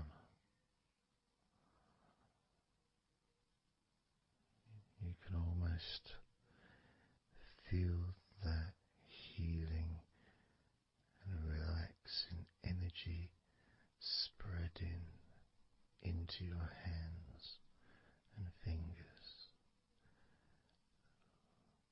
becoming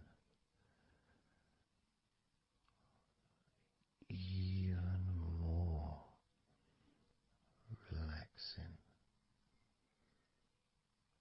with each number.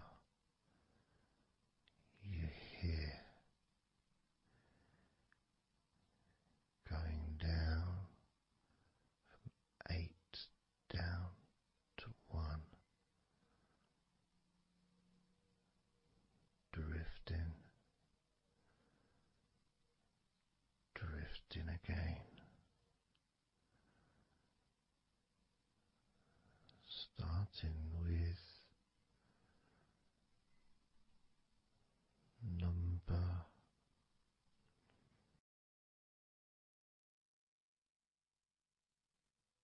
8.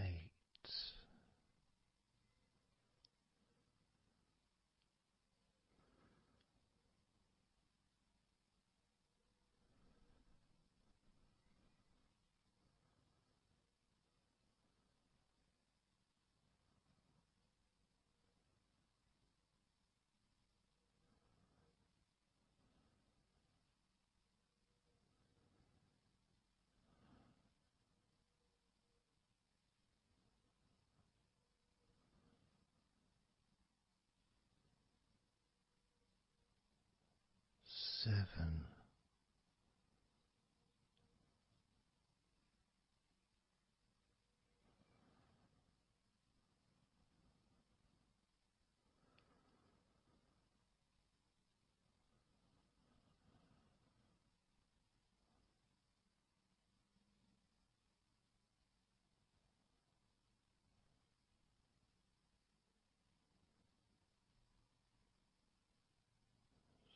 6.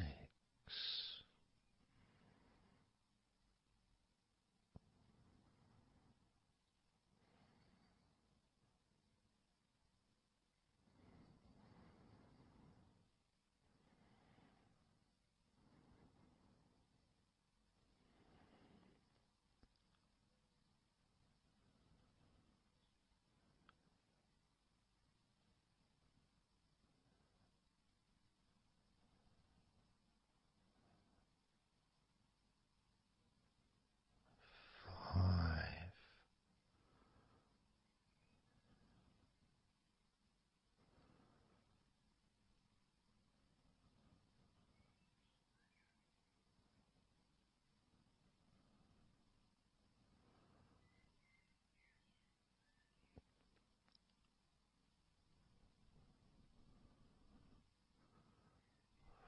4.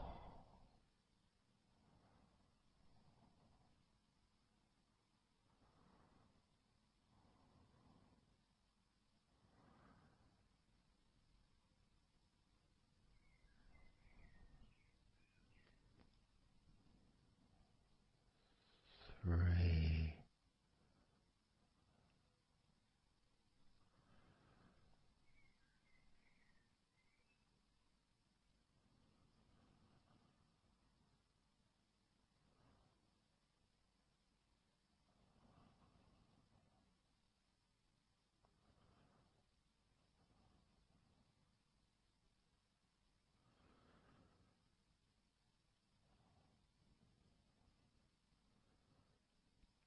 2. 1.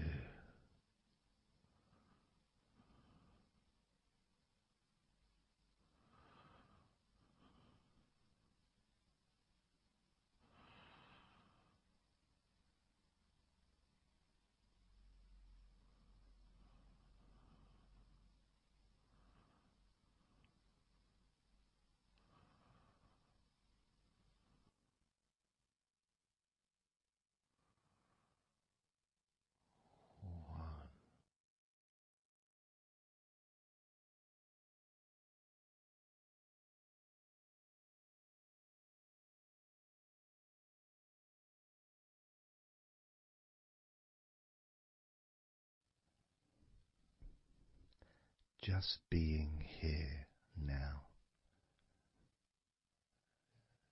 Nothing to think about, nothing to do, nothing to say. And everything just feels calmer. And this is your natural state of being.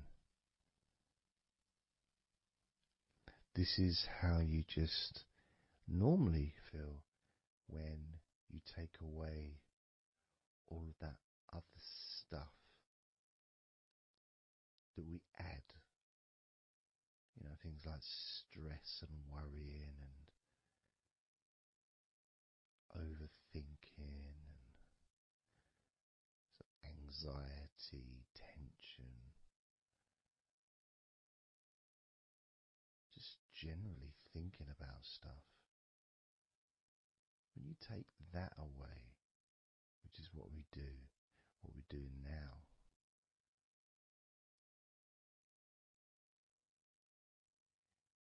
you're left with a real sense of peacefulness, which comes to you very quickly. Because ultimately, it's just a feeling. A feeling of comfort. It's almost as if you've gone inside yourself and you've found a special place where everything is peaceful. A place where you can feel relaxed and your natural sense of comfort. A place where you can be you.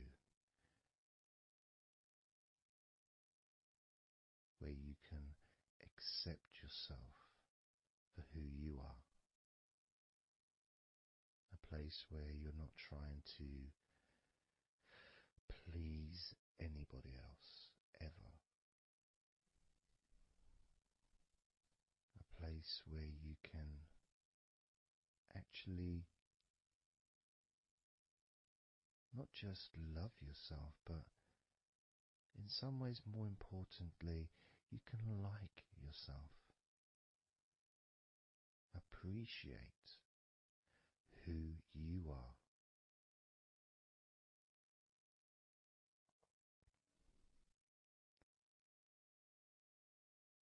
And that sense of gratitude is in the air all around you.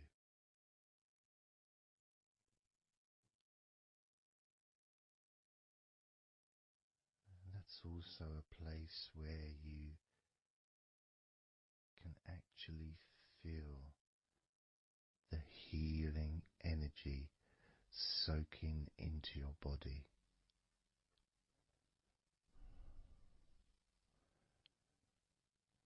Healing energy soaking into your body.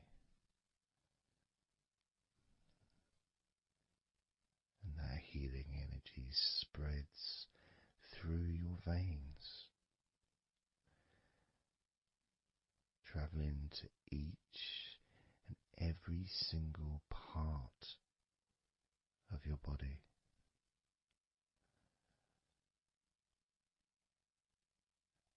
And you start to realize that actually that healing energy, it's not just entered into your brain, it's become part of your brain. And that spinal fluid is now mixed with healing energy.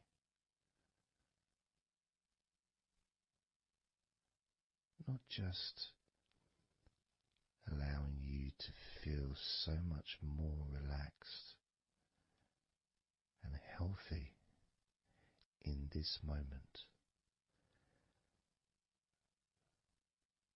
but also you start to realize that actually what's happening now with that healing, relaxing energy spreading through your body is actually changing your life. It's actually changing the way you're going to feel, not just now, but tomorrow and the next day, as your health improves.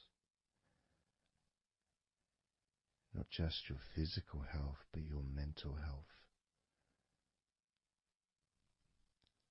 Things that used to bother you in the past for some reason no longer have the effect that they used to, because something has changed deep within you. Maybe things that used to cause you to feel anger no longer have that power to control you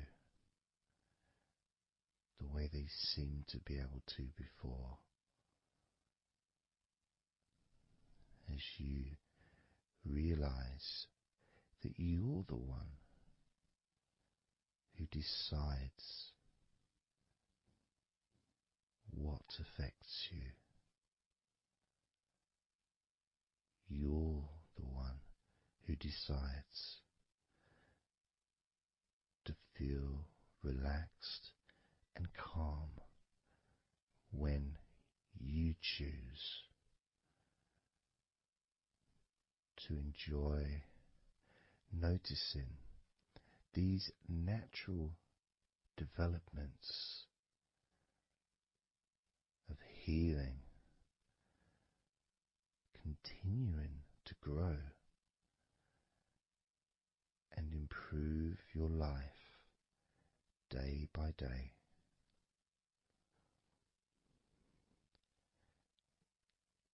Including, of course, your ability to relax so much easier and sleeping is the most natural thing in the world to you, because falling asleep is something that you've done so many times in your life, and you know that you were born, as we all were, with the ability to fall asleep naturally. We were born with that ability to just drift off into a deep, healing sleep.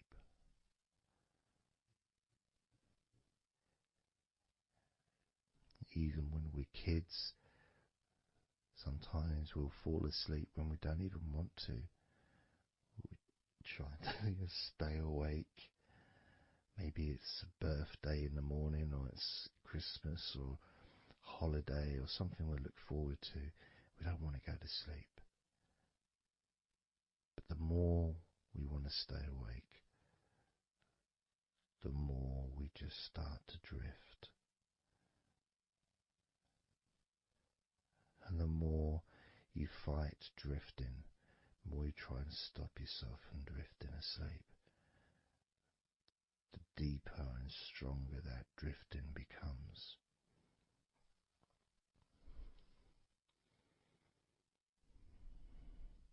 Because we're born not just with the need to relax deeply and to naturally fall asleep,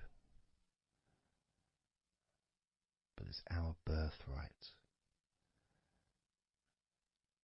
It's part of our DNA.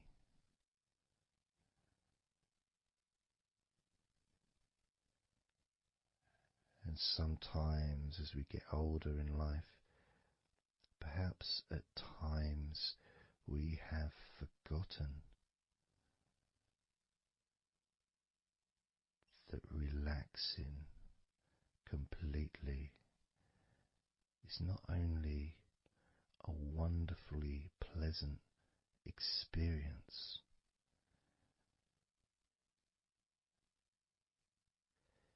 it's also really easy.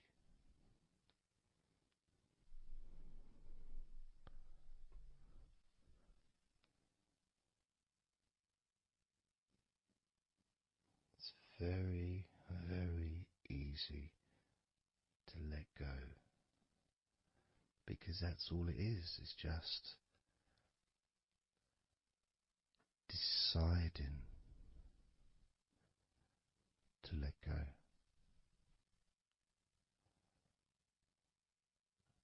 And when you press the play button on my recordings, you have given permission for my voice to relax you. When you press that play button, you have given me permission for my words to affect you in a positive, only a positive way, opening up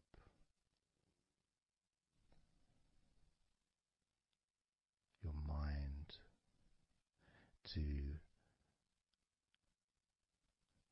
useful and healing suggestions that can have such an amazing effect on how you feel right now, as well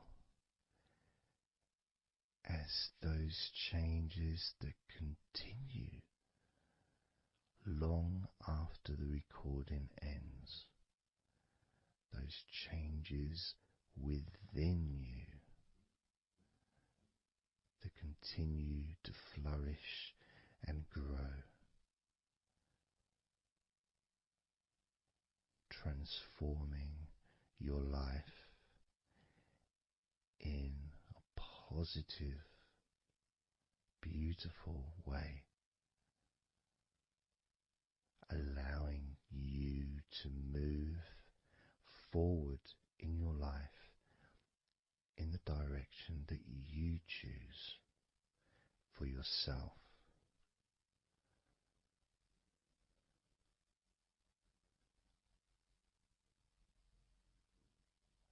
And this feeling that you can experience of safety, comfort, calmness,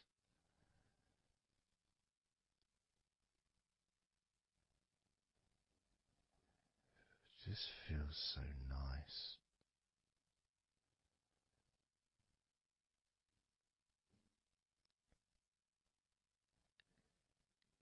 It's such a healthy place to be.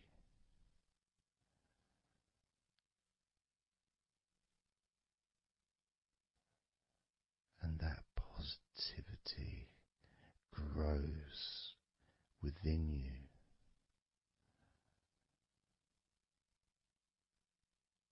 Each and every day, moving forward, you're going to find that you're more relaxed physically and in your mind is more relaxed. And it's not that you're thinking slower, it's just that your mind will be less clogged up with unnecessary negativity. Because from now on, your mind rejects negativity.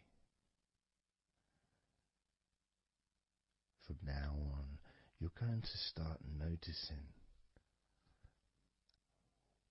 when negativity arises, and you can just say stop. Stop. And that negativity turn around and leave you alone.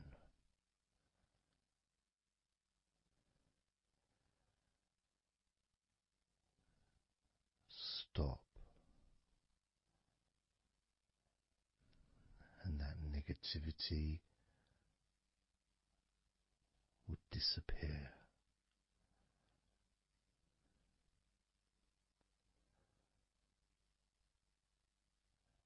And as you notice that you feel way more relaxed than you probably expected,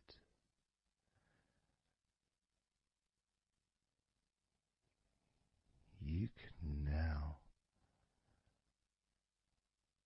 congratulate yourself because you're the person that has done this. You are the one that has opened your mind up to the simple facts that you can feel more relaxed in your body and in your mind.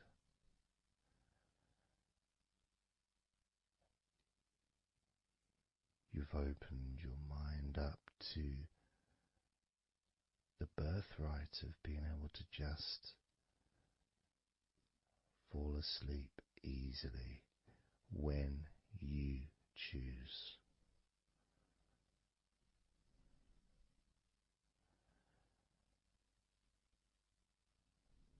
And that's a nice feeling, don't you think? It feels nice, doesn't it?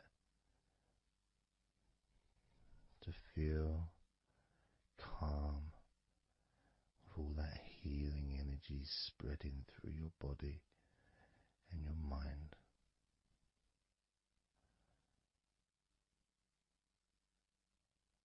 To spend time in that special place where negativity can no longer enter.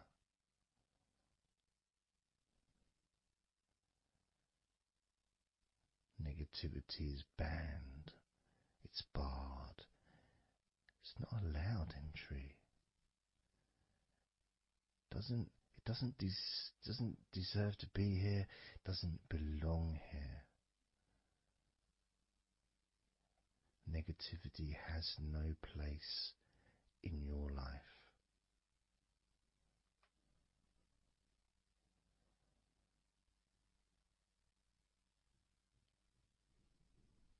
Which makes room for more comfort, more healing, more relaxation,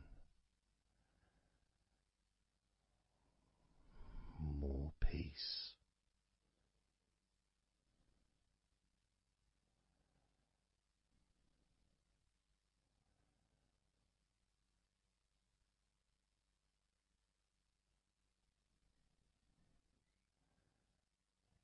It feels nice, doesn't it?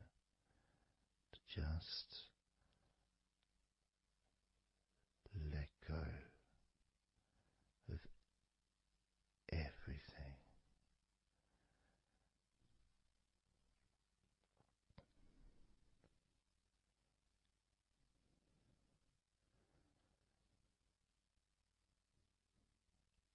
And I'm going to count down now from 20 down to 1. You can continue to relax. If you choose, you can drift to sleep. With every number you hear me say, you can feel twice as relaxed. Or if you choose, you can feel twice as sleepy.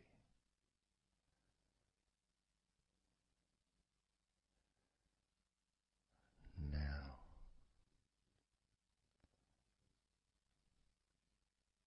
20.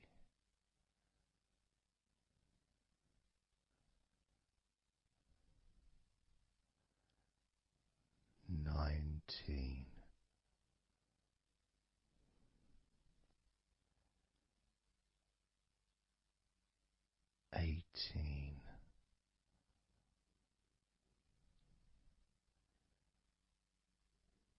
17,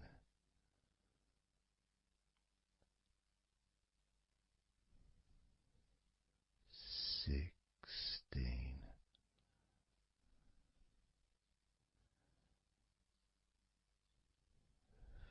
15,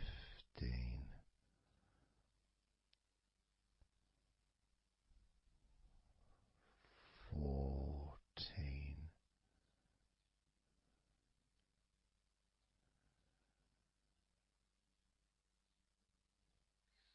13,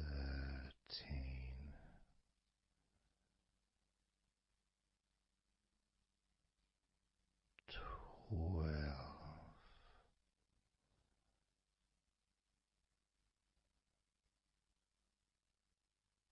11,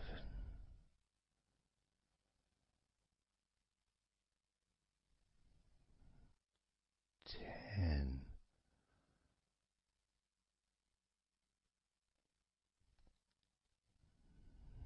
9,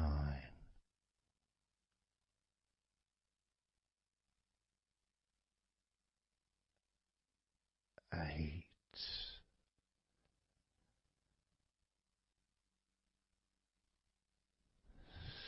7,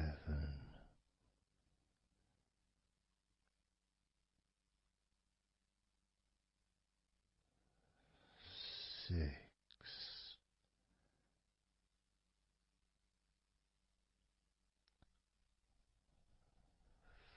5,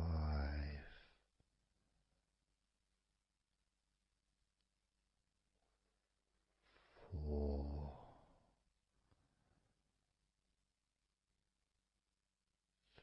3,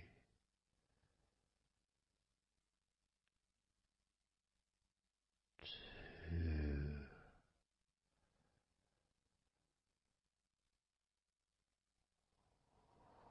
1.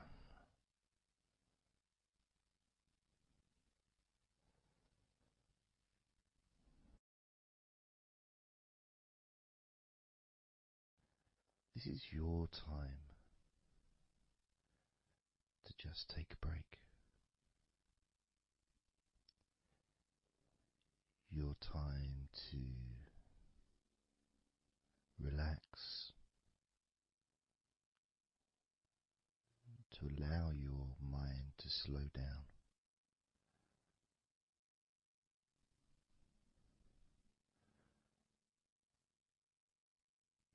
To give yourself permission to take a break from everything. And you're the only person that can make that decision. You're the only person that can actually tell your mind to just relax.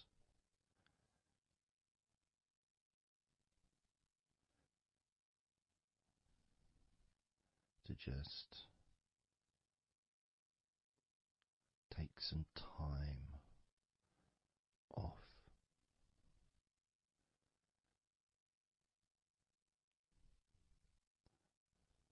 So that you can focus on your body, getting in touch with how you feel physically.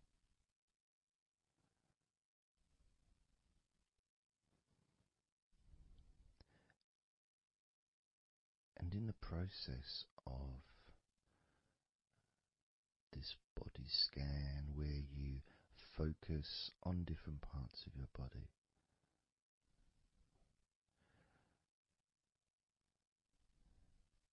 those parts that you focus on and observe, even though you're not purposely requesting for those parts of your body to relax, it's kind of expected. You expect, when you listen to my voice, to feel more relaxed naturally.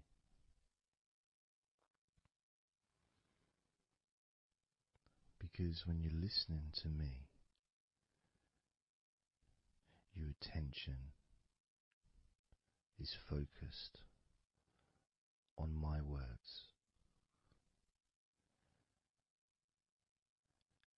and as my words guide you to focus on those parts of your body,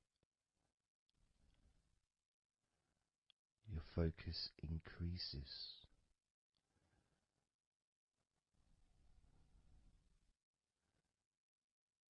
which actually calms your mind.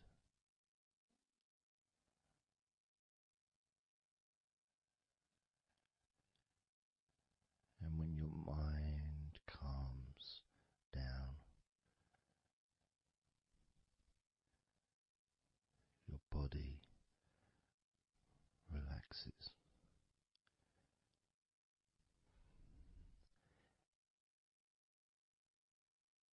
And when your body calms down,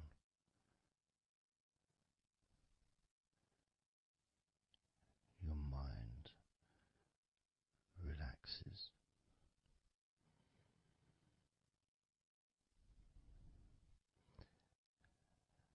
And even though we've not really started to focus on your body, you can already feel that healing energy spreading through your body, pushing out stress and tension, healing all the parts of your body, including your skin, your bones, your blood, all of your organs inside your body, all of the muscles, all of the fat, all of everything. Every hair on your body is filled with that healing energy.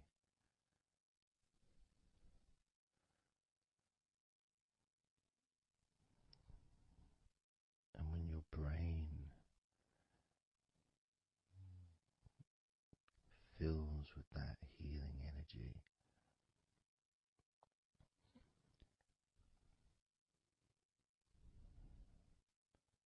the feeling of comfort and relaxation increases.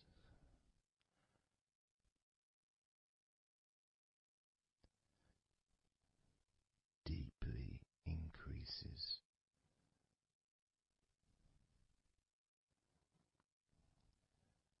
In a way that your mind starts to feel perhaps a bit drowsy,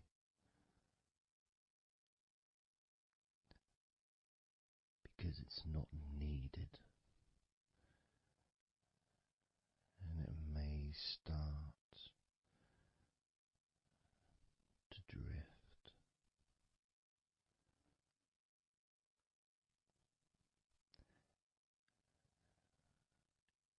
If that's what's needed. So if you're listening to this and what you need is deep relaxation, that's what you'll get. If what you need is to fall asleep naturally and easily as your mind drifts, that's also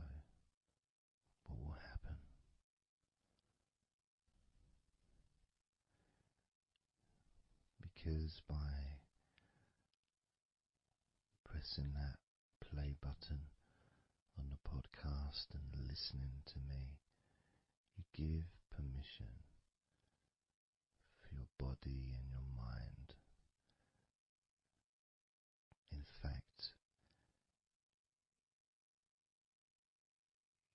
you give the command to your body and your mind to relax deeply and to drift off to sleep if that's what you want or need.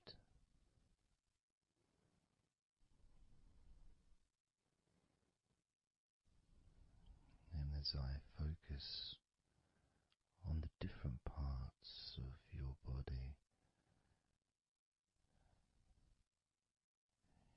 you may start to just drift, and then you come back again and you hear me talking, and I'm focusing on a different part of your body. And you may find yourself drifting, but you don't realize you're drifting until you stop drifting and you're alert again to my voice, focusing on a different part of your body starts to relax even deeper, because that drifting is basically you already in the sleep zone.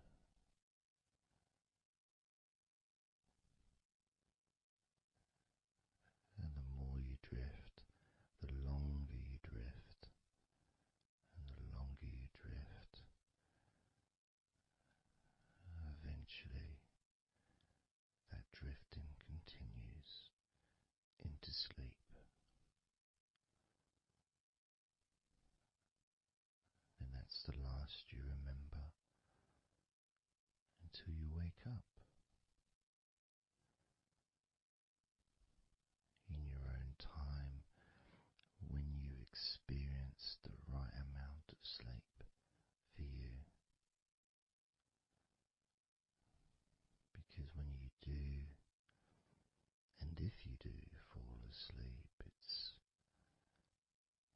extremely pleasant, so relaxing, so deep, healing sleep.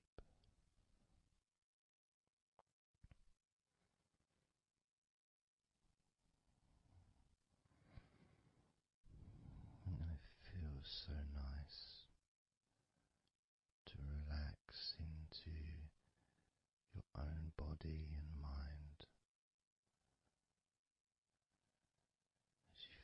as you feel that healing energy spreading through you,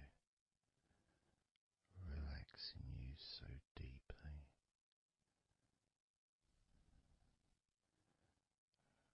relaxing you so deeply.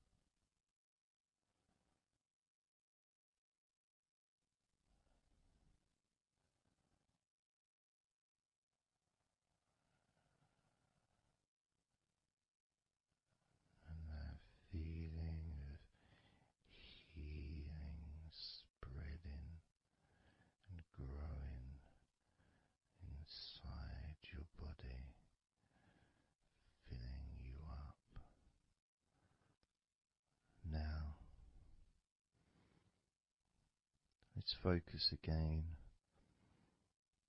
on parts of your body. Focusing this time on your forehead.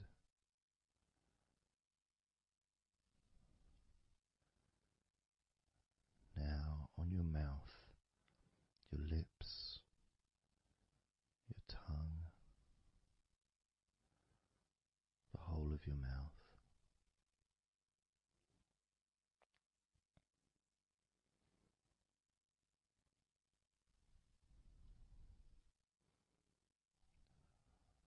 Focus in on your fingers.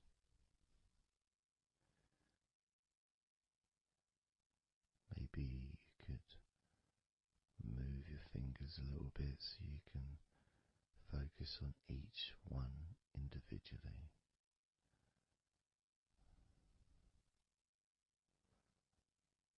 Both hands. And even though as you focus on both of your hands now, they almost seem to just melt into one.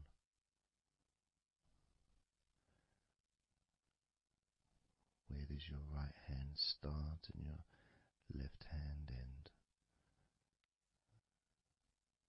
It's almost as if it just mix together.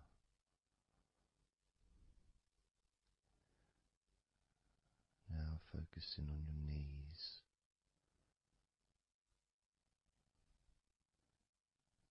Just noticing how your knees feel.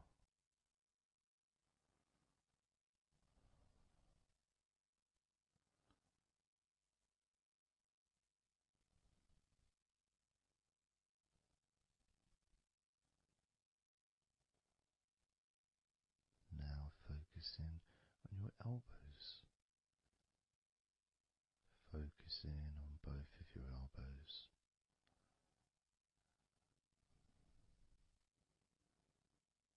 Just observing the feeling of your elbows.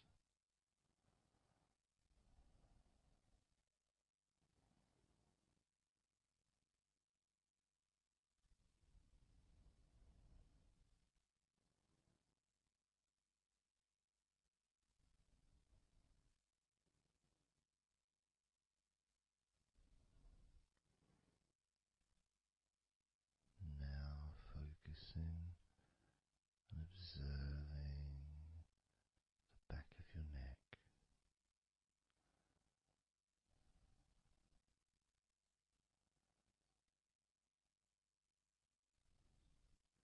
Feeling that energy in the back of your neck.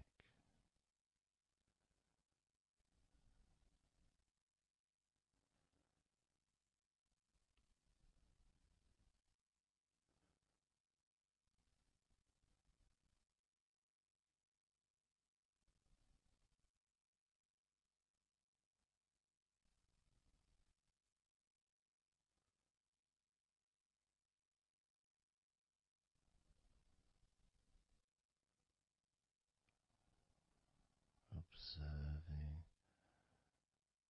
your ankles.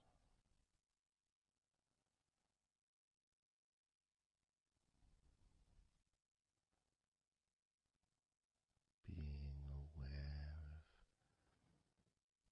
of the physical sensations in your ankles.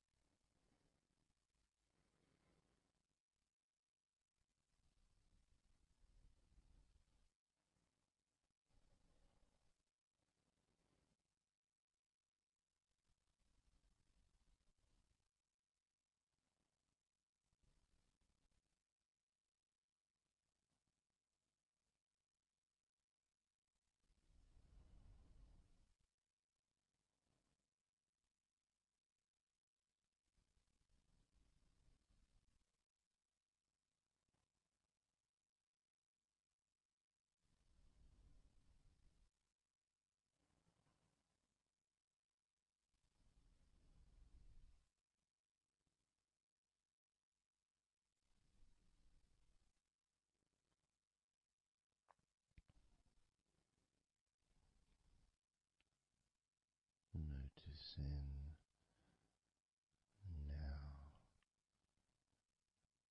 your toes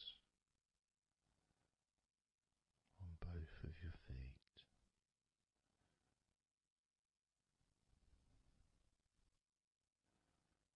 Being aware of how your toes feel right now.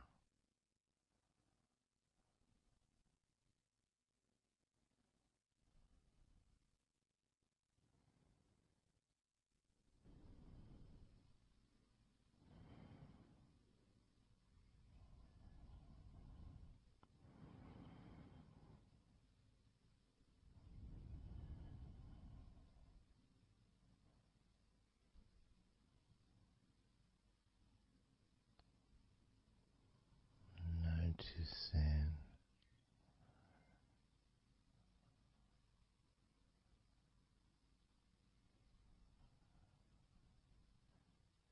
how your entire body feels.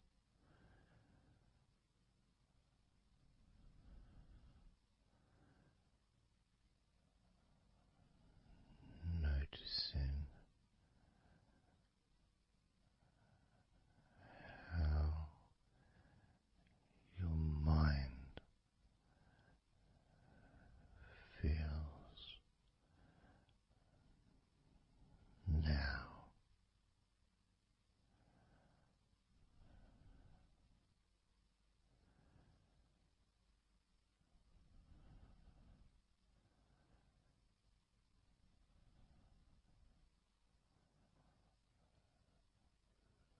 Letting go.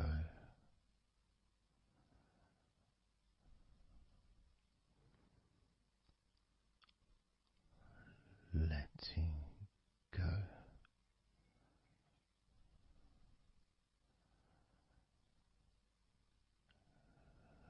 Letting go of everything.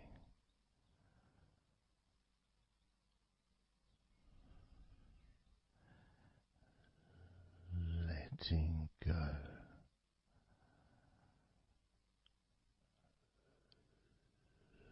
Letting go.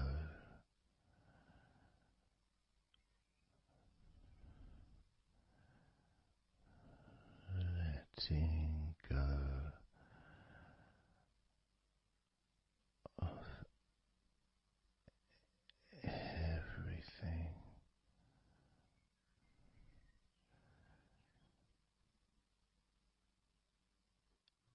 Everything.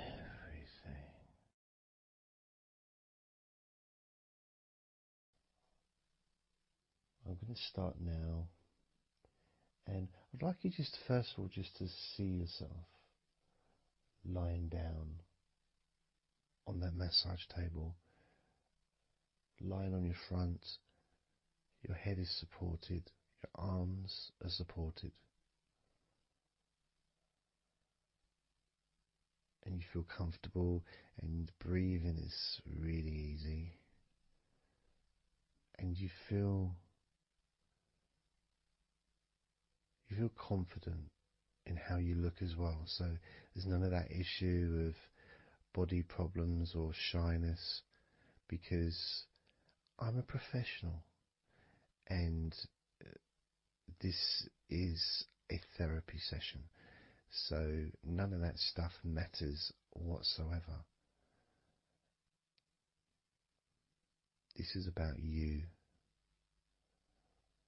This is about how you feel and how you can enjoy that sense of comfort and relaxation that comes from letting go and allowing my hands and my fingers to relax you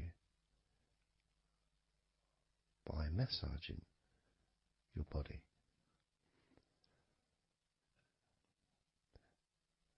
So I want to start off just by placing my hands on the back of your head, just gently, just so you can feel what my hands feel like really on you. So you can maybe feel the warmth of my hands on the back of your head. And I'll move my hands to the side of your head. Not pressing, but just holding them there very gently. Maybe over your ears and a little bit on your face. Just so you can feel my hands. So you can become accustomed to them.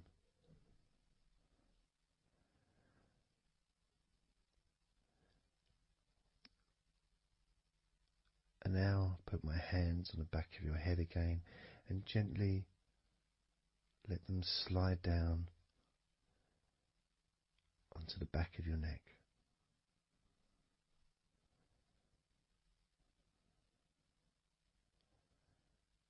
You can feel my hands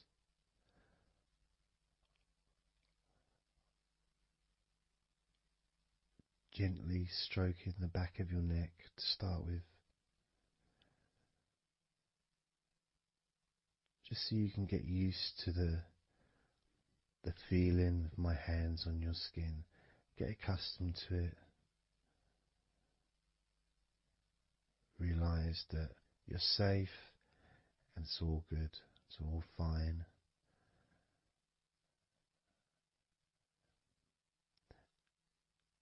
And I'm going to start gently massaging the muscles in the back of your neck.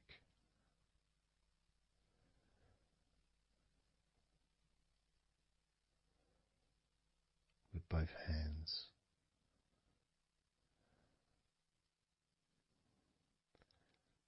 Now this is a very trusting situation really, because our necks are so fragile, and to have someone have their hands around your neck in that way can sometimes be problematic for people, which is why massages are quite good, because it allows you to relax and to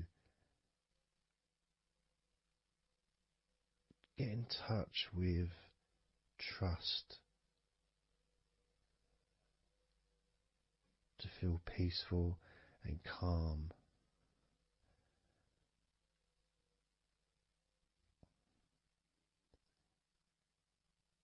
There's a massage the sides of your neck gently,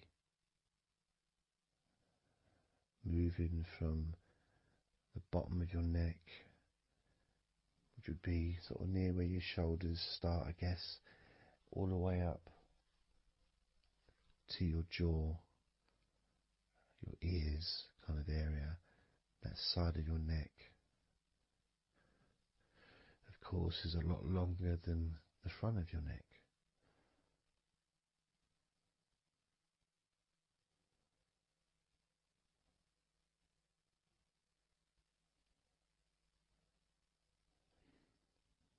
And then massaging the back of your neck, especially that area where perhaps we hold tension. And as that area is massaged, you can actually feel a sense of release in the back of your neck.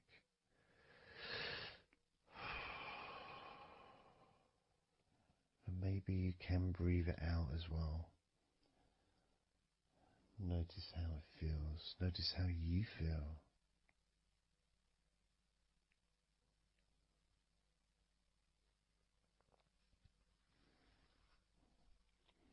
Then moving down to that area between your neck and your shoulders, that muscly area, starting to massage that area on both sides. I mean, this would be the area that a lot of people would massage if they were going to give you like a shoulder massage. Even that's not technically the shoulders, but it's all the muscles that lead to the shoulders, from the neck. And again, that can hold tension and stress. And when massaged, sometimes a nice deep massage is useful. And you decide how deep that massage is.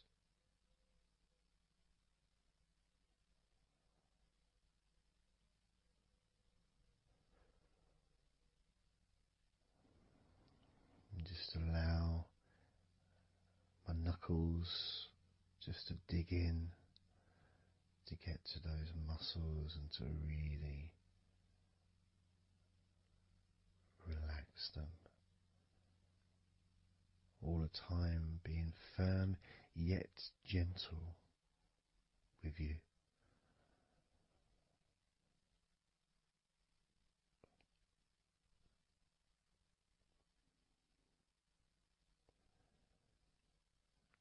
And just stroking down that area to your actual shoulders, moving to the muscles of your shoulders.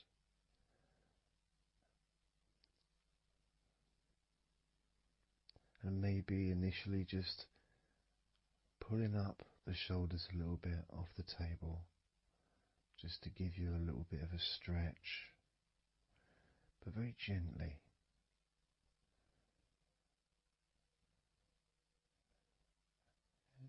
And you've got the muscles at the front of your shoulders, the sides and the back.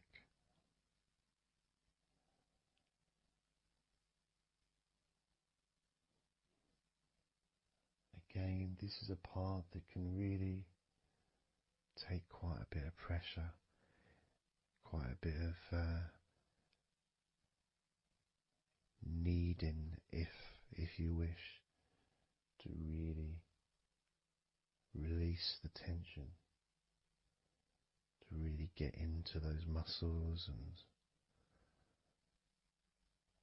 you can let your fingers in there and it can feel really nice.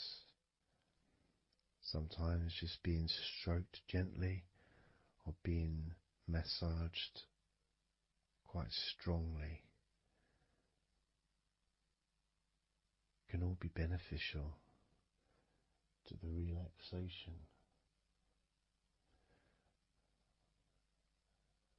of the muscles in your shoulders.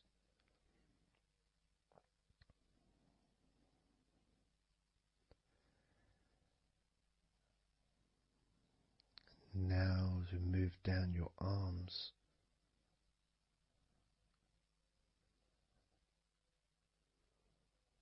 we'll do one arm at a time, starting with your right arm.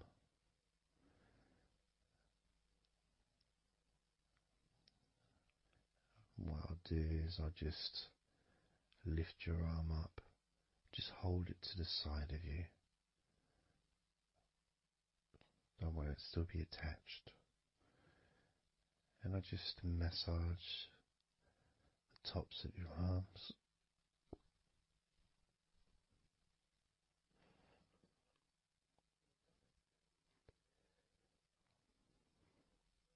All the way down to your forearms, into your wrists.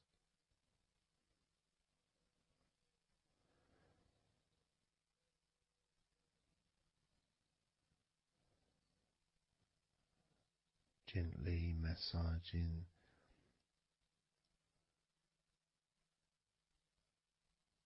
that part, the softer part, which is the under part of the arm, which leads to the crease in your elbow, the inside. It's much more sensitive skin.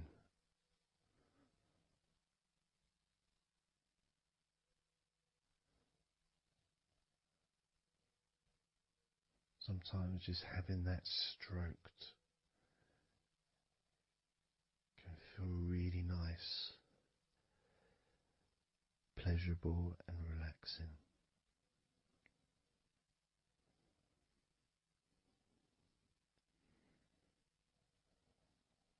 Now moving down to your right hand.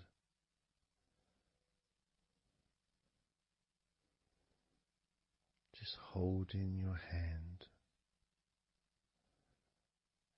both of my hands.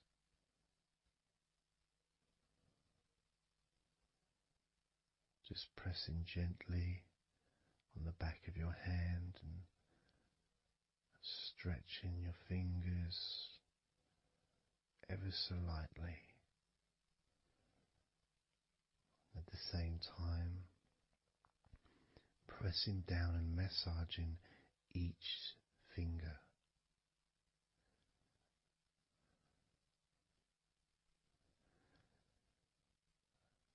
And then starting to massage the palms of your hand.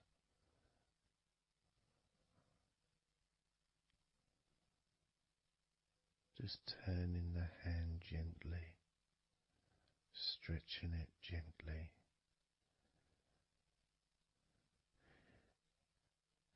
And actually having your hand held can really be an emotional experience sometimes, even if it is with a stranger, someone you don't know very well, like a massage person or a therapist maybe, because it's intimate.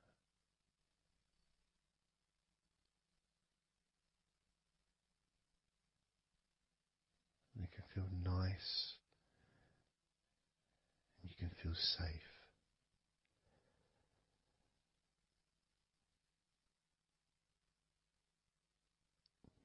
And as I put that right arm back down where it was,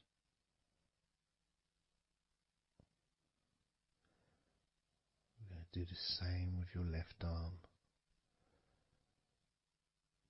Exactly the same.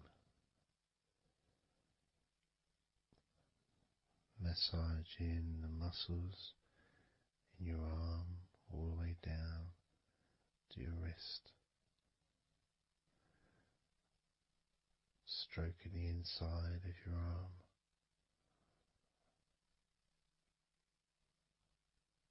Just being gentle or as firm as you require.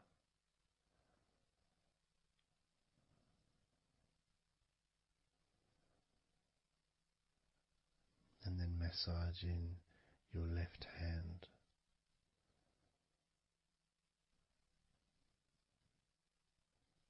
Stretching the fingers gently.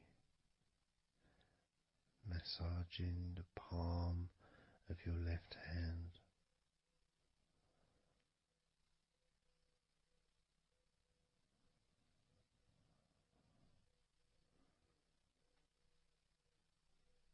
You can feel so relaxing.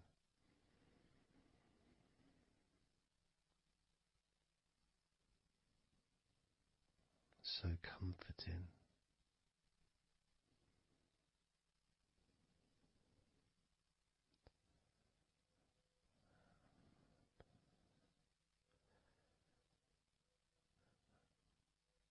Now just rest your left arm back down.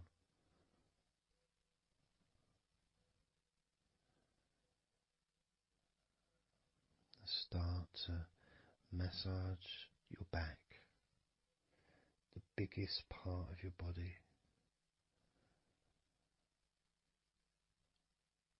Starting at the top, starting again where we already have been, that area at the top in between your shoulders, near your neck, going back and massaging that area again, but this time moving downwards.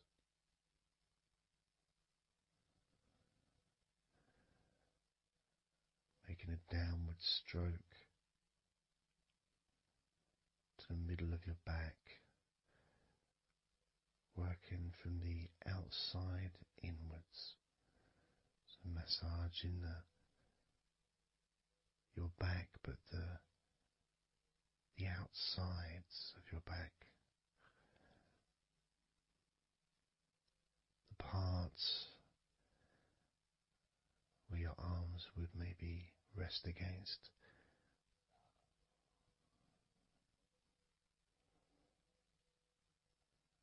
Almost almost the part that connects your front to your back.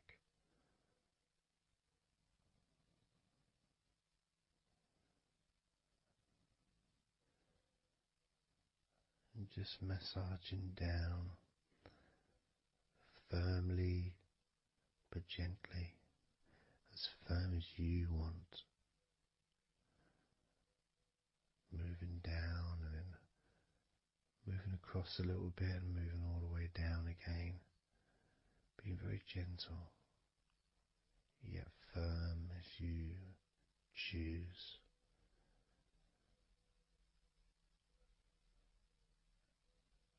Eventually we get to the spine.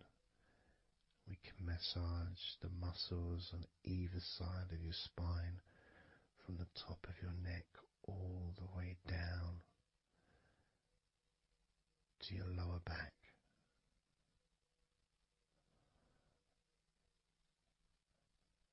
We can do that a few times. Sometimes people would use the knuckle or the, two fingers and just go either side of the spine, and almost just push down and go all the way down to the bottom of the spine. Each time releasing tension and opening up the body, stretching your body so that you feel more relaxed, but at the same time rejuvenated.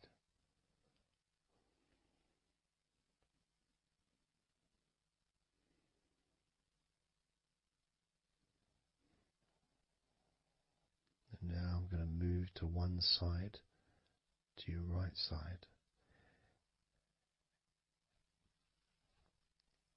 And from the bottom of your ribs to your pelvis, I'm going to massage that area of your back. I'll stretch over the other side and I will pull the muscles gently and massage and push from one end, that side, all the way to my side. To the middle, in fact, to where your spine is. Massaging that side of your spine, the opposite side to where I'm standing. It's almost like kneading bread. There's that big area which is firm, yet lots there to massage.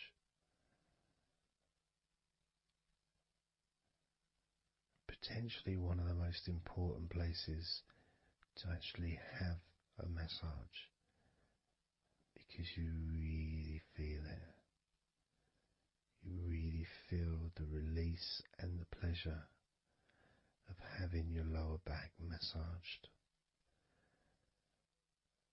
It releases so much from your body that's not useful, starting a healing process which will continue long after this recording is over.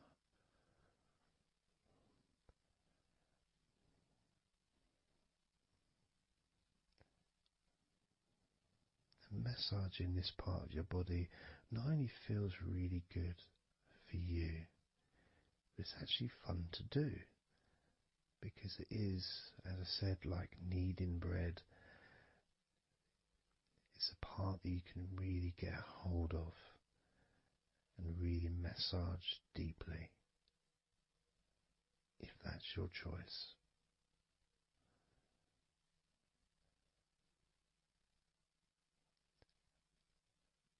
Then I'm going to move over to the other side of your body and do the same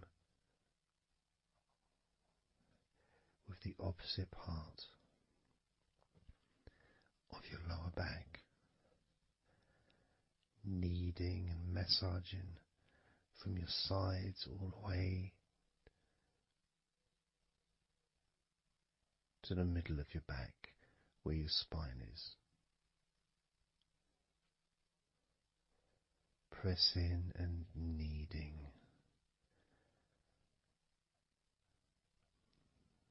firm and gentle at the same time.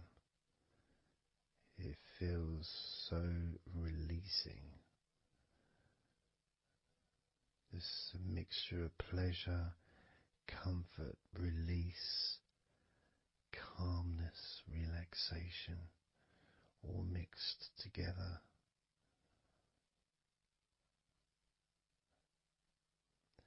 Plus there's that feeling from your stomach as it's being stretched.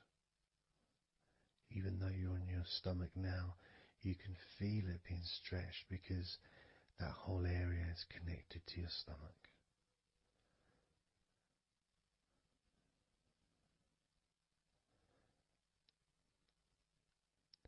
Now we're going to move further up to your top of your body, and I'm going to do the same. This time starting with your upper back, put my hands forward over and massaging that area up to your spine, from the side of your body up to your spine. So some of that massage area, the muscle tissue, or whatever, fatty tissue even, will be possibly from your chest. Because it's all connected, the chest and the back connect together. I'm going to be massaging and just pulling some of that skin from your side up and massaging that area of your upper back all the way to your spine. And then I'll move down a bit and I'll continue with the middle of your back, doing exactly the same thing. As gentle or as deep as you choose.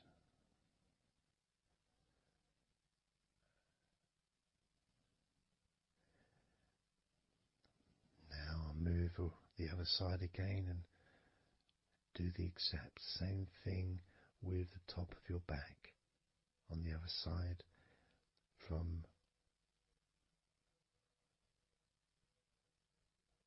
pretty much underneath your arm area really,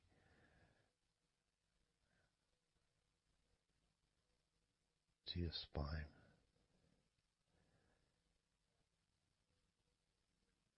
And then continuing that all the way down, including your middle of your back.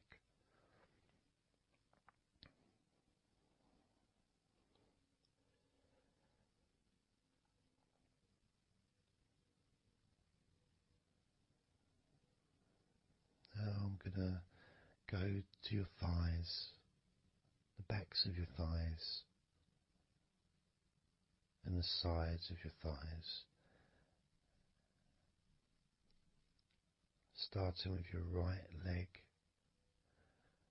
massaging the back and the sides of your thighs, gently and firmly. There's a lot of muscles there. It's an area that can be very tense at times and maybe needs a little bit more pressure than the rest of the body.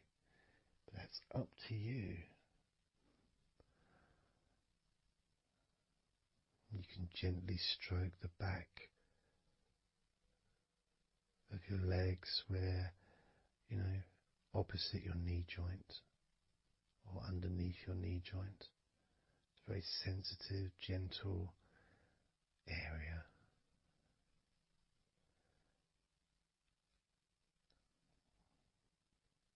And working down to your calf muscles, massaging your calf muscles thoroughly and deeply if you choose, using both hands and fingers, digging deep.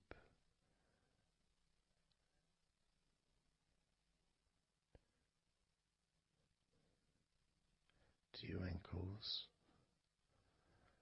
and the back of your ankles, just gently massaging that area.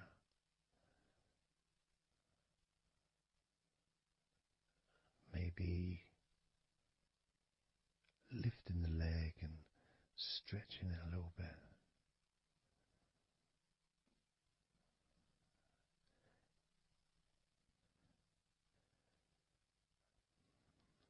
Moving to the right foot.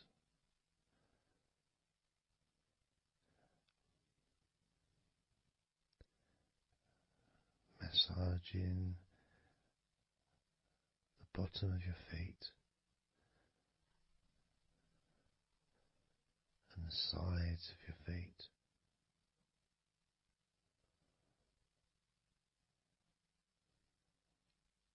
Gently but firm enough so they don't tickle.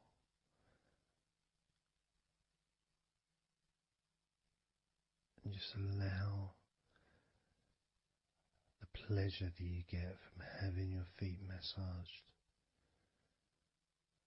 to just overtake you. As I continue to massage your feet, the bottoms of your feet, the sides, your arches, your heel. You can put a lot of pressure into your heel and it feels amazing.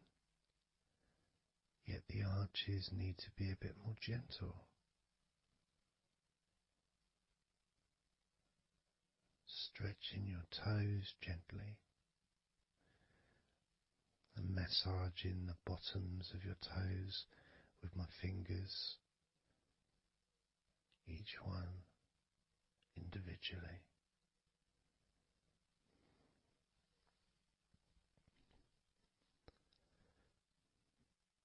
Moving over to the left leg to do exactly the same thing. Starting at the top of the thighs, working the back of the thighs and the sides, massaging deeply and gently that whole area, working all the way down.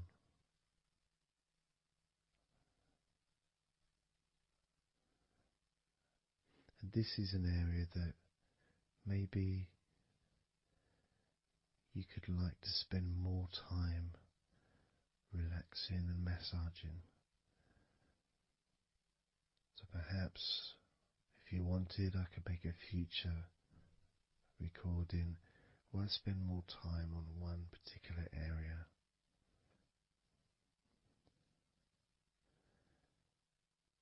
As you move down to your calf muscles,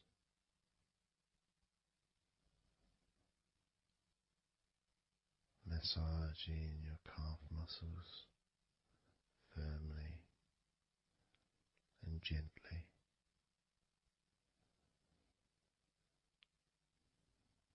Moving down your ankle and to your feet, massaging the backs of your feet, the bottoms of your feet,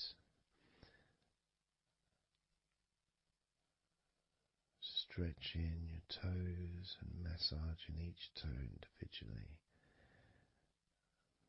And that feeling of pleasure and release that you experience when you're having your feet massaged feels really good.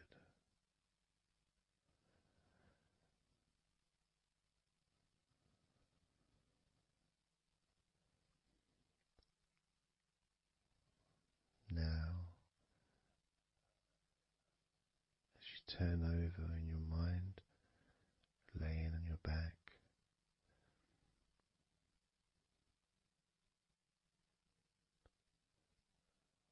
I'm just going to start again at your neck area.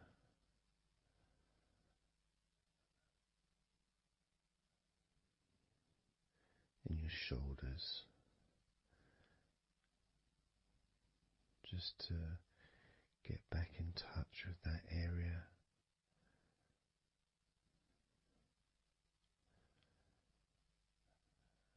And as we move up,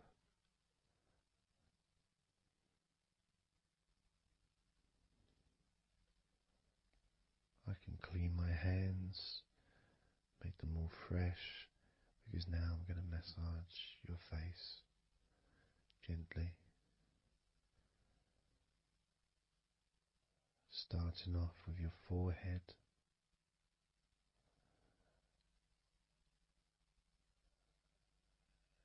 your eyes are closed, and I can just stretch your eyes a little bit, pushing up on your eyebrows.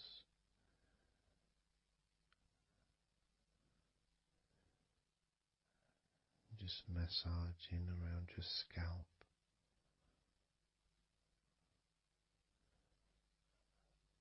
Massaging down your cheeks, around your ears,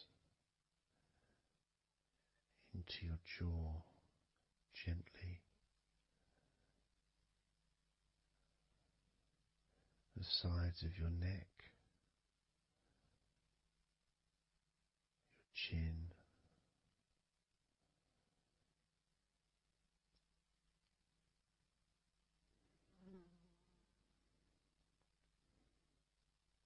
then just moving down from your neck down to your chest, starting by massaging the very top of your chest, where the collarbone is, either side of the collarbone.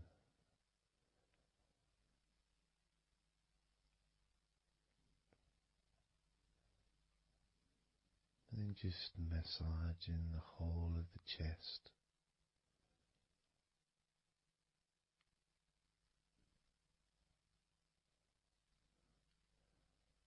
Moving the chest around.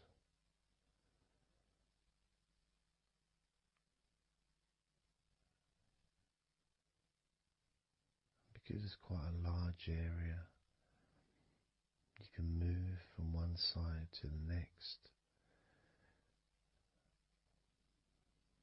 Moving my hands from underneath pretty much where your arms are,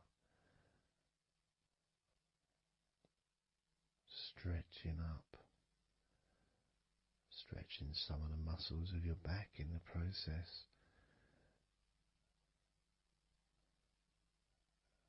Moving up over your chest, and then moving down again.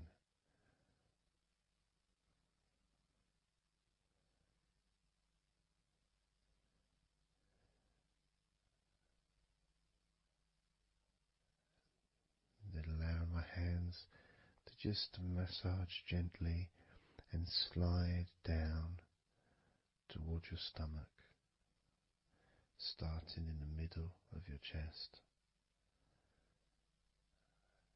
And then gradually my hands moving apart and massaging and sliding at the same time, moving down to just below your rib cage.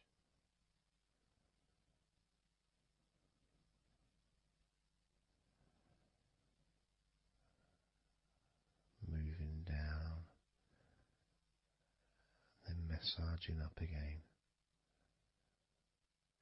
giving your chest all the attention that it needs to feel completely relaxed.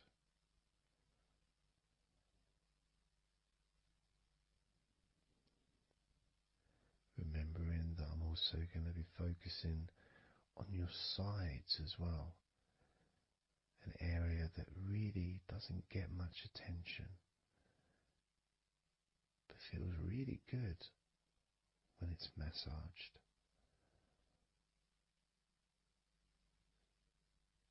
stroking my hands down the sides of your body, from just below your arms all the way down to your hips.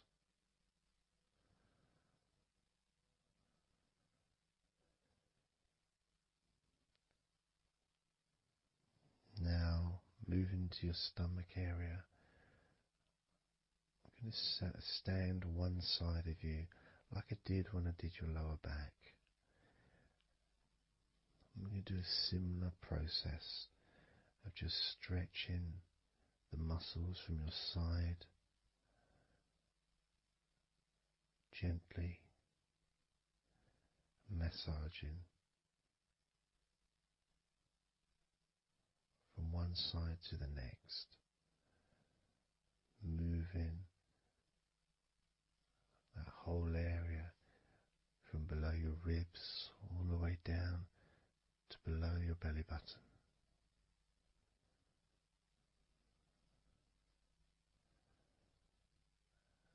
And then I move round to the other side of you and repeat that.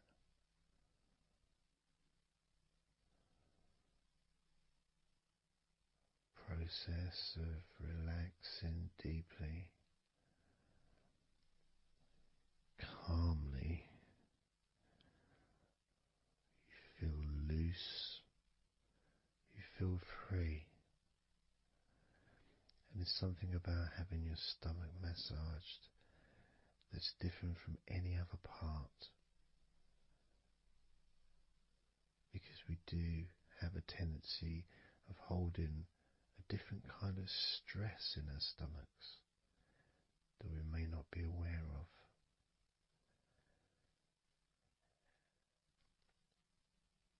As I now massage your stomach, the front of your stomach, making circles around your belly button,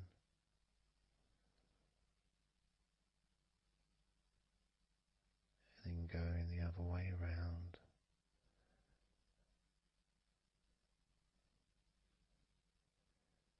There's a gentleness and a freedom that comes from feeling how you're feeling.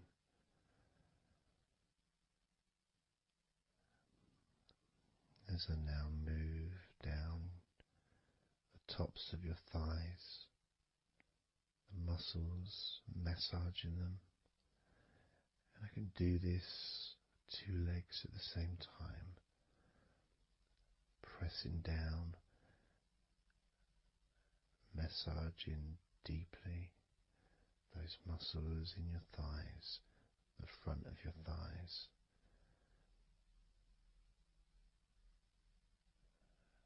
Moving down to your knees, gently massaging your knees, sliding down your shins, putting pressure on either side of your shin, gently, softly but firmly.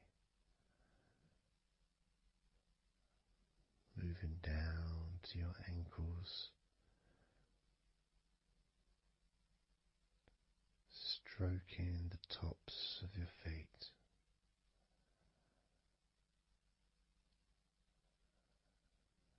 And then with each foot in each hand, just gently massaging the whole of the foot.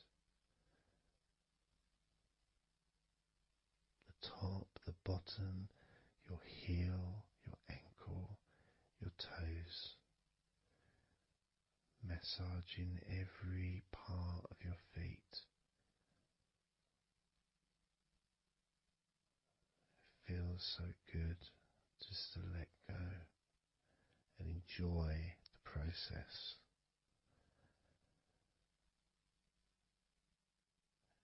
Enjoy feeling so deeply relaxed.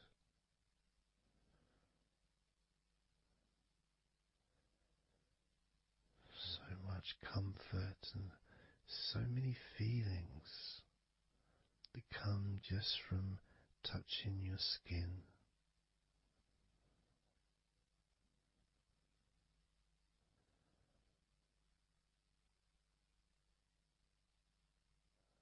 And you can just lie there for as long as you choose, enjoying the feeling of deep comfort from being massaged by me.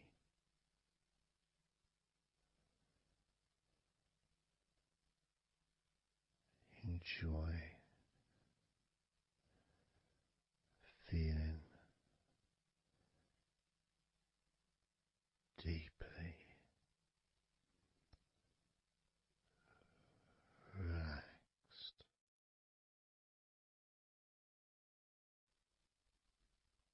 And all we're going to do is blow out some candles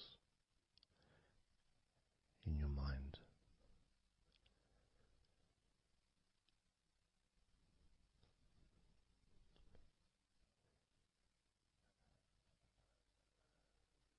There are going to be 100 candles.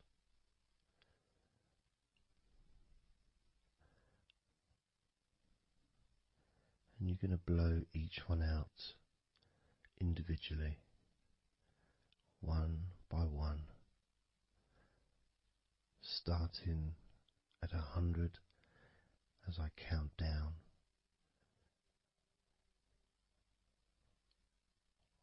all the way down to 1.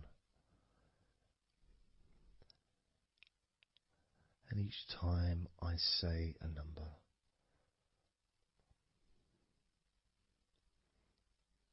you can imagine that candle in front of you, and I'd like you to actually physically gently blow that candle out.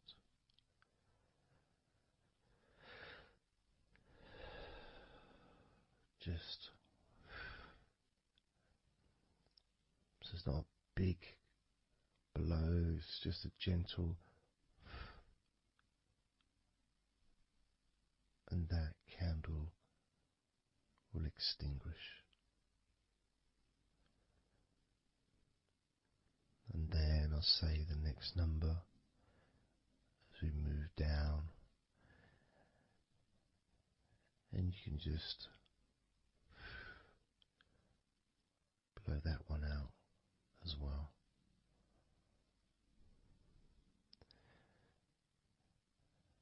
And as we move down the numbers,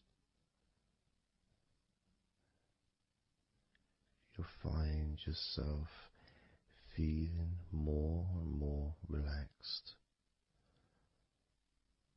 And if you need to sleep, you'll also find yourself becoming incredibly tired and sleepy. In fact, you may struggle to blow out all 100 of these candles.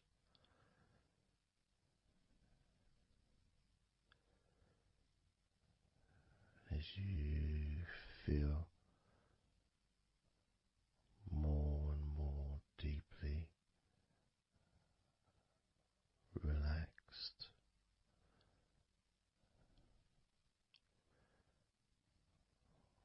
more and more deeply tired, and the further you go down, the more your mind starts to drift.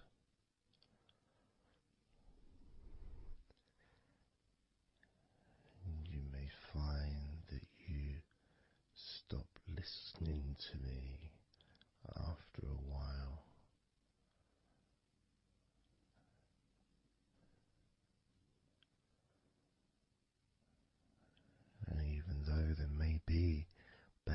sounds where you are.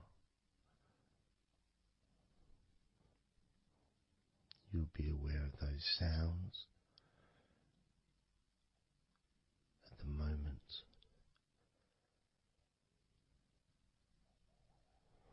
You may start to just not even notice them at all because they're unimportant.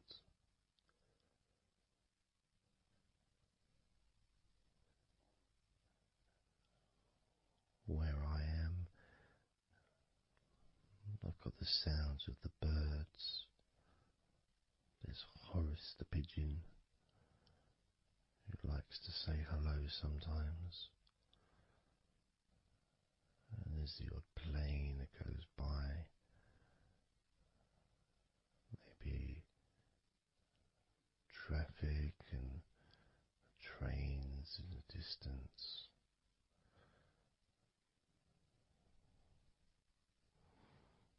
But none of that seems important whatsoever.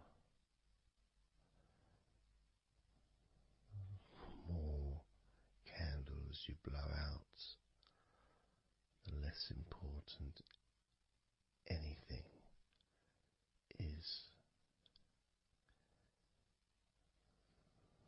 The more candles you blow out, the further you seem to move away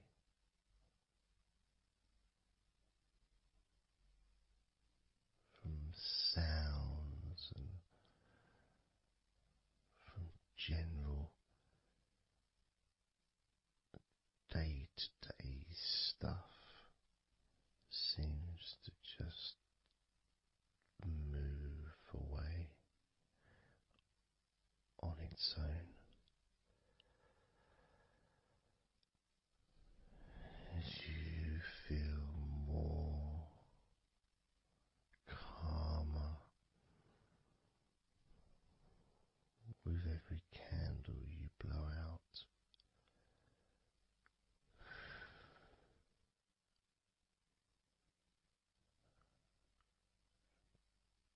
Guiding you to the next number that you hear me say.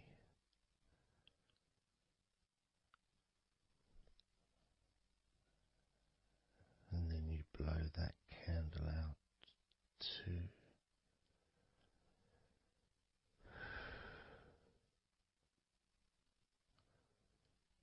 So easy. So simple.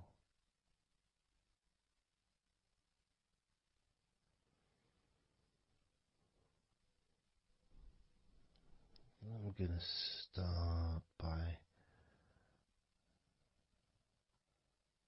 introducing the first candle, which is 100. The first candle, which is 100. When you blow that candle out,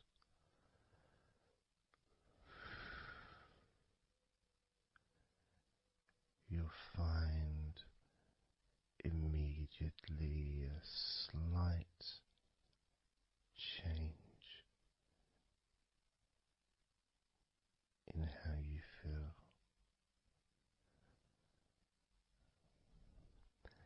As well as a real sense of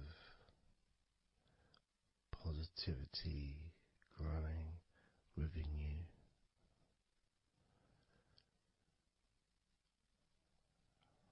Relaxation and sleepiness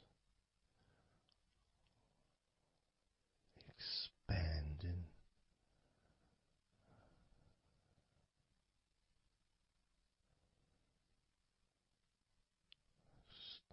with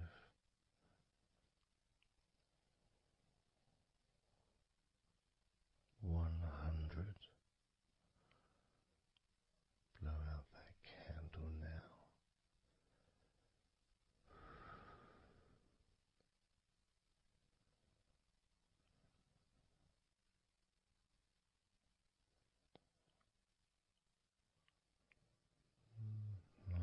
99.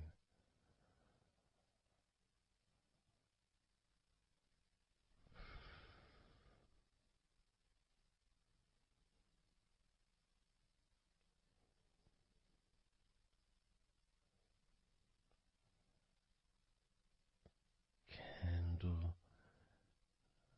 98.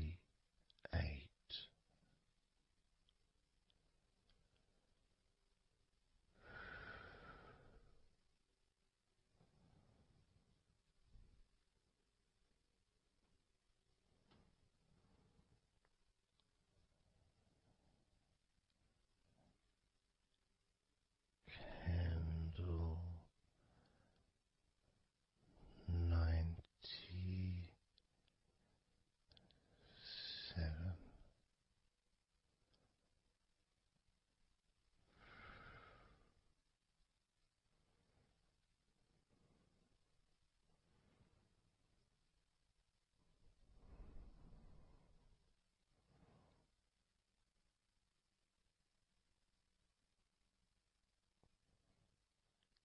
Candle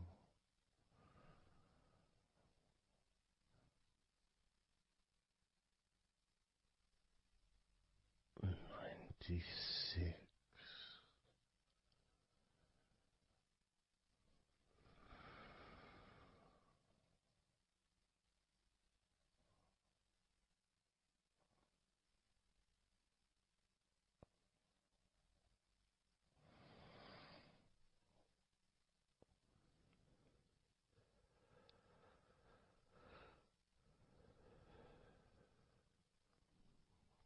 Candle 95.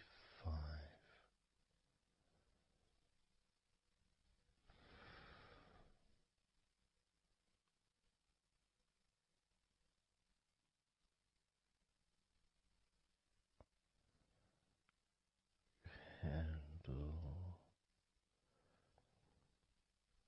94.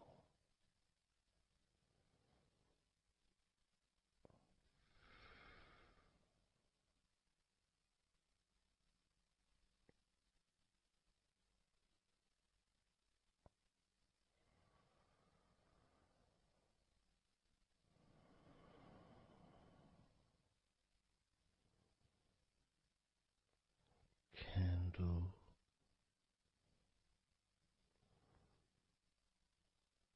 93.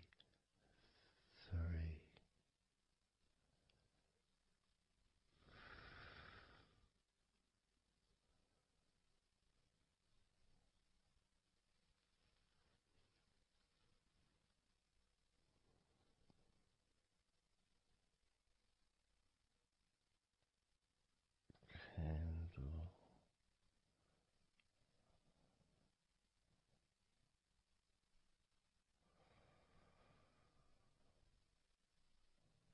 92.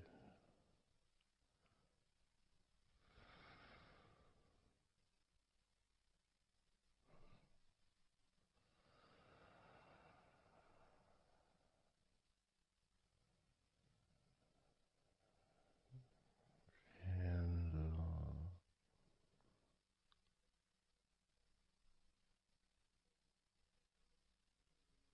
91.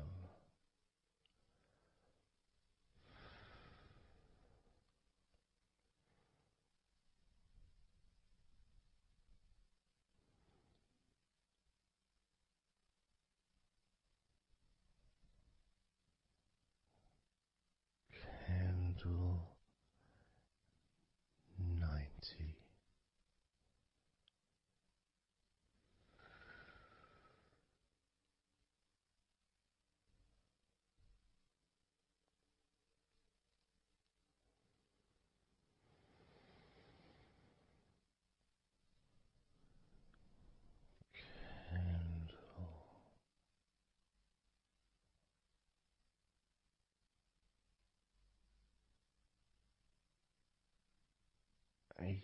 89,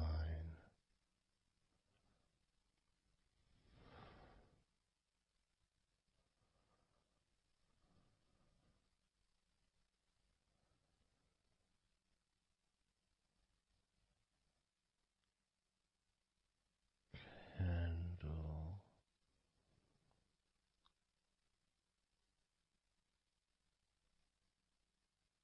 88, candle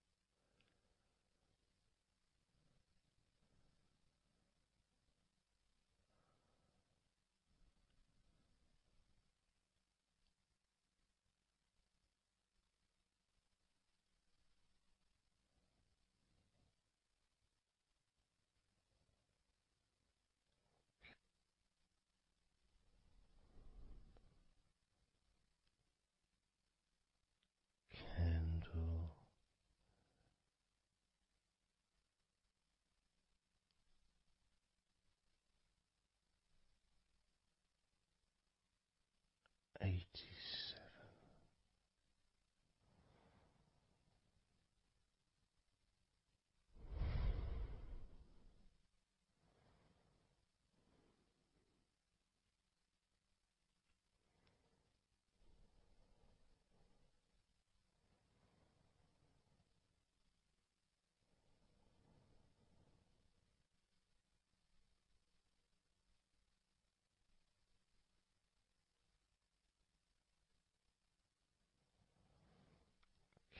candle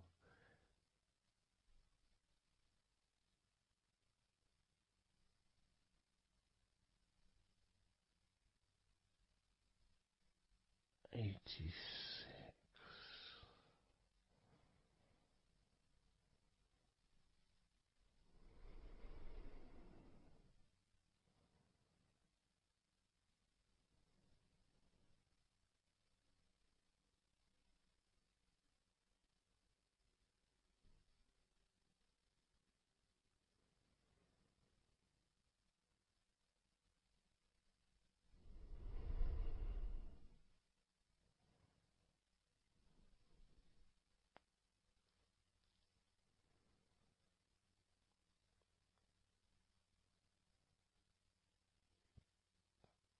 candle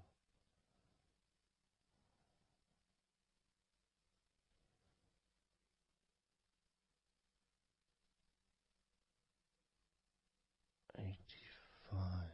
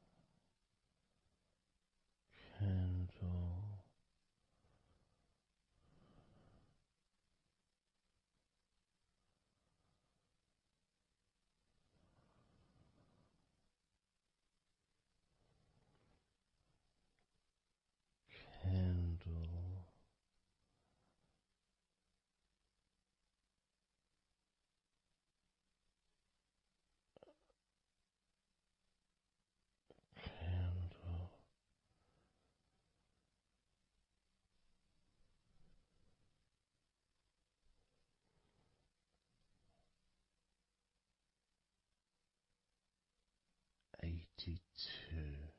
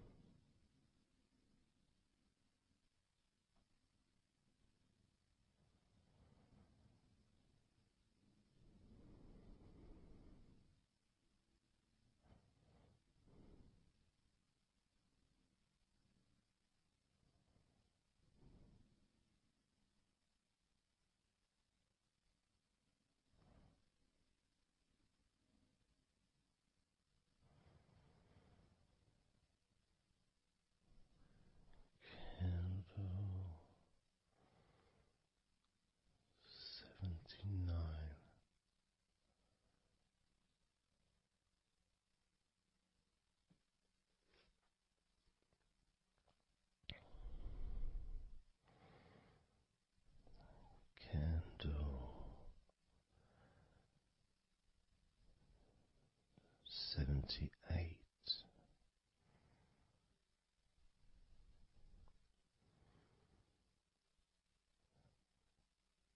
Candle 77.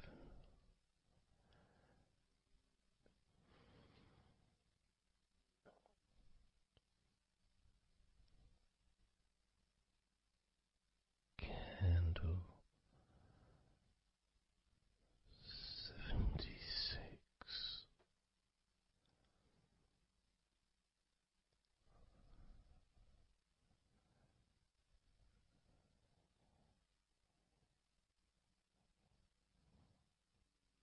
Candle 75.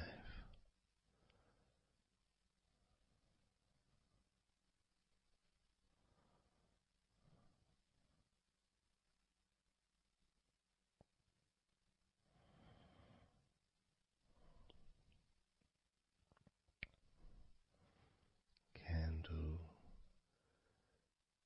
74.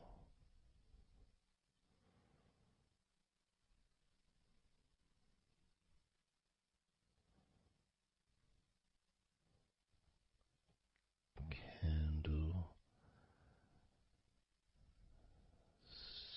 73.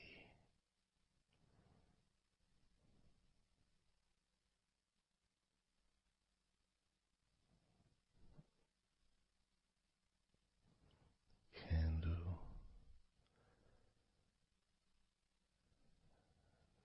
72.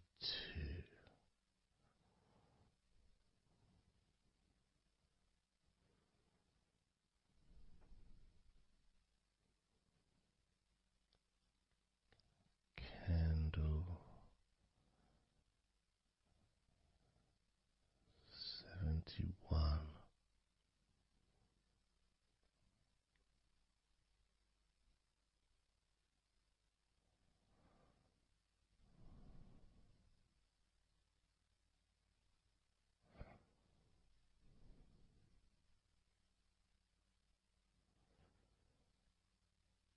Candle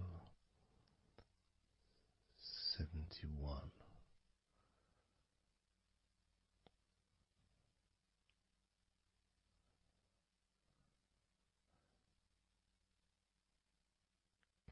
Candle 70.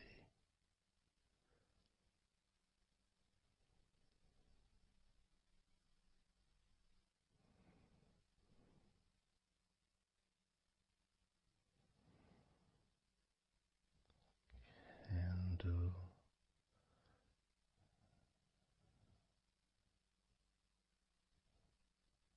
69.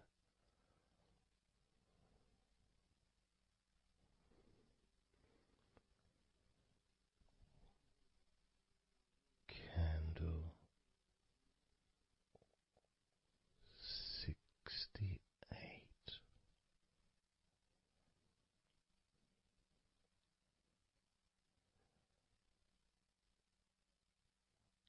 Candle 67.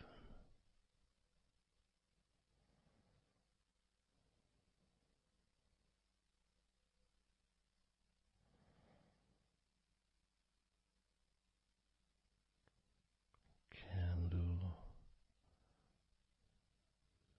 65.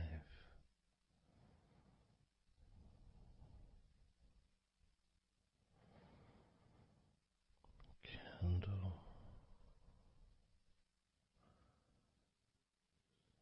64.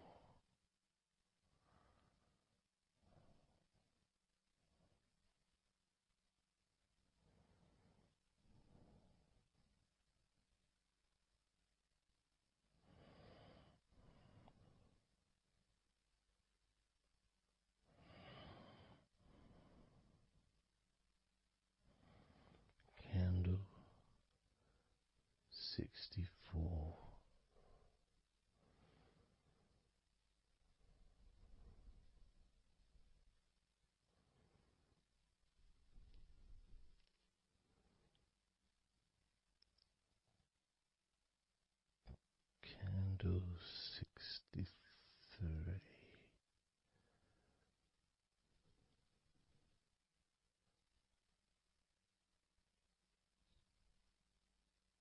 Candle 62.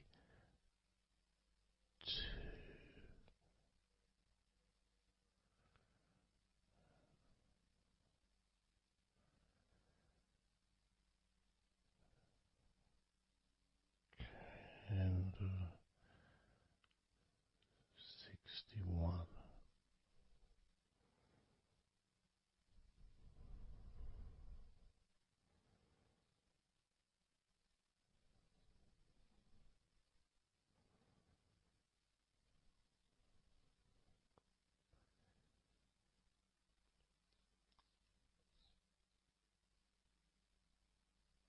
Candle 60.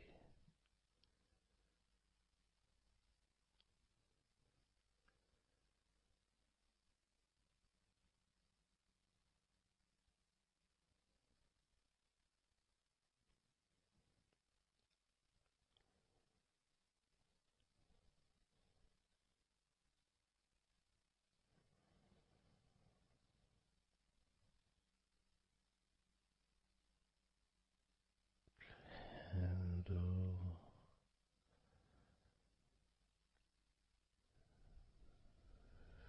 59.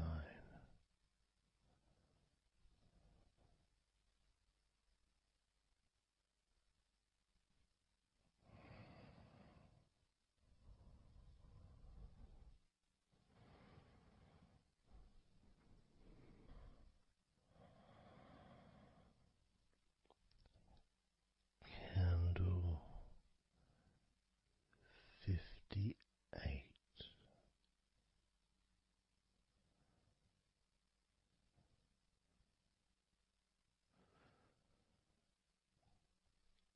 Candle 57.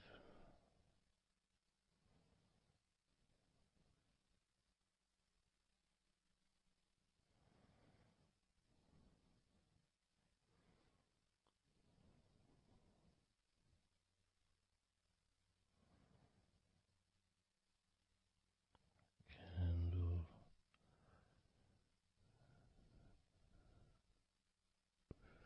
56.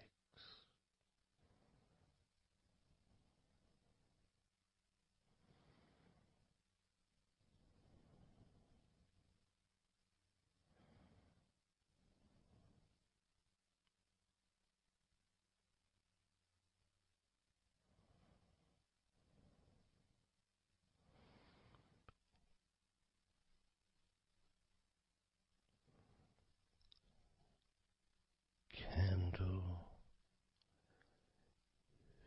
55.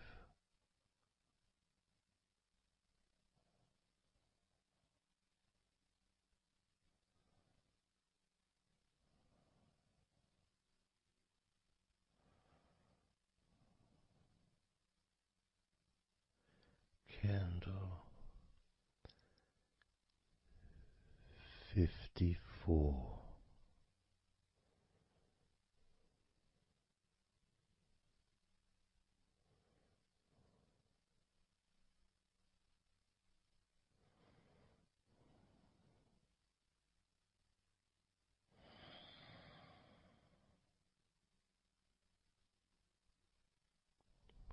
Candle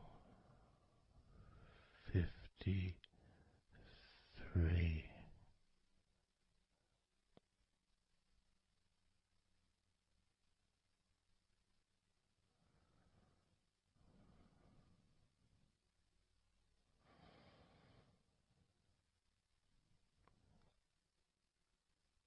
Candle 52.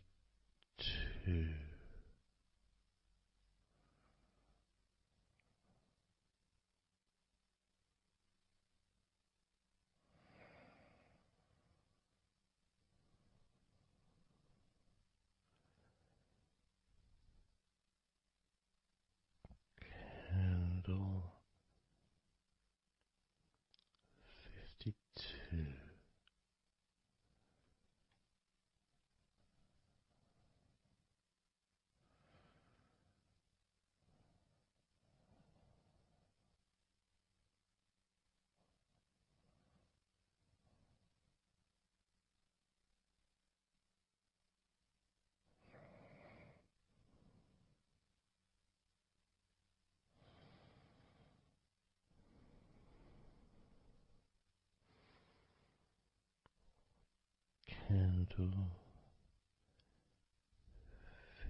52.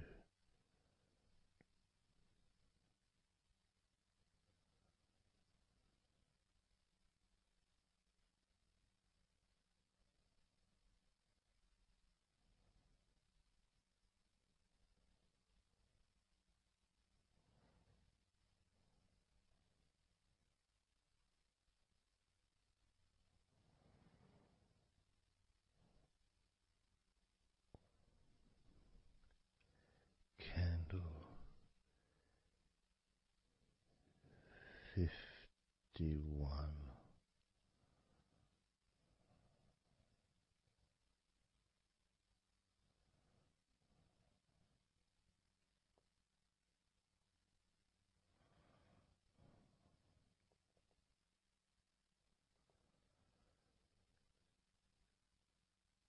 Candle 50.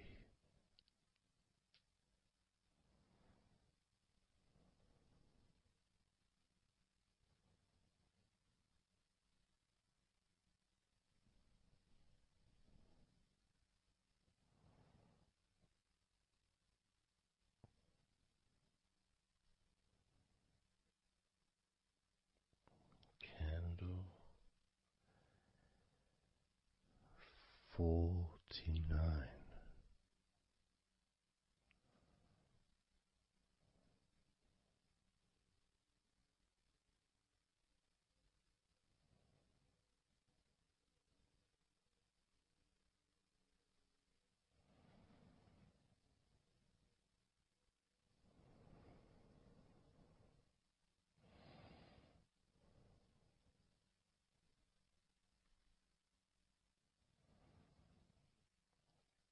Candle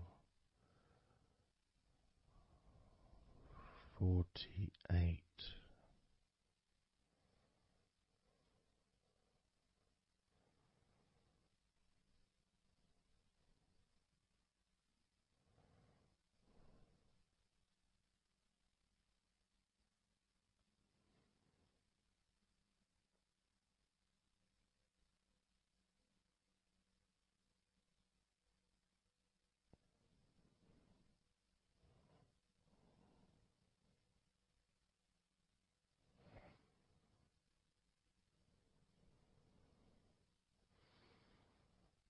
Candle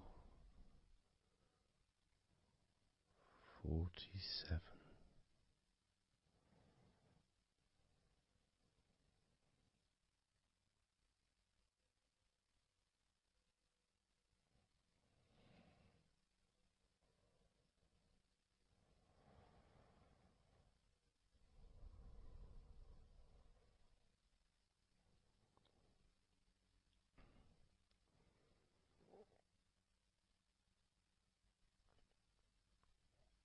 Candle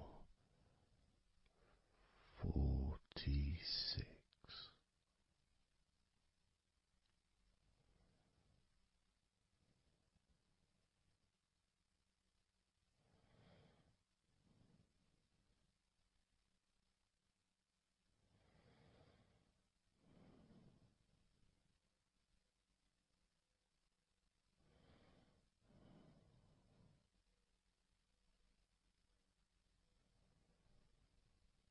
Candle 45.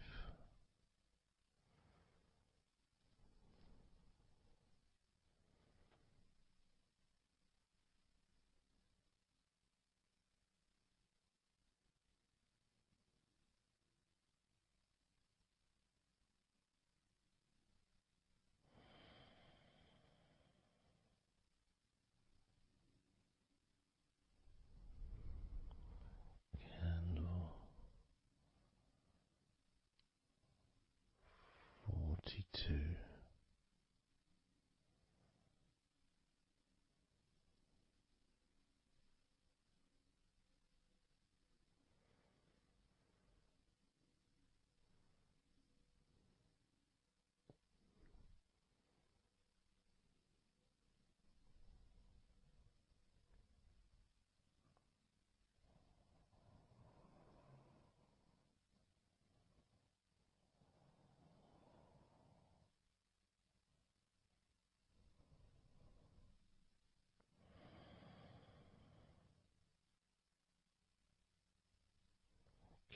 candle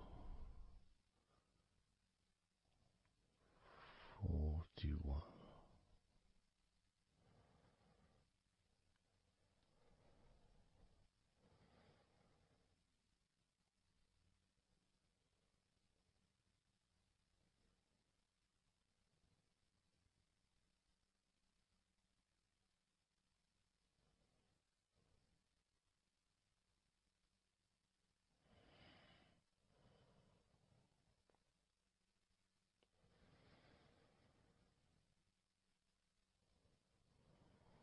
Candle 40.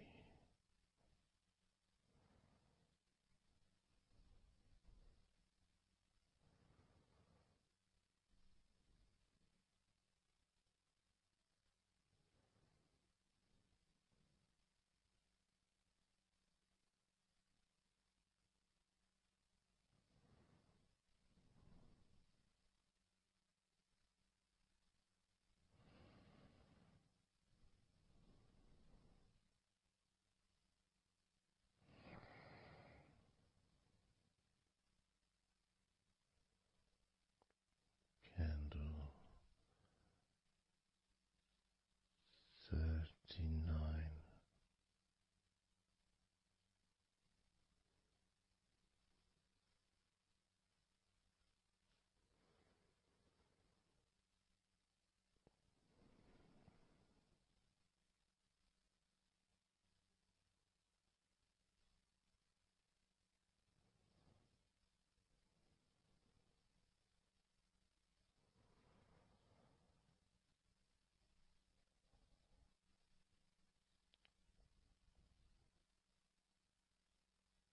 Candle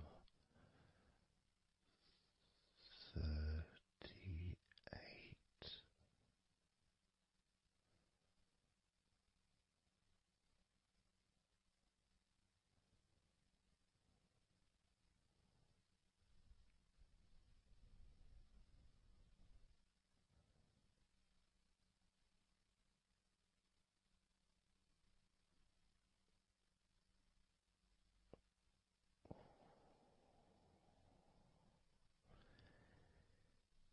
Candle 37.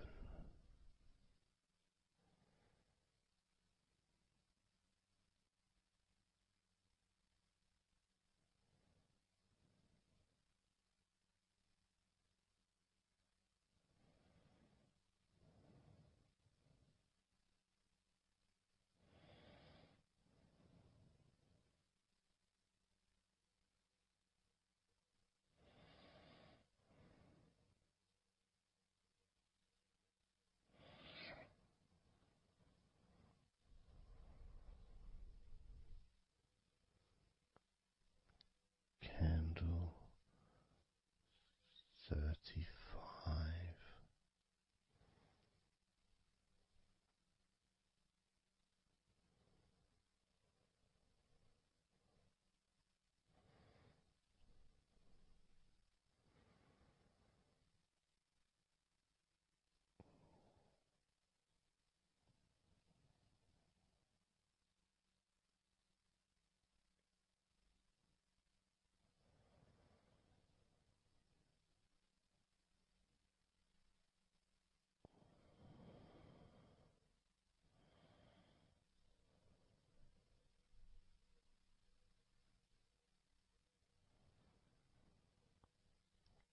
Candle 34.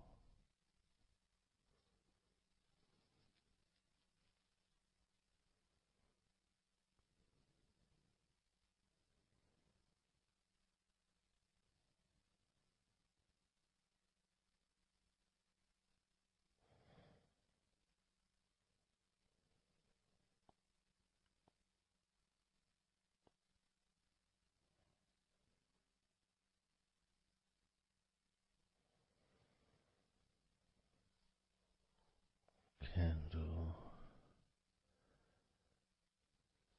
33.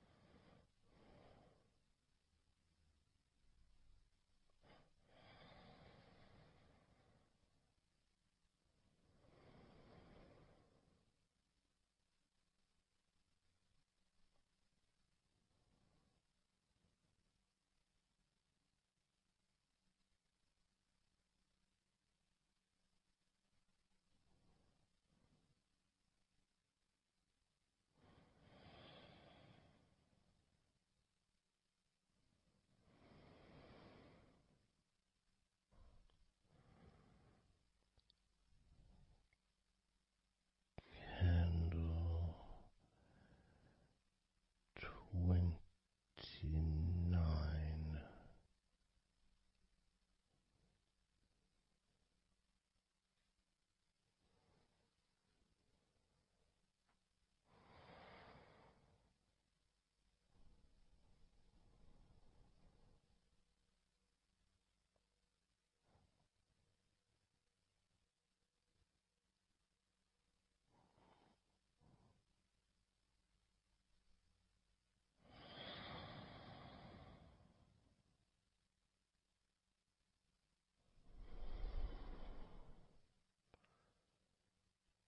Candle 28.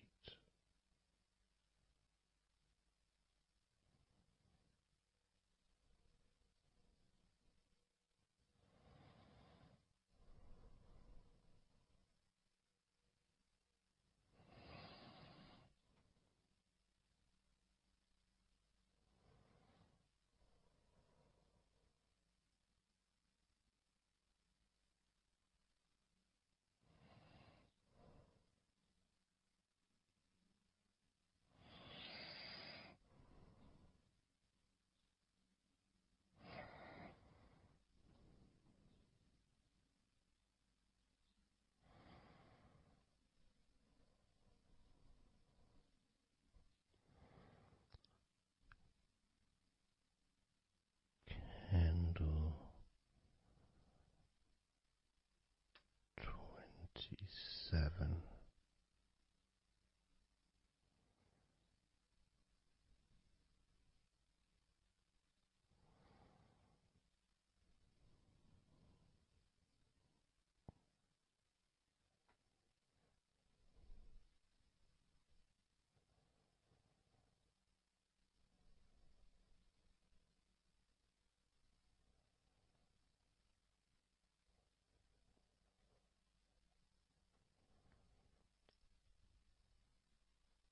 Candle 26.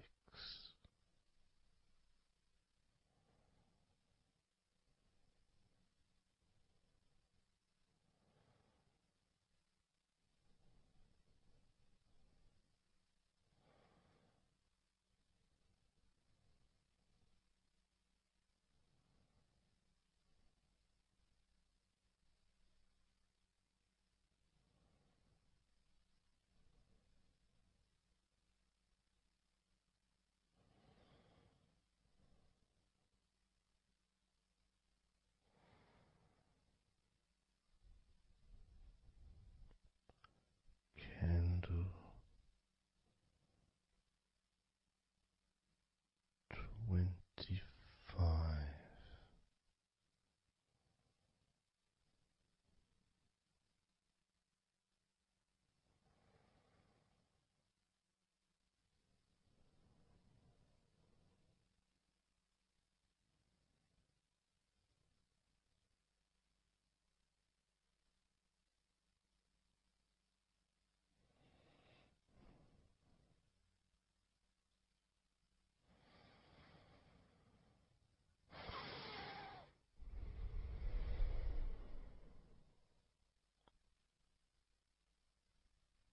Candle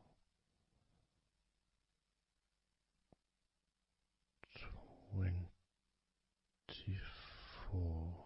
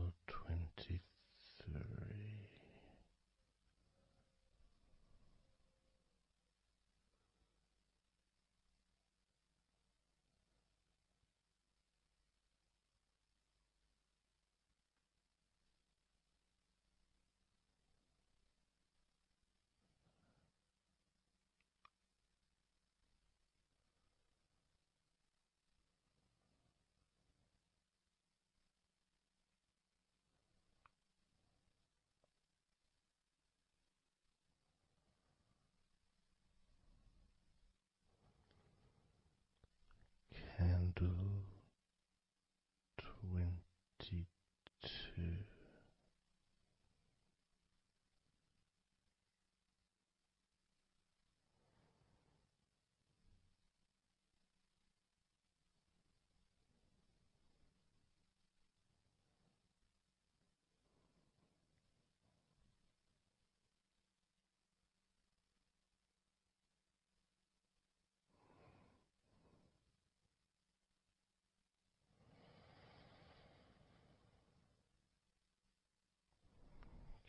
Candle 21.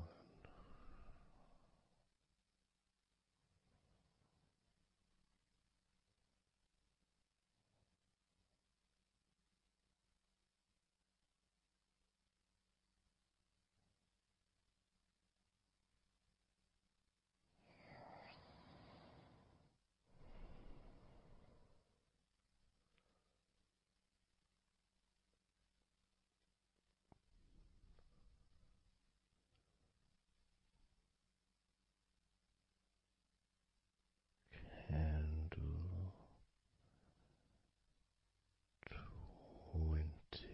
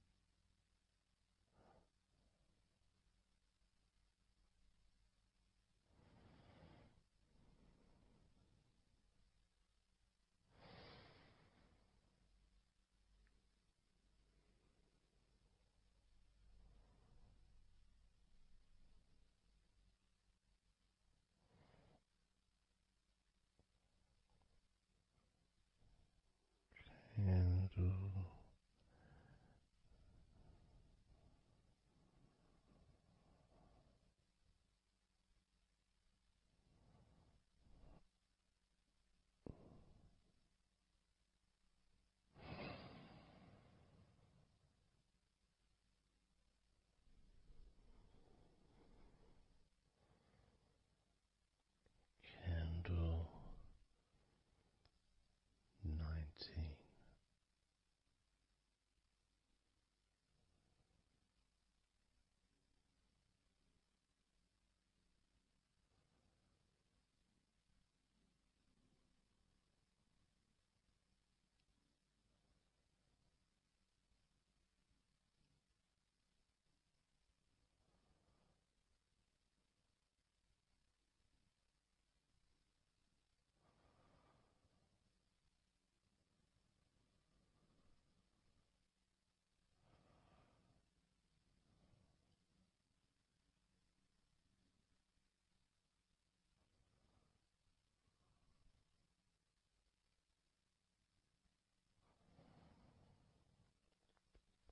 Candle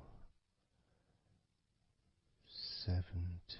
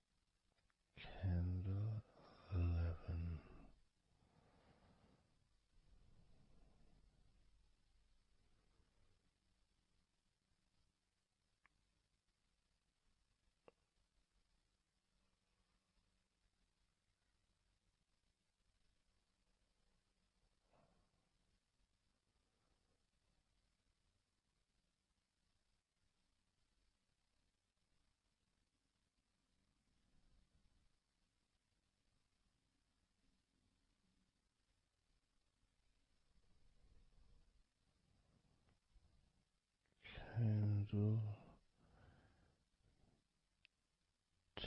10.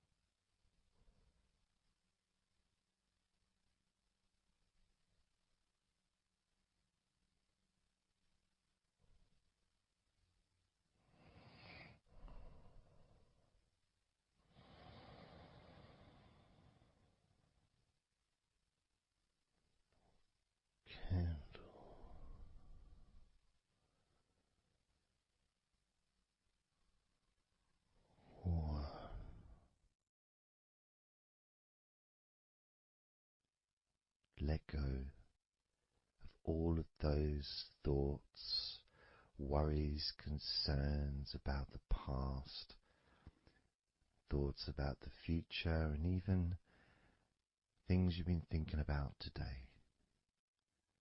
Just let it all go, because none of it is useful in this moment. This is your opportunity to just focus on feeling relaxed, allowing yourself to get in touch with that natural sense of peace that we all have within us. It's available for everyone. It just sometimes takes a little bit of effort to set up the right time and place in order for you to just let go. Because when you do decide to let go and relax, that's what your body starts to do. Because you've chosen to just allow your body to unwind, and your mind starts to slow down. And it's a nice feeling. It's a nice feeling at the beginning just to know that you have chosen to decide to relax deeply. And because you've made that decision, your body will just follow suit. Because sometimes all the muscles in your body need is just permission from you to relax. Because so often we're busy, we're going from here to there, we're walking around and we're doing stuff, and the body doesn't have any time or space to really relax deeply. So it kind of waits for you to lead the way, waits for your permission. And when you do give your permission, when you give the say-so, when you say, okay, it's time for your body to let go completely and relax totally, your body just follows. It's almost like a breath of relief. Ah, good, I can now relax. That feeling at the end of a day, of a very physical day that you may experience in the past, where you get home and you just sit down on a chair, maybe you kick your shoes off and feels so nice. Knowing that you don't have to get up again for a little while at least. And if you choose, you can just sit there for maybe an hour or two. And it feels blissful.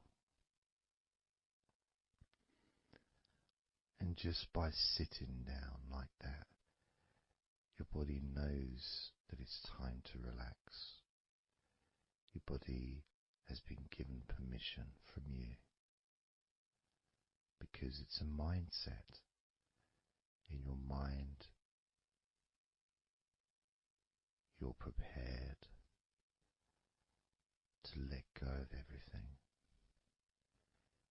and just completely allow all the stress of your body to evaporate. tensions can just gradually vanish.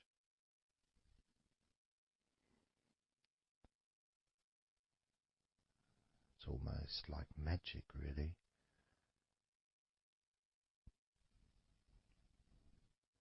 Because that sense of relaxation in your body is a very natural state. It's not something unusual. It may feel unusual when you first start to relax if you haven't really spent a lot of time focusing and giving yourself this space to let go completely and relax. It may seem almost alien, but it isn't.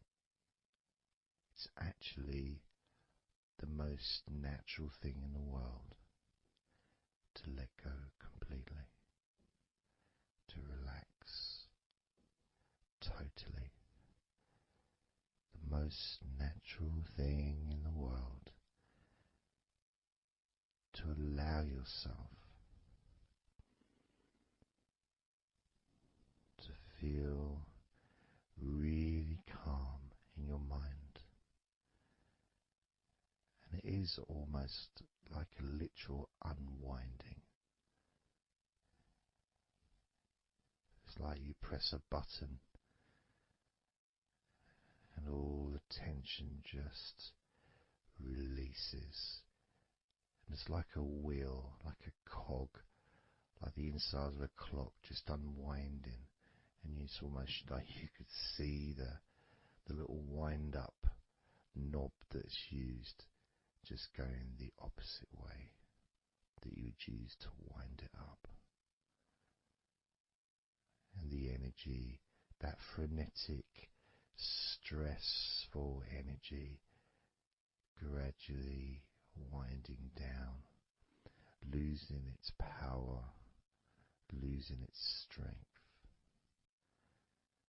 as the sense of relaxation becomes stronger and deeper. And you may find that the more relaxed you feel, that your mind starts to wander. Maybe you seem to stop listening to me for a while and your mind goes somewhere else, and then you realize you're listening to me again. And that was just your mind drifting to sleep, which is quite natural, because sometimes when we're stressed and tense, we may not actually be aware of what we need, what we physically or emotionally need in this moment. But when you allow your body and mind to relax completely, and you let go of all thoughts, concerns, worries, ideas, all letting them go, allowing them to drop onto the floor.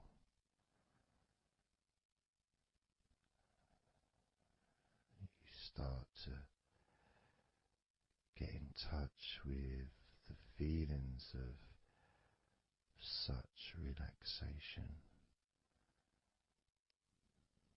It feels so nice to be in touch with the calmness of the different body parts as they become looser and looser.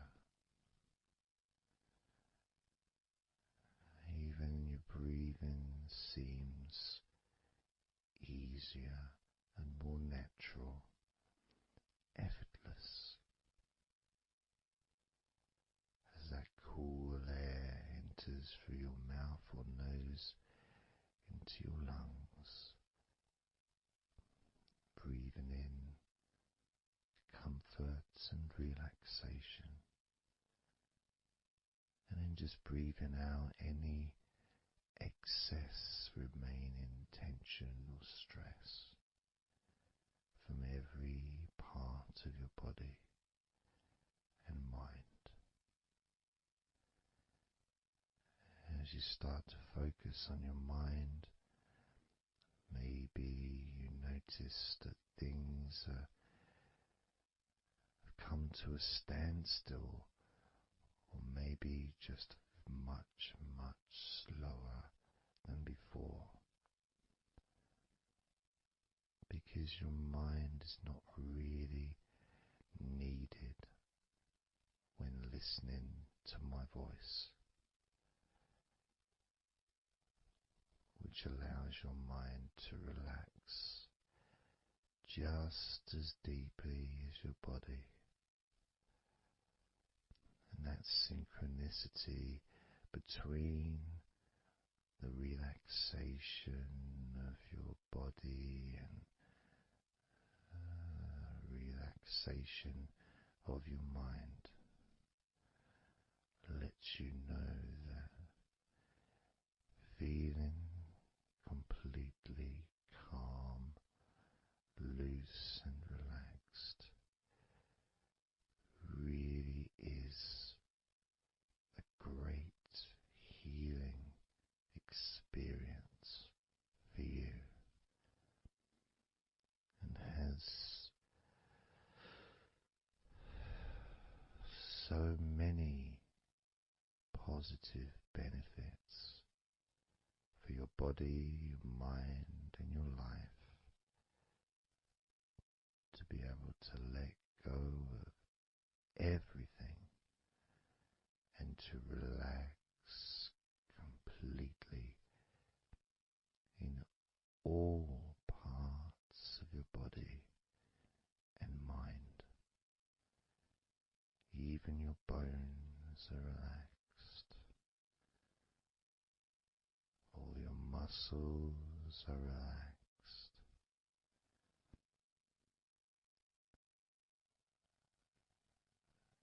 Even the skin that covers your body is relaxed. Every hair that you have is also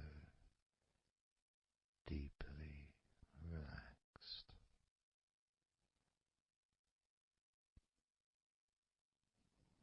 And your brain really starts to feel the benefit of this healing relaxation.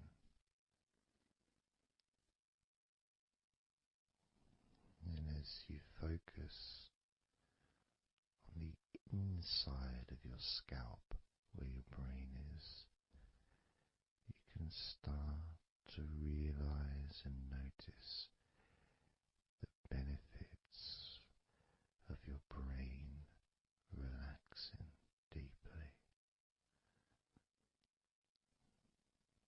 And as your brain continues to relax, it sends those messages to the rest of your body and your mind to really relax even more deeply, relaxing even more completely, letting go of any remaining thoughts or concerns. Allow them just to drop onto the floor, because they're no longer necessary in this moment. This moment of deep relaxation and calmness, filling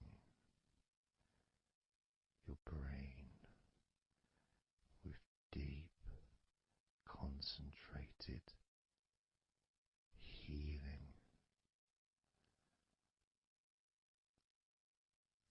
calming,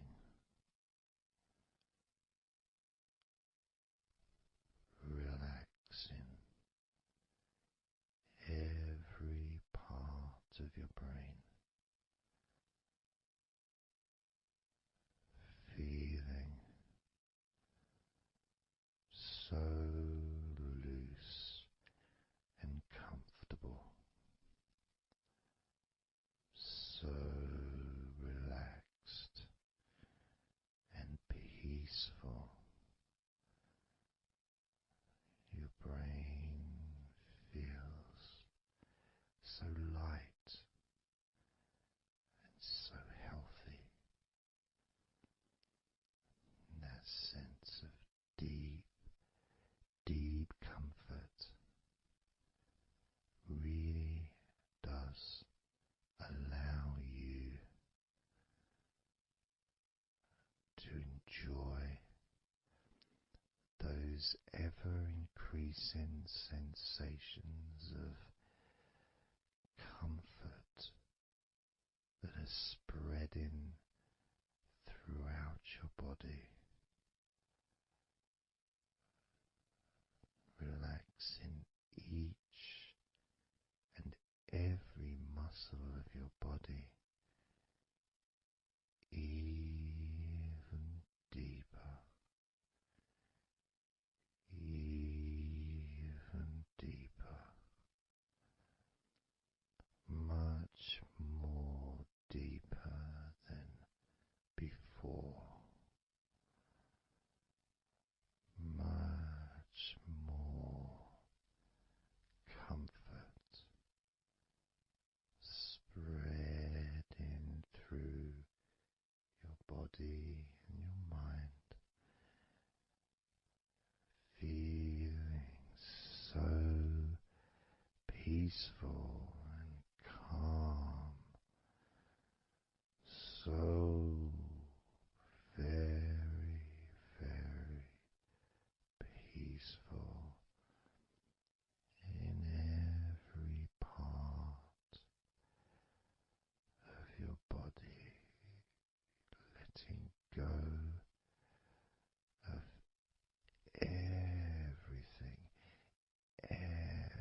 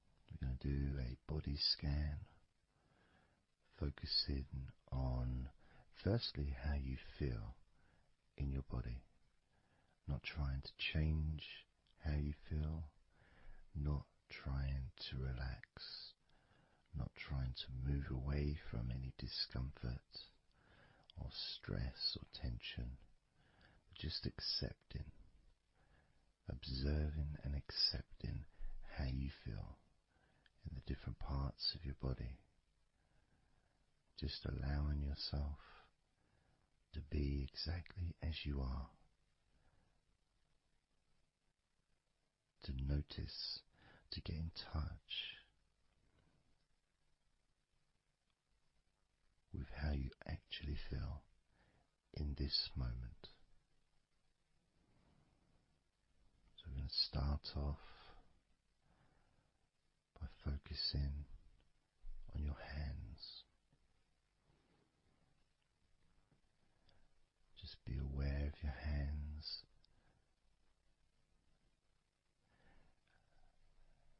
I'd like you to move your hands around. Just maybe move your fingers a little bit.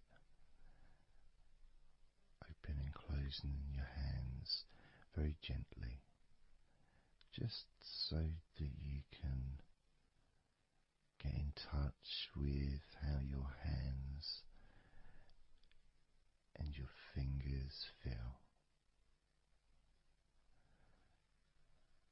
With very, very slow movements.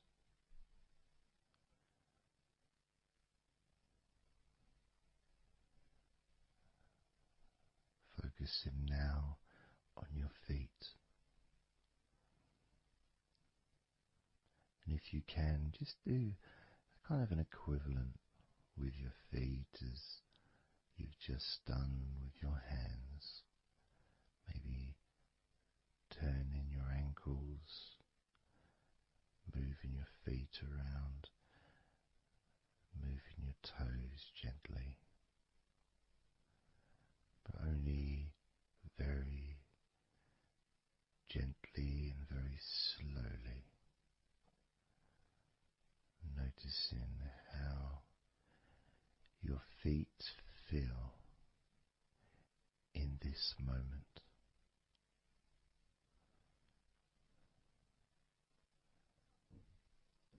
Focusing now on your eyes. I'd like you to just focus on your eyelids. Maybe you can open and close your eyes a couple of times to really get in touch with how you feel when you do close your eyes. The muscle changes in your eyes when you do close them. Maybe raising your eyebrows, which stretches the tops of your eyes. Perhaps squinting your eyes, scrunching up your eyes, just so you can really get in touch with all aspects of how your eyes feel right now.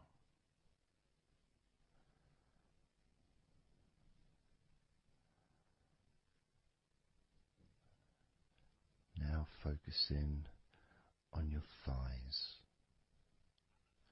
And I'm going to just ask you to gently tense your thighs, just very, very gently, just enough so you can become more attuned to the physical sensation of your upper legs, the front of your thighs and the backs of your thighs. Noticing and observing how your thighs feel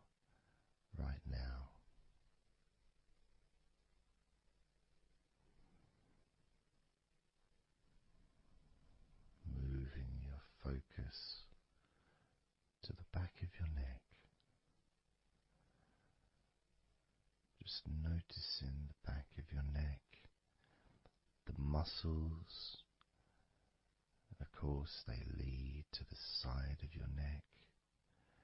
They also lead to the top of your back,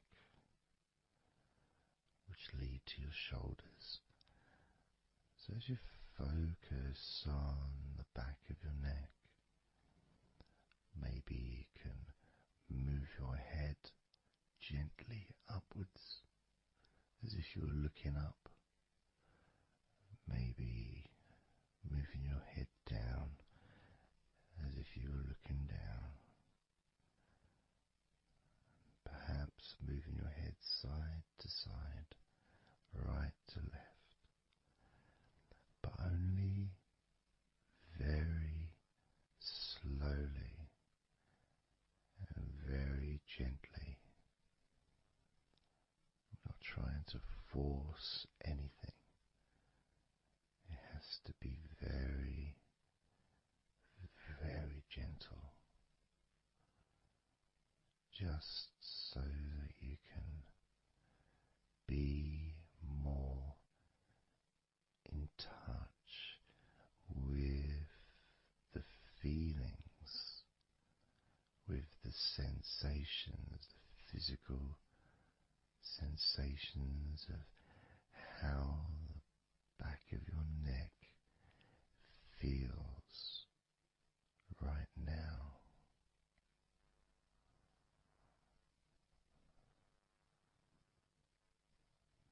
As we now focus on the tops of your arms, the parts where your biceps and your triceps are, between your elbow and your shoulders. As you focus on those parts, the tops of your arms, you may like to just tense them, but very, very gently and slowly, so you're not straining or putting any pressure whatsoever on your arms. It's just so that you can gain more of a sense of how your upper arms are feeling in this moment. And just noticing as you gently, very gently and slowly tighten the muscles and then let go. Notice how the tops of your arms feel right now.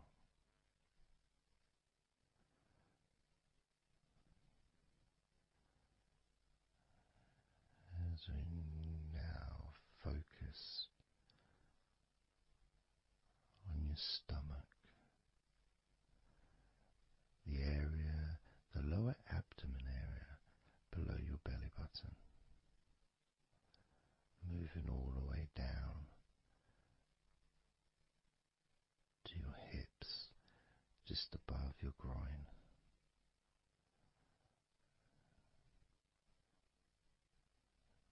Maybe you're able to tense these muscles in that area very, very gently and slowly.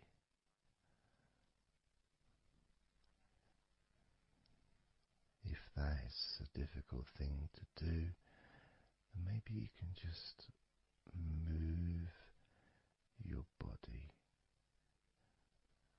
pushing your stomach up, maybe moving a little bit to the side, using your hips, just so that you can get more in tune with how your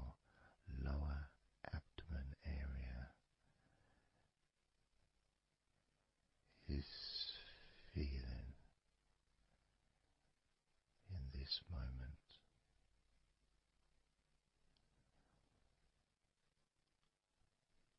Just noticing the physical sensations of your lower abdomen.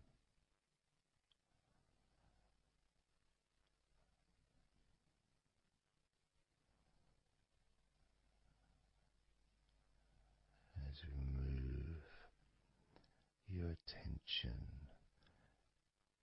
to your mouth,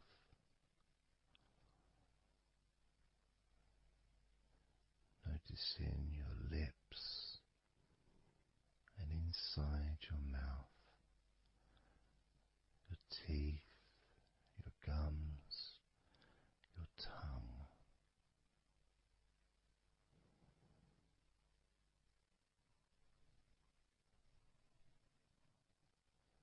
Just noticing how your tongue and your mouth feels, and it may help by moving your tongue around your mouth, moving it to your left, maybe pressing it gently against the side of your mouth, and then to the right, gently to the side of your mouth, perhaps pressing up against the top of your mouth, and then down gently against the bottom of your mouth. Always very slowly and very, very gentle, so that you can be aware of how you feel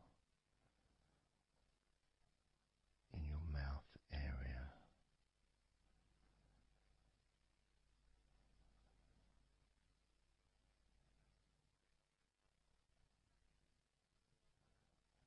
Now we're going to focus on your wrists.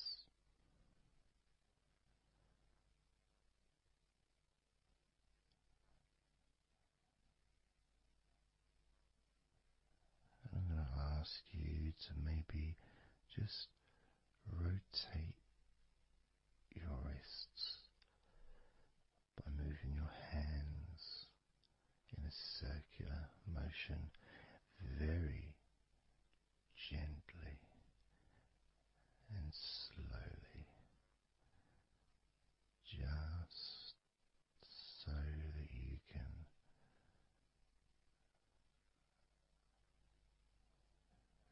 feel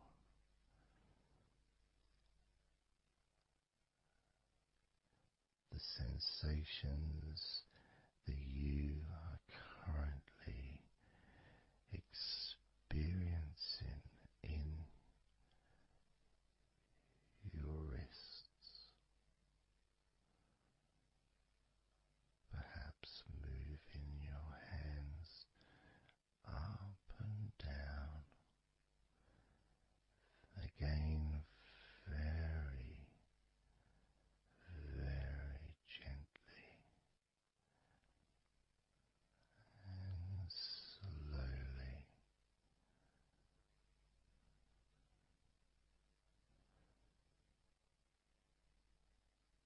Very gentle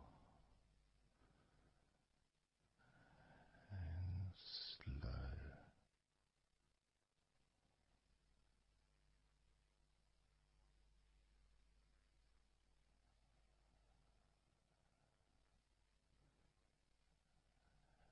As we now start to observe your lower back,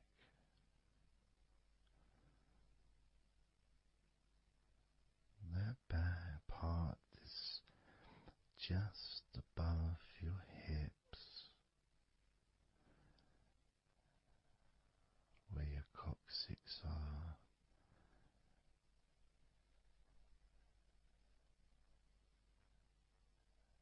that whole area, which also really does include the sides of your body, because those muscles are very much connected.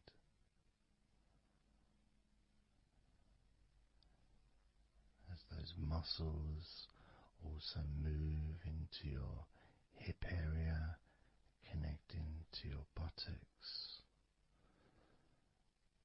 the sides of your hips,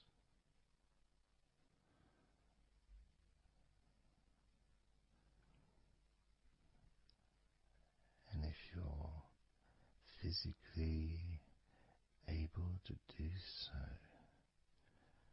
maybe you can very gently just move your body ever so slightly, very slowly, from side to side, just enough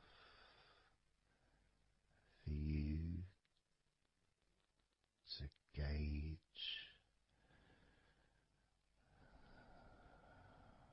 how you feel in your lower back.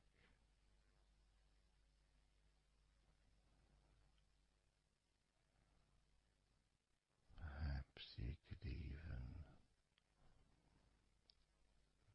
move your hips gently up and down, gently and slowly, in order to really be in touch with the physical sensations of your lower back.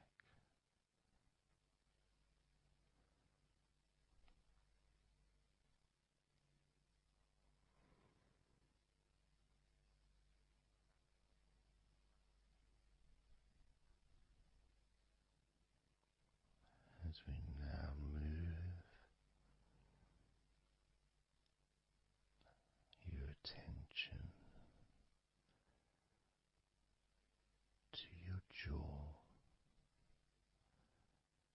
that area from your chin all the way up to near where your ears are, the whole of your jaw.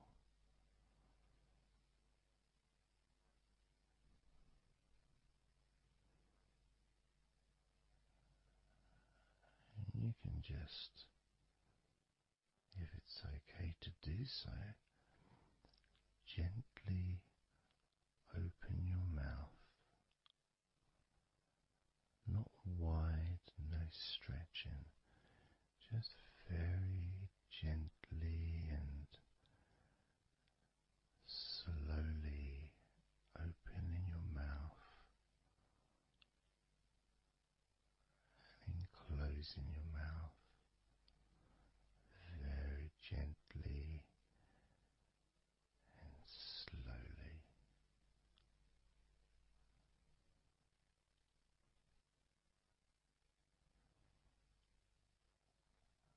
So you can be in touch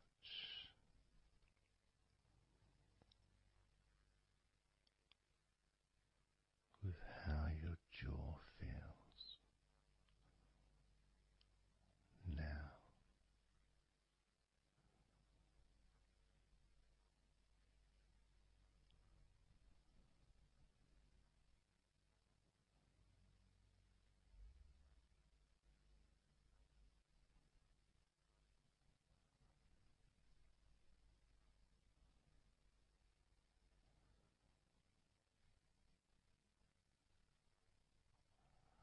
Noticing now your chest area,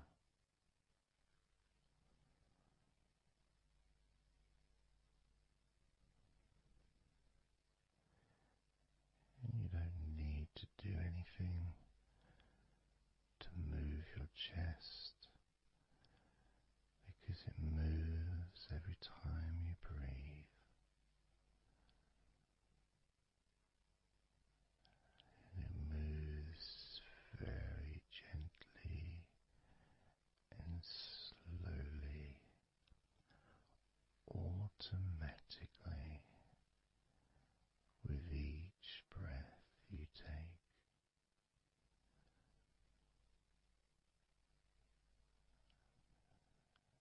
As you focus on how your chest feels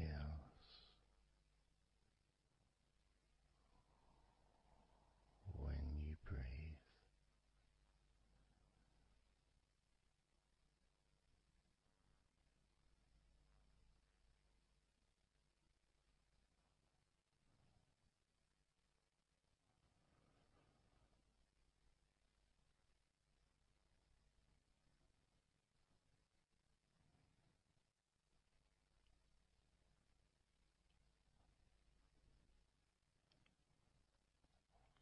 Moving your focus to your forearms and your elbows.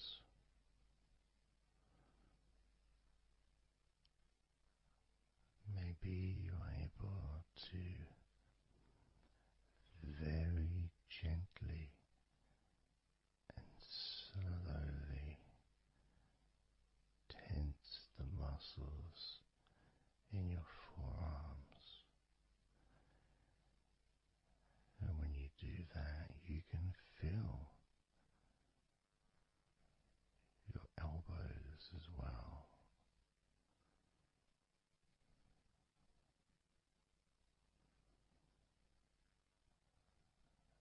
Very gently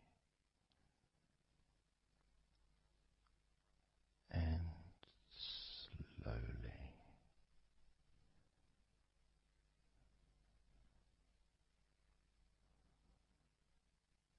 Gently and softly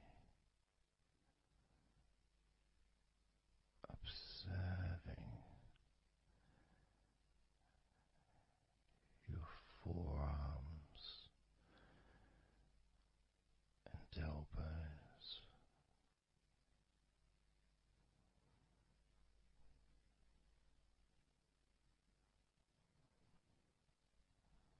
Now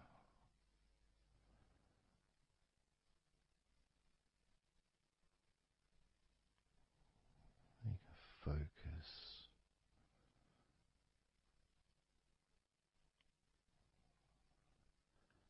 on the rest of your back, your upper back, and the middle of your back.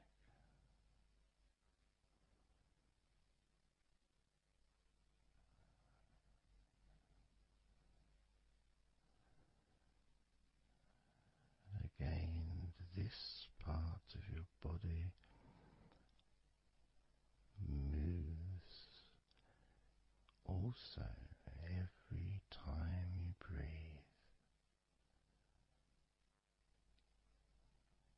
You may not notice that usually,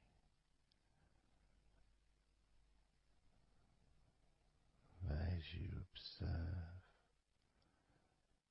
your upper back and the middle of your back,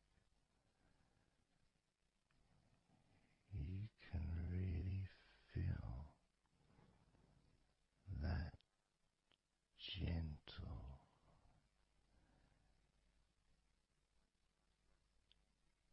and slow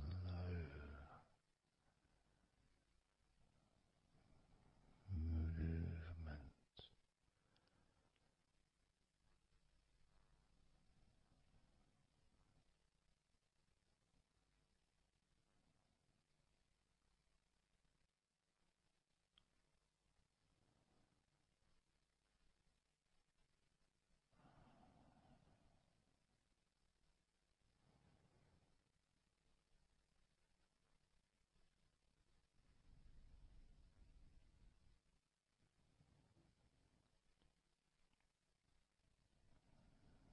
moving your focus into your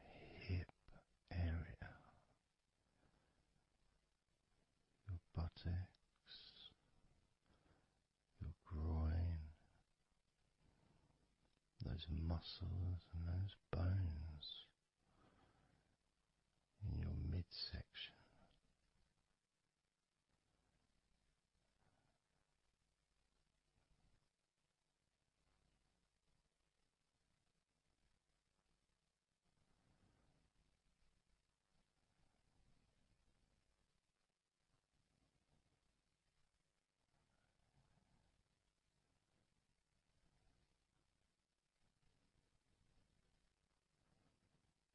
Just noticing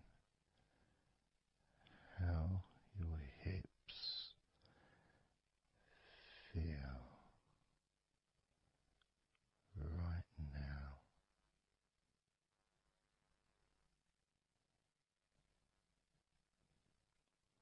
You can very, very gently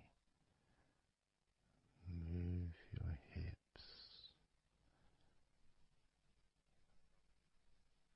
maybe side to side, very gently and slowly.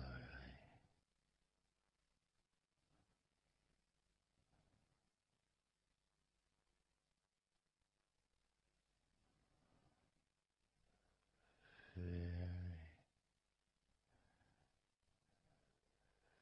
very gently,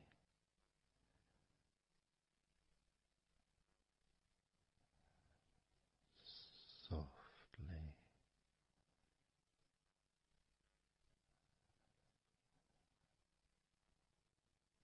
and slowly.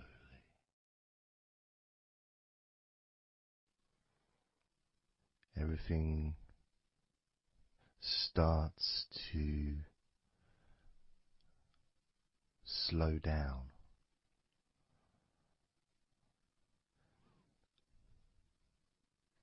including the thoughts in your mind, and your mind itself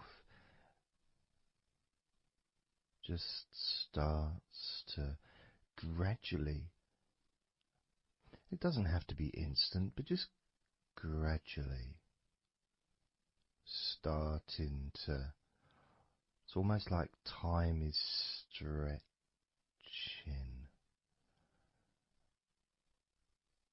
It's a slower pace to maybe what you're used to in your day-to-day life. It's a slower movement of energy.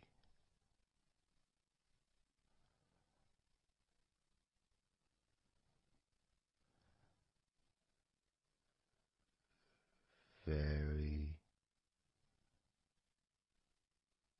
small movements which make up the larger movements, which is always the case.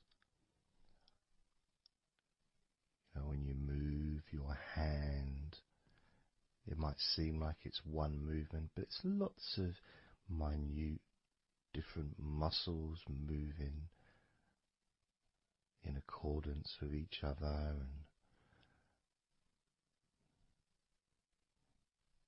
what happens in this space that we're sharing is we move from that big movement into those smaller movements.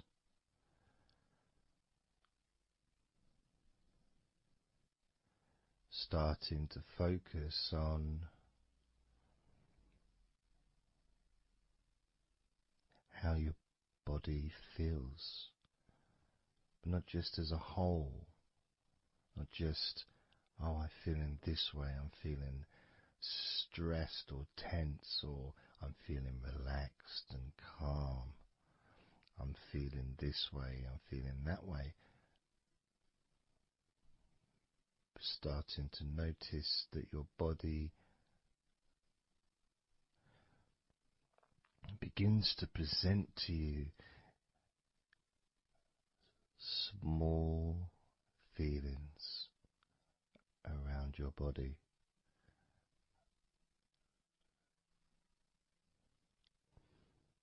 Small physical sensations in your legs, whether pleasurable or not. Maybe resisting the temptation to label them or to judge them, those feelings, just thinking about them as just being neutral, just feelings.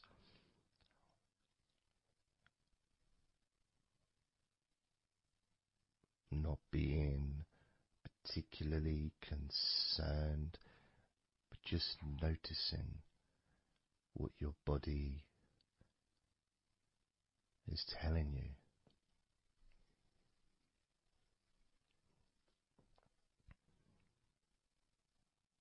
The feelings in your arms.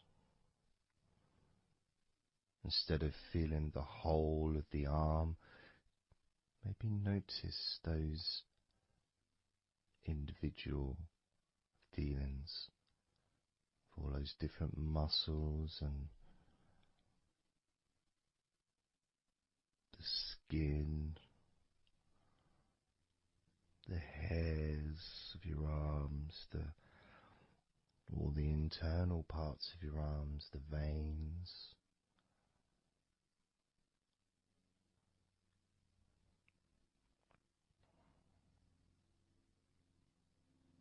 the bones. Just being aware of maybe your elbow on your right arm has a certain feeling. Maybe your left wrist also has its own individual physical sensation.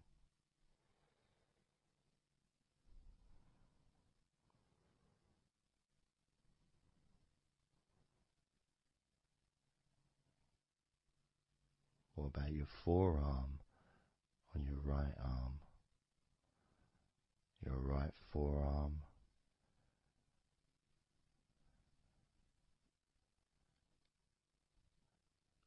There may not be any particular feeling that you could even give a name to.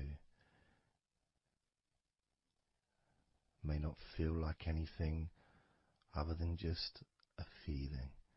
You know, it's there.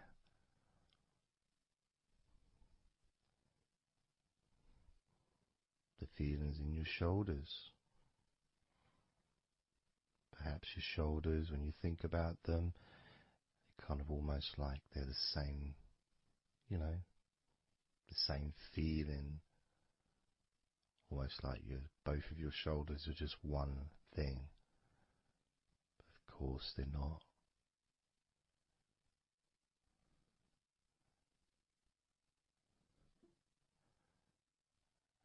And when you focus on your left shoulder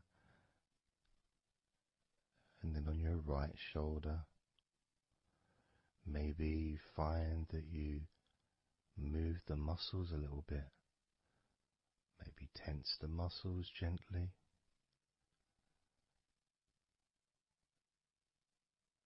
Noticing the difference in each shoulder.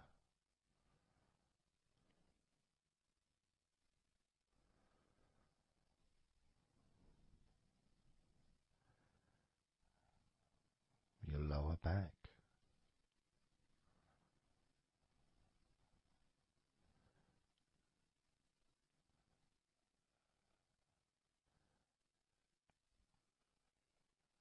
The left side of your lower back and the right side of your lower back.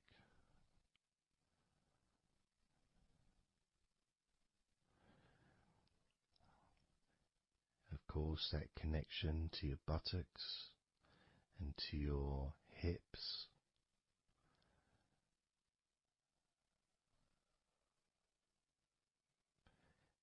And also moving up into the middle of your back.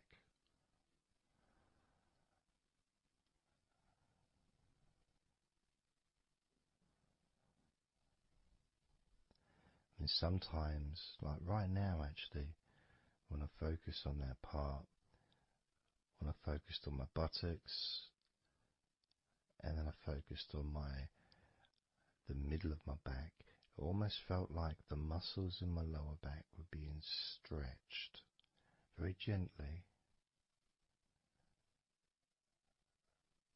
but just stretched a little bit, even though I wasn't doing anything to try to stretch your lower back. It just seemed to happen. The feeling of very gently stretching your lower back.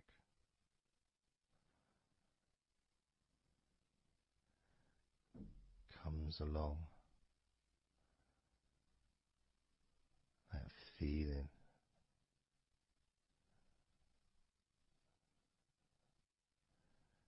in your chest.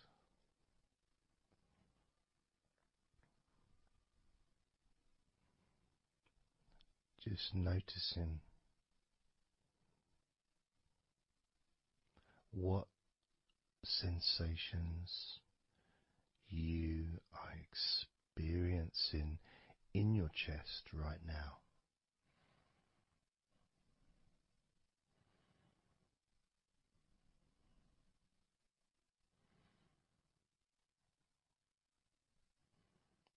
And there's so much of the chest. Obviously there's the collarbone leading to the chest. You've got the chest bone. You've got the muscles in your chest. And of course, if you're female, there's possibly the breasts.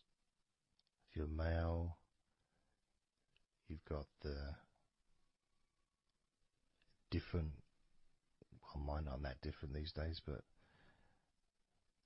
there may be more muscles at the top of the chest, but at the side, underneath, it's pretty much the same, whether you're a man or a woman. There's muscles there, muscles that stretch out to your back, as well as breast tissue which stretches and moves into your back. So just being aware of your chest,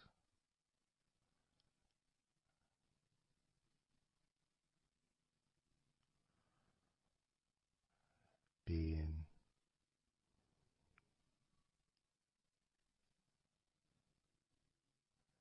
with whatever feeling there is in your chest.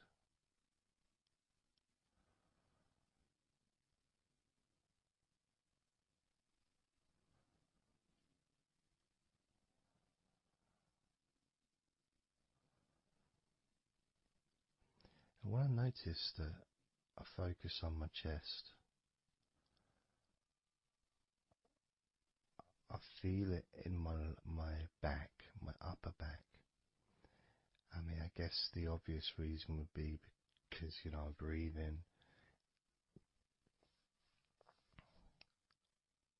in, and it stretches my chest and my back at the same time.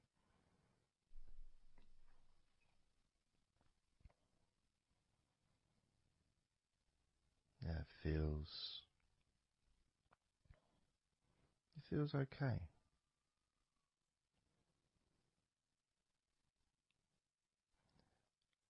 Doesn't feel I got a little bit of pain in my right chest. A little bit, not pain, but little discomfort, maybe stiffness possibly. I don't know.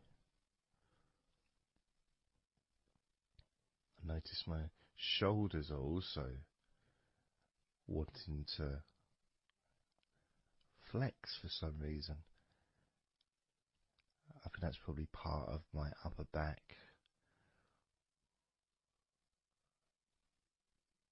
That connection between my shoulders and my upper back. Because I can move my shoulders and stretch the muscles in my back. Moving the shoulders backwards or up, which then moves I think it's the scapulars in your back.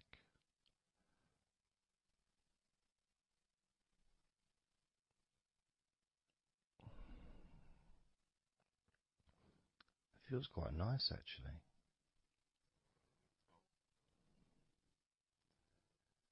The good thing about this is you can, if you want to, you can just flex or stimulate the various muscles in your body gently in order to get more of a sense of how they feel.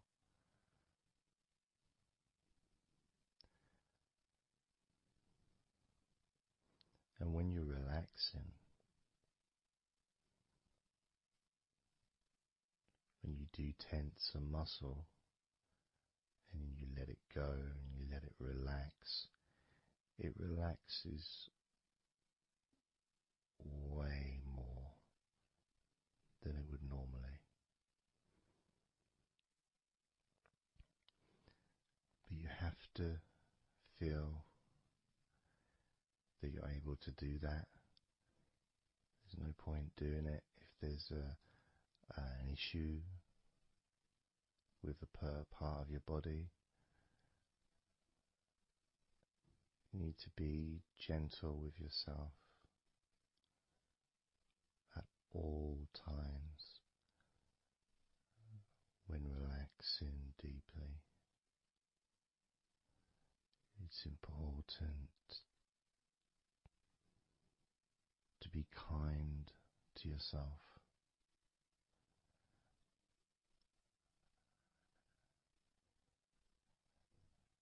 As you notice your mind,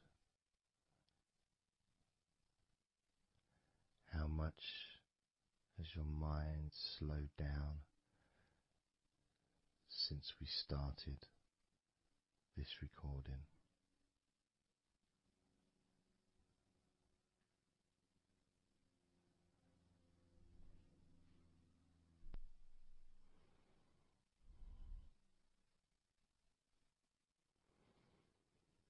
How calm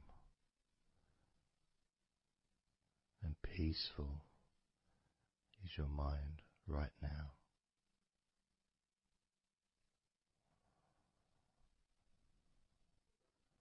With nothing to think about and just my voice to listen to, because you know the intention behind this recording is relaxation. At the very least, for you to feel more relaxed at the end of the recording than you did at the beginning.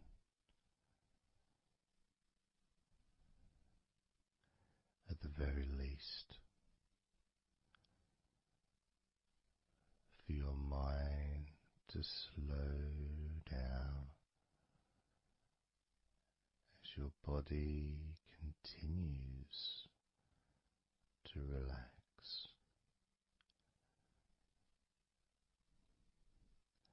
Because that's what you want to happen. That's what you expect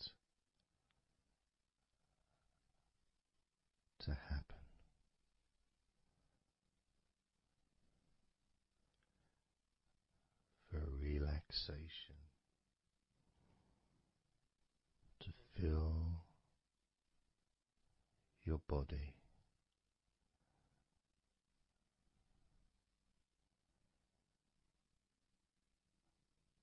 Maybe calming your mind to the point of boredom when you start maybe to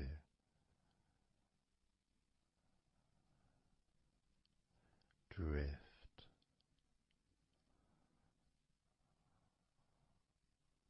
away.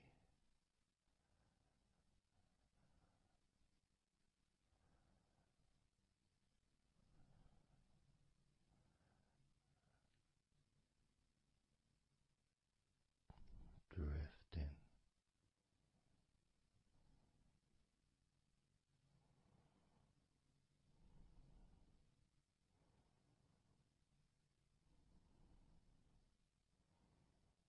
It's almost as if you're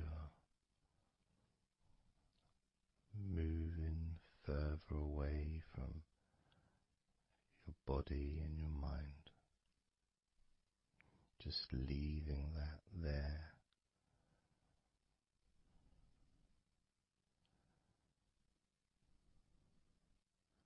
Kind of like in an escape pod in a spaceship, a movie, a space movie, you know, when they get into that little pod and it sends them far away from the spaceship.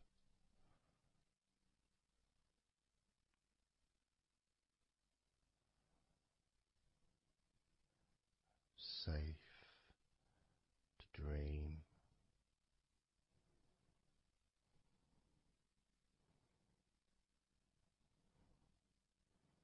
And continue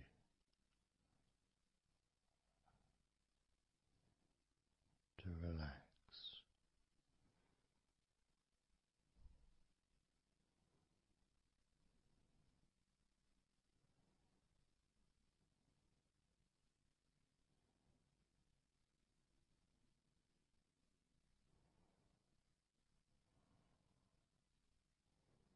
Drifting.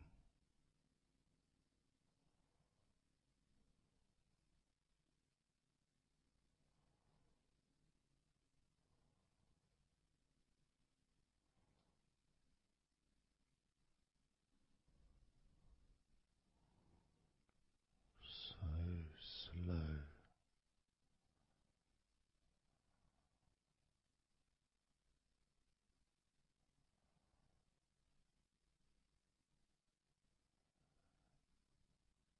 And peaceful.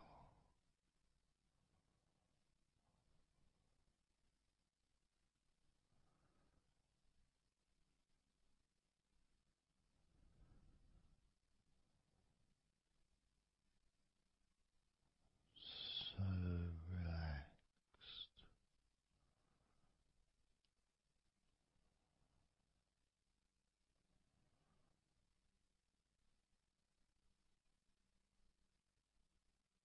And peaceful.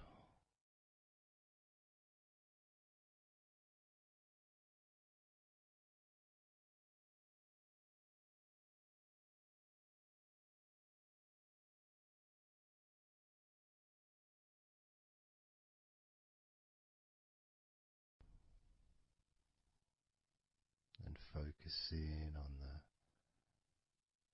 feeling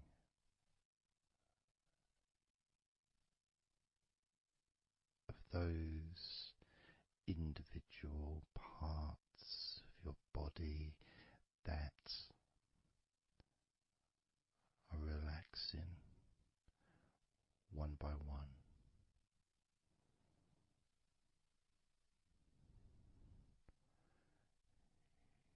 You may find that every now and then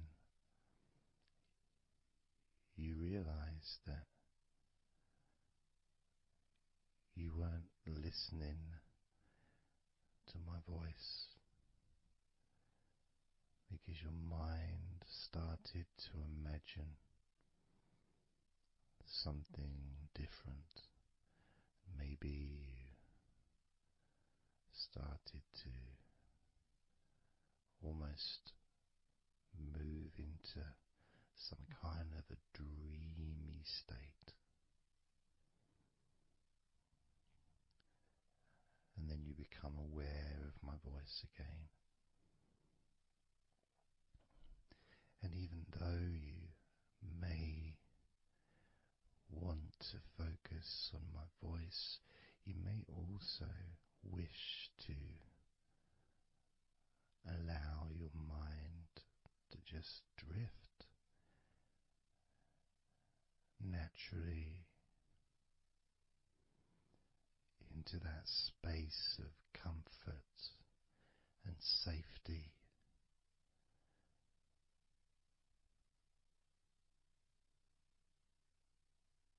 As you feel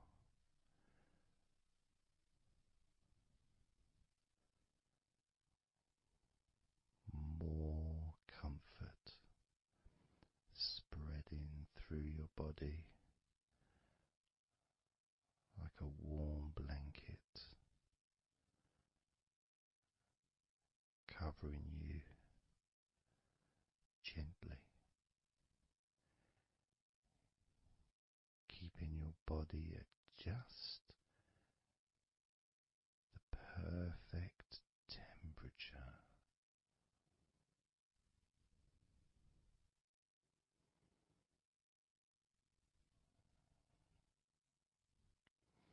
And even if you can hear background sounds,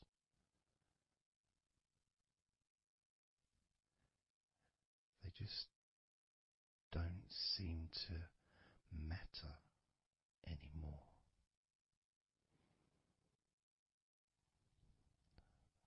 As that sense of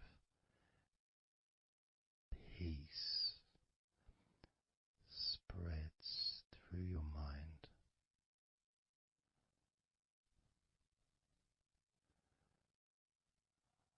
like a gentle breeze, yet strong enough to blow away all negativity, strong enough to remove from your mind any anxiety or stress that was there before.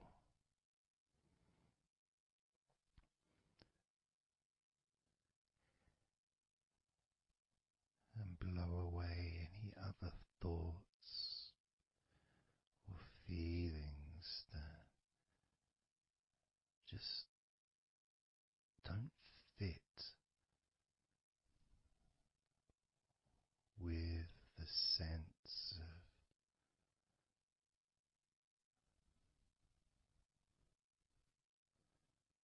relaxation that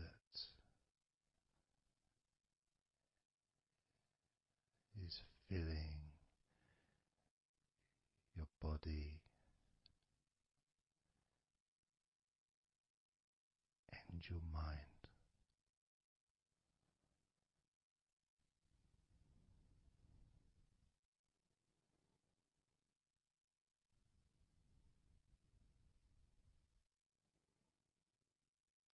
And as you focus on your mind, I'm going to count down from 10 down to 1. And with each number you hear, your mind will become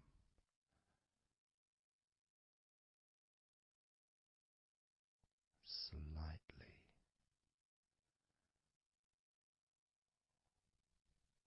more relaxed. Just slightly. So from 10 down to 9, just a slight movement. From 9 down to 8, just another small change in how you feel.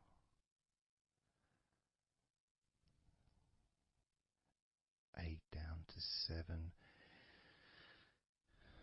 That feeling is a gap, almost like a gap that starts to get wider.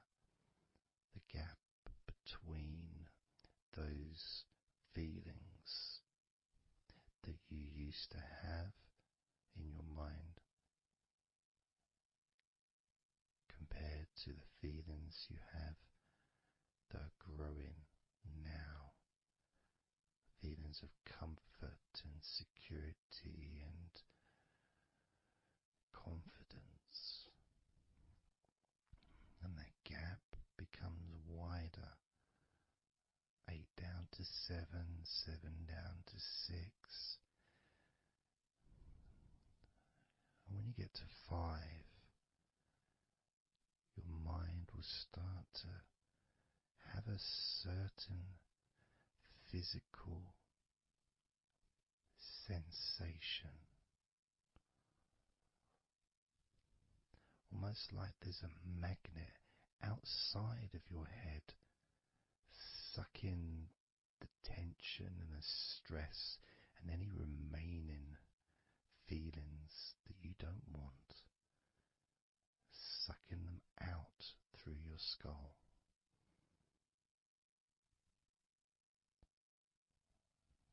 And then down to 4, you can start to really experience that sense of not just emptiness but space.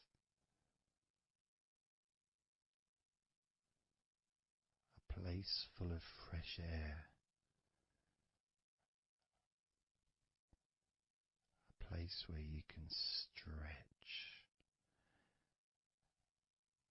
It's almost as if as you go down to 4 and 3, your mind is expanding with this sense of peace and tranquility growing. As it moves down to 2, when you get to 1, your mind just feels exactly how you want to feel. It's almost a perfect feeling.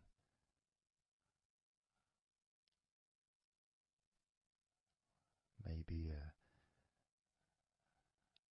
sensation that you'd like to keep.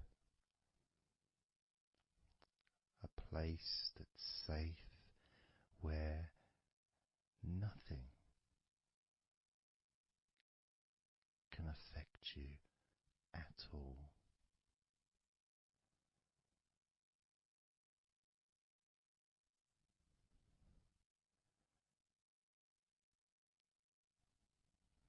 And you can stay in that space of comfort and confidence.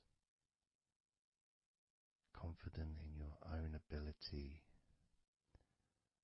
to create this space and this feeling of comfort within your own mind, just by counting from 10 down to 1. And this is something that you can do yourself when you're on your own. A time when you can maybe sit down, maybe just for a few minutes. Close your eyes and just count slowly from 10 down to 1. And re-experience these feelings in your mind.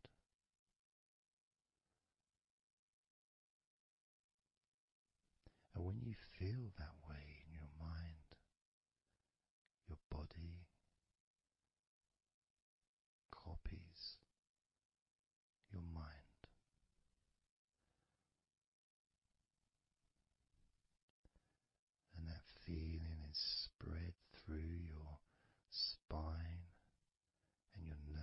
system into every part of your body.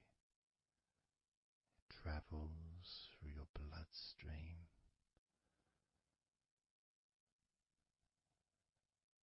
healing and relaxing every particle of your existence.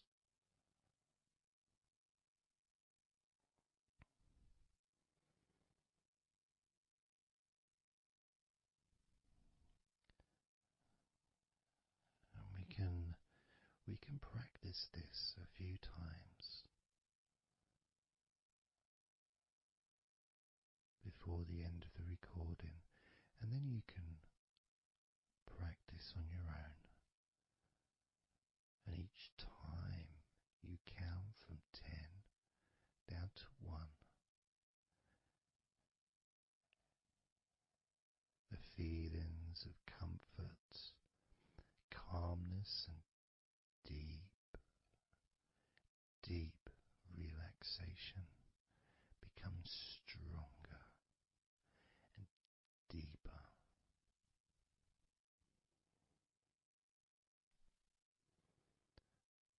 Filling your mind and your brain with these positive chemicals that spread throughout your body, relaxing you so quickly, relaxing your whole body and mind so very, very easily, just by counting from 10 down to 1.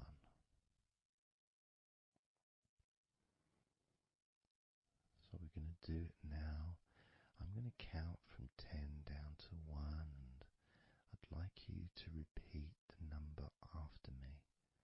So when I say 10,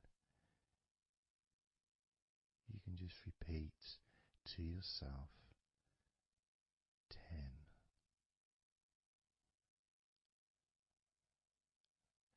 Just notice, be aware of how you feel in your mind and your body. Then when I say 9, you can repeat to yourself 9.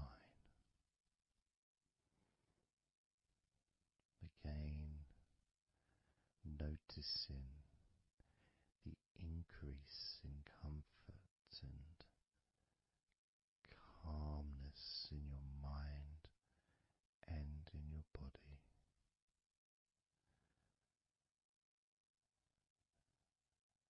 The same when I say 8, when I say 7, 6, when I say 5, 4, when I say 3, 2, and lastly when I say 1, you can repeat that number.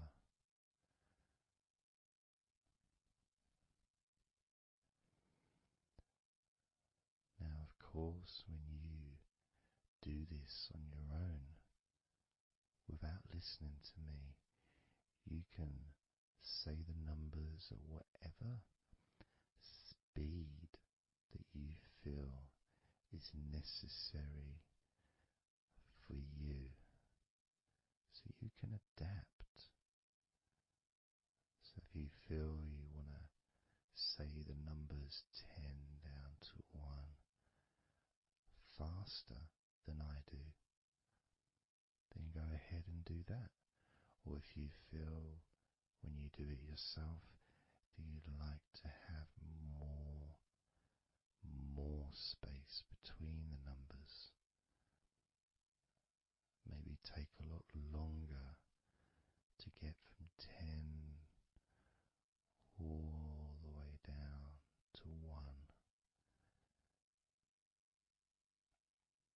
that's your choice also to do.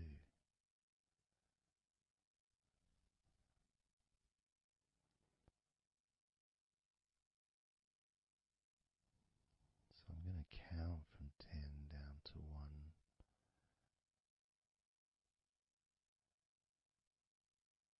And when I get to 1, that will be the end of this recording. Unless, of course, you're listening with music, then the music will continue.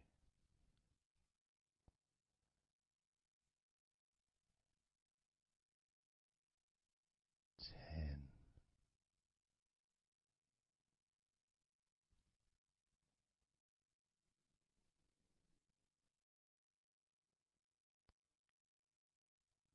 9.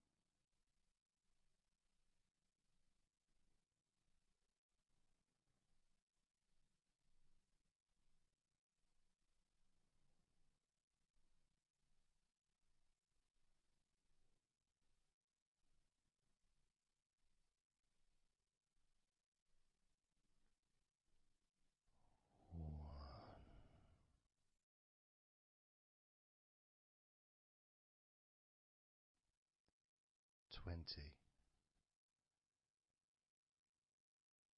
19,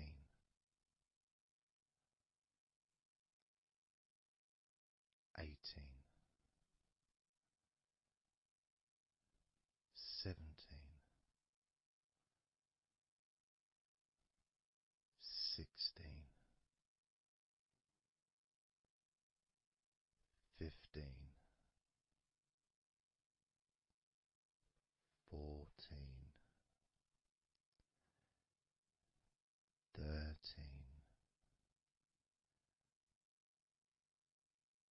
12, 11, 10, 9, 8, 7, 6,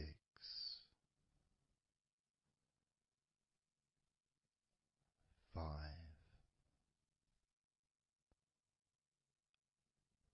4, 3, 2,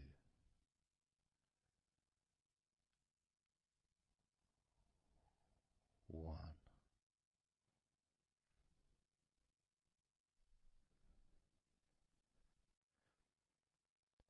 Now open your eyes,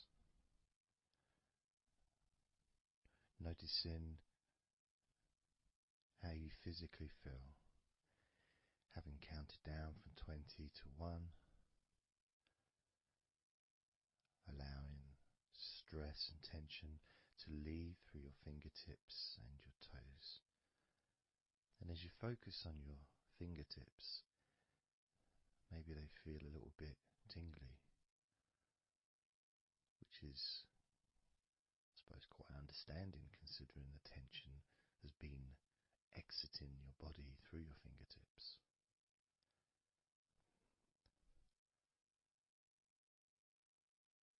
So now we're going to count from 20 down to 1 again. This time you're going to feel relief of tension and stress, any anxiety that you may have, leaving through your stomach. Just leaving through your stomach, almost as if it's just releasing the whole of your stomach, from your navel to just above your chest, or below your chest rather. So surrounding your belly button area, that whole area, you can feel the tension of your body, whatever's left, just releasing from that area. And you may notice that your stomach will become very relaxed as I count down from 20 down to 1. Now, 20, 19, 18,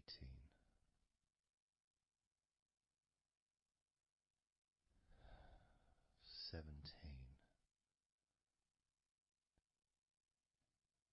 16, 15, 14,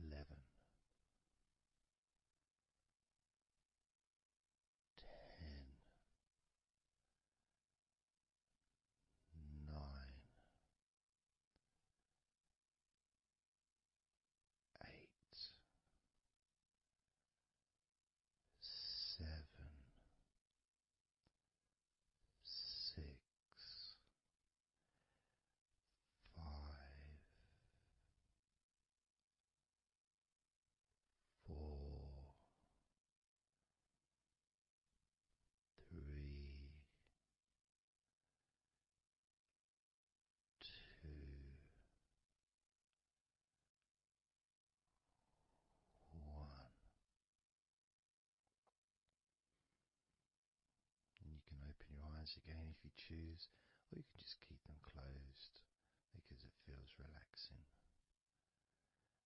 Just notice how your stomach feels. And notice as you focus, just do a little scan of your body. Just notice how your body feels. Focus in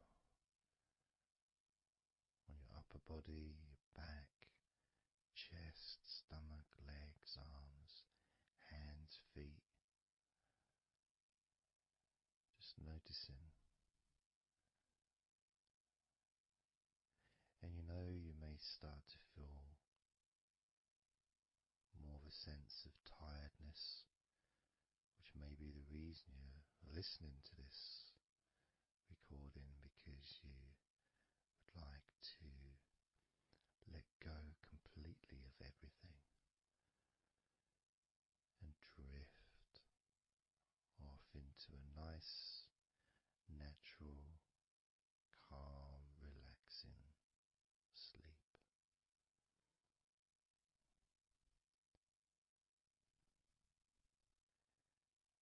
So now we're going to focus on your forehead. And if you choose, you can incorporate your eyes in this focus as well. So your forehead and your eyes.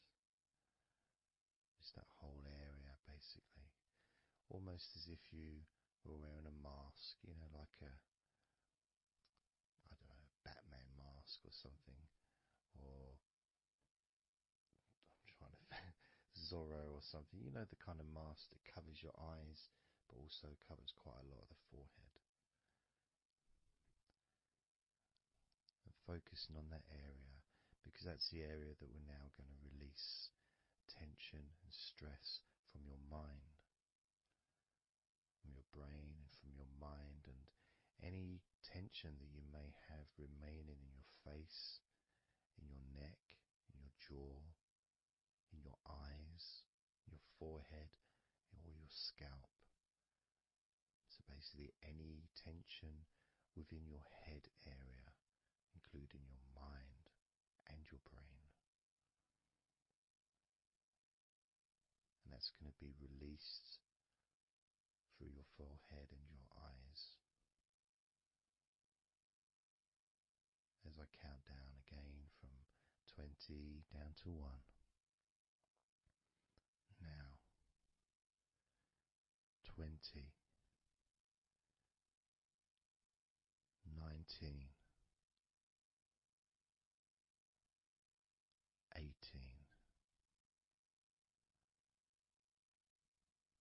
17, 16, 15, 14, 13,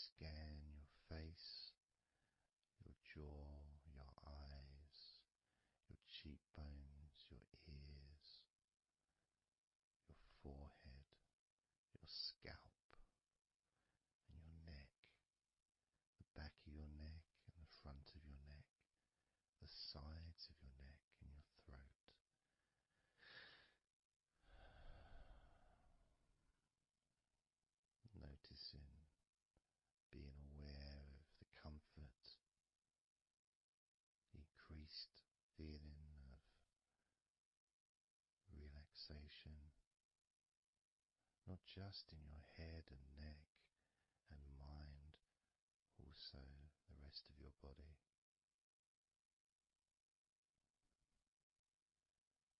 Just notice how loose and calm you feel, and how easily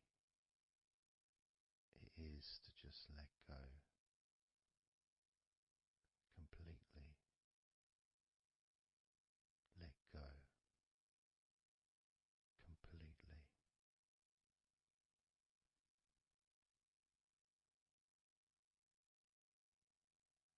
How easily.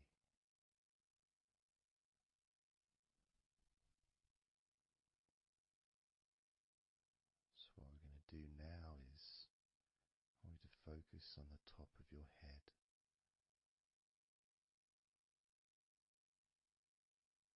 And we're going to allow every last piece of tension or stress that might be lingering or hiding in your body or mind or head to just be sucked out at the top of your head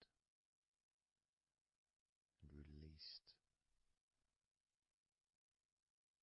into the air, almost sucked out into the clouds. Imagine a big cloud above your head, almost like a whirlpool, and it's just going to suck that tension out of the top of your head and just take it away for good. As you focus, imagine an opening in the top of your head where that tension and stress and any remaining issues, maybe worries or concerns that are of no use to you now, can all be sucked out of the top of your head and taken away.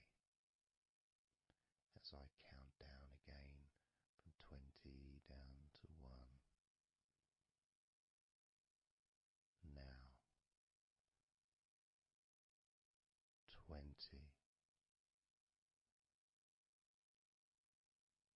19,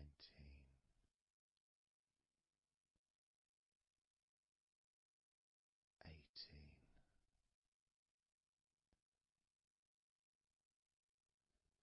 17,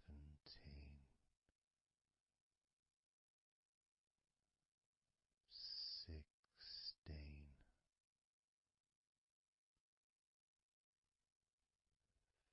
15,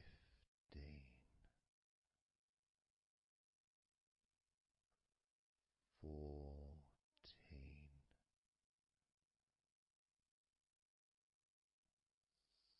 13,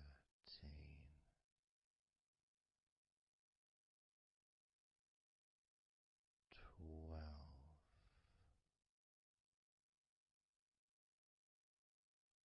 11,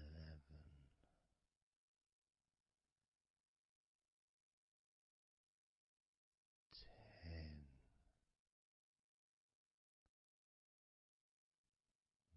9,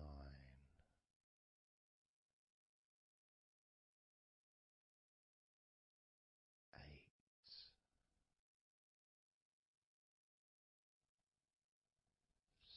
7, 6, 5,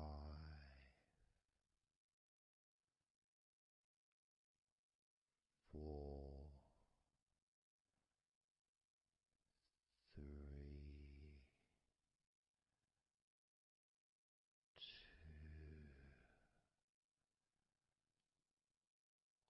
2, 1.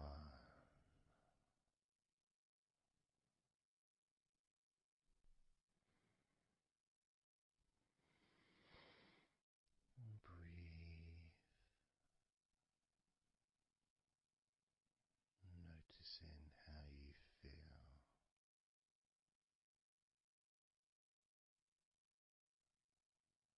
how relaxed and calm you physically and mentally feel right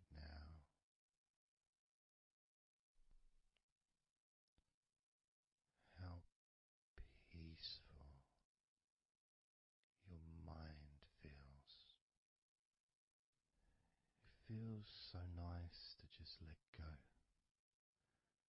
to give yourself some space to breathe easily, to think calmly, and just to take a break from all that pointless worry and concerns about things that you don't need to think about right now, because this is your time to let go. This is your space to enjoy feeling deeply relaxed, peaceful in your mind, relaxed in your body. It can feel so good, so nice to just not have to do anything, to be able to really enjoy that serenity that comes with letting go completely, that peacefulness that comes with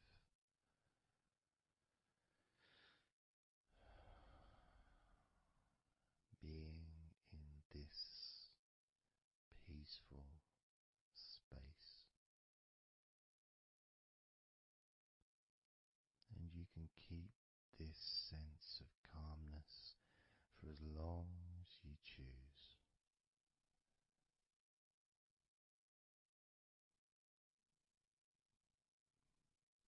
If you choose to drift off into a deep, healing, natural sleep, then you can do that.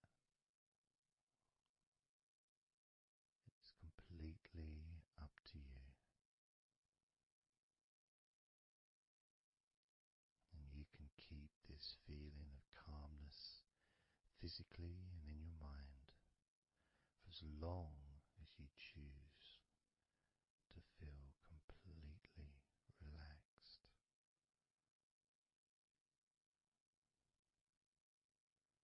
Completely relaxed. And I'd like you to make up your mind that you're going to relax.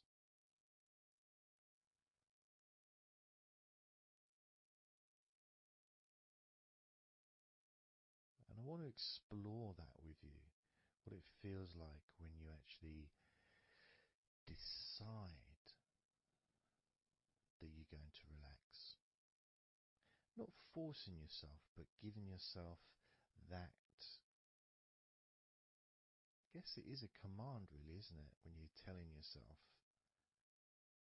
relax. In a gentle but firm way that only you can really tell yourself in that way. You can't really have someone else saying to you, now relax, relax, you know. It needs to be gentle, but someone else can't really have the same kind of influence or power that you have over your own physicality, over how you feel.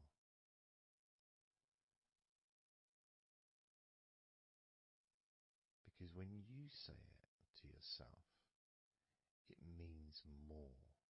It's personal, and your brain and your unconscious mind and your body listens to what you say.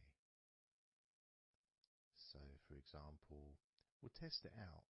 We'll do a little test, a few little tests along the way, and you can get more of an idea of the force, the positive force that you can have in creating a sense of comfort and relaxation in your body and your mind quite quickly, just by you telling yourself to relax. So I'm going to start by, let's focus on your hands. So focus on your hands and just tell your hands to relax. So just say relax as you focus on your hands. You could say, my hands are relaxed, or I want my hands to relax. But I think if you actually do it directly,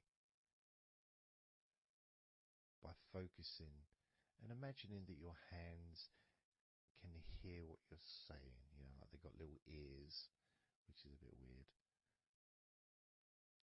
So talking to your hands and just say, relax.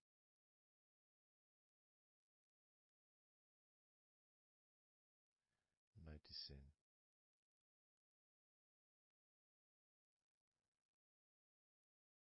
how your hands start to relax.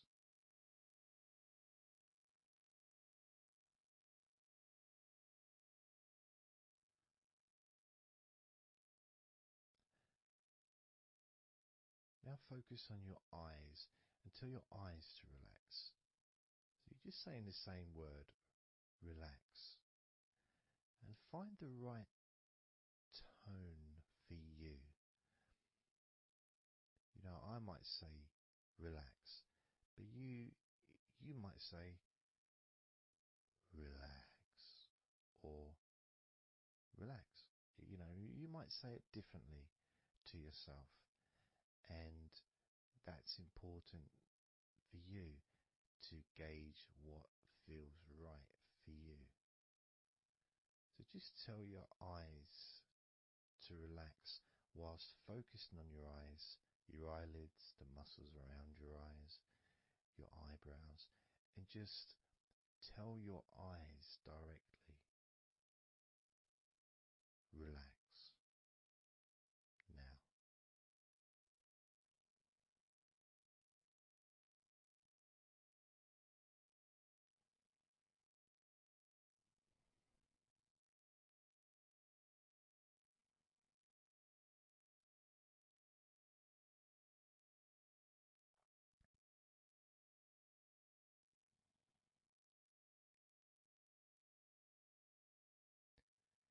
Now I just did that myself, and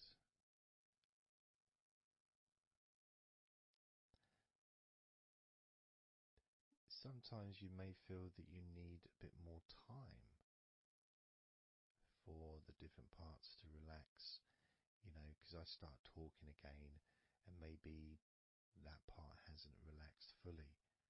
But what will happen is it will just continue to relax even though I'm talking. And that's happening with my eyes.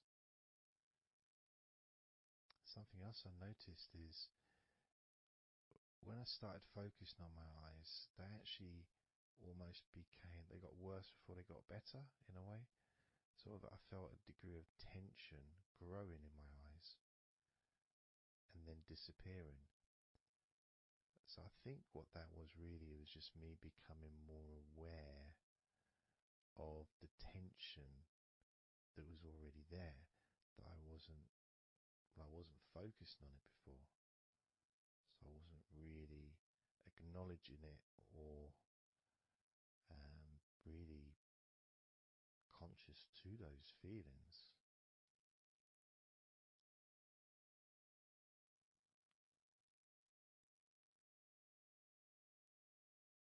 Yeah, my eyes are still continuing to relax, as well as my hands actually. My hands have got a certain kind of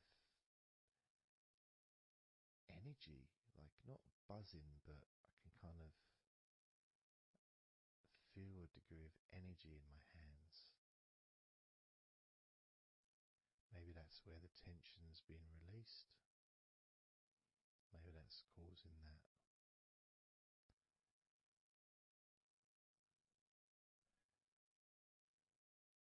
The next part, I think we should focus on the back of the neck. That's a part which quite often, well for me, holds tension. I don't know about for yourself, but I think it's quite a standard place where tension is sometimes held. So, and I'm doing exactly what you're doing as you do it as well. So I'm telling my body parts to relax as well. So if you tell your neck, the back of your neck, focus on the back of your neck and just say, relax, in your own words, in your own tone, in your own voice. You can say out loud or you can just say it to yourself internally. But you're focusing and you're saying it literally to the back of your neck, as if the back of your neck can actually hear what you're saying. So do that now. Just say relax to the back of your neck. And I'll do the same.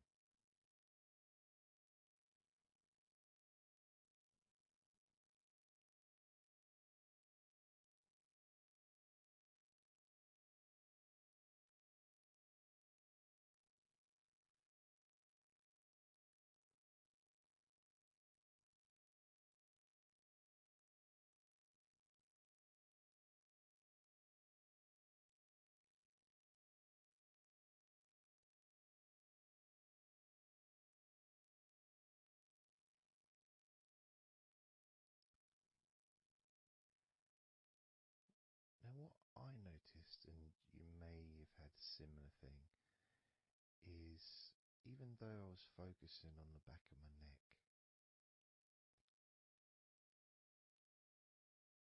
other parts started to, I don't know, show themselves to me, or maybe because they want to be relaxed as well, but I started noticing the feelings in my shoulders, the tension in my shoulders and in my upper back. Whether that was because my back of my neck was saying, well, I'm pretty much okay. It's the other parts that need attention.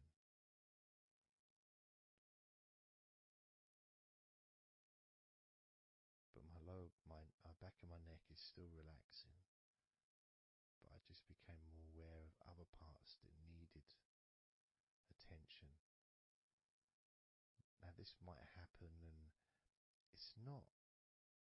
it doesn't mean that it's going wrong. It just means you're being notified of more places that also want to feel relaxed.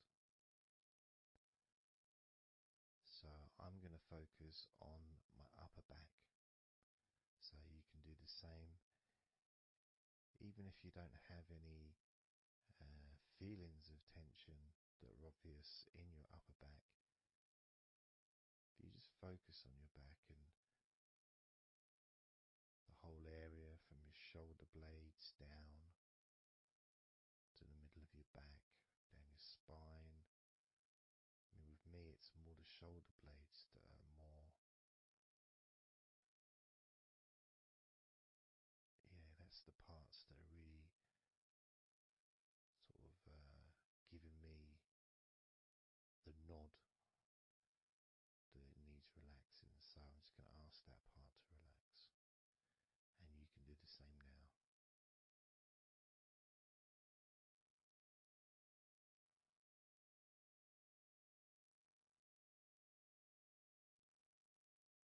Relax your upper back.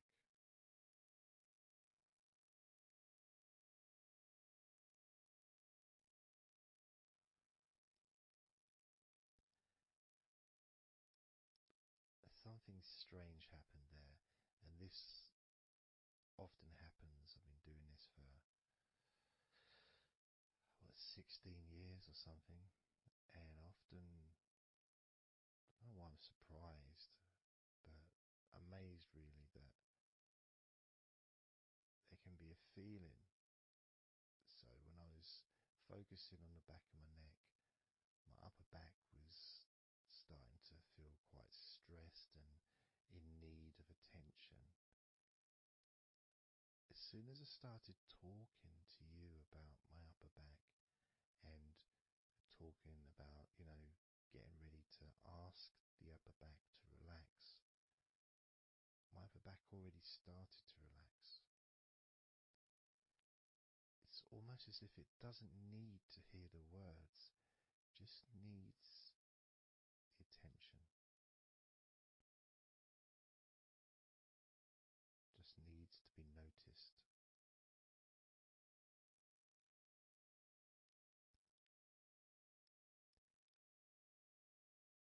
And that is something that often happens in this type of situation, is when you start to relax a couple of parts of your body, as we've done with our hands, our eyes and our eyelids, and now back of the neck,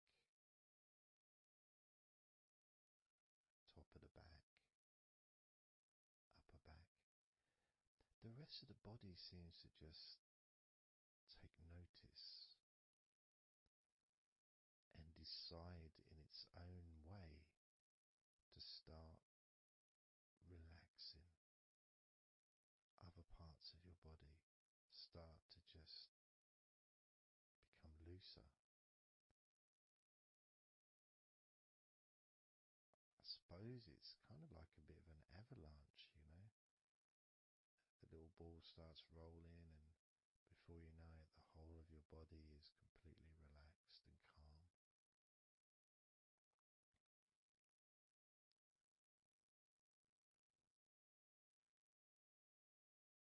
And if you focus on your face,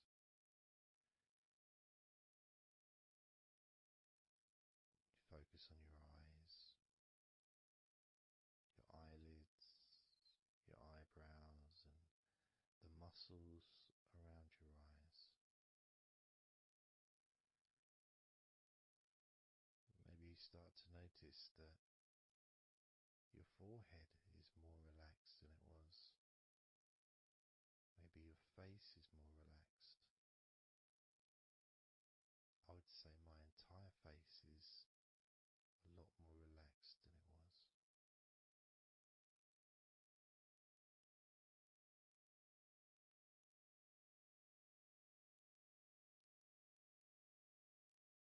So we're going to focus now on your shoulders. Again, just like before, just tell your shoulders. I mean, you can do them individually. You can do right shoulder, left shoulder. I just generally do both at the same time. And just tell your shoulders as you focus on them in your mind. Focus on how they feel. Maybe you can see them in your mind's eye. And just tell your shoulders to relax.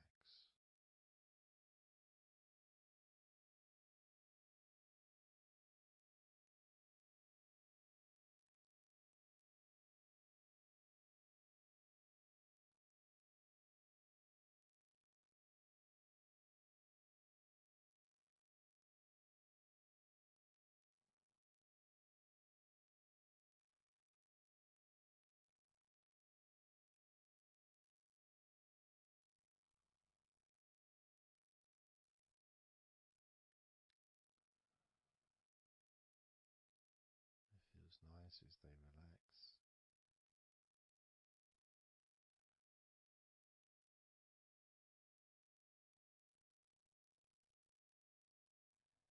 But I do notice, probably especially with my back,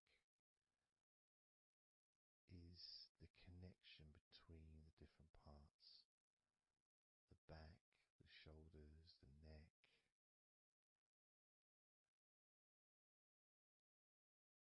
Being all connected and being such a large part of your body. It's almost hard to separate them from each other.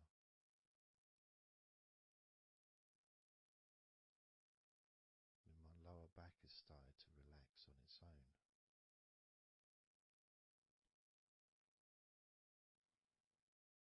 Maybe I'm going too slow. And that could be an issue, because we all go at different speeds. And the idea at the beginning of this recording was for you to be able to just say to yourself, relax.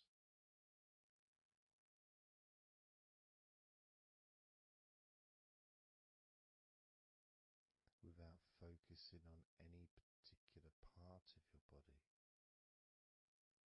Because when you know that telling your hands to relax, and your hands relax, you tell your eyelids and your eyes, the muscles around your eyes and your eyebrows to relax, and they relax.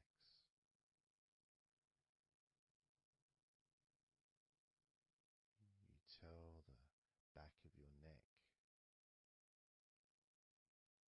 to relax, and it relaxes.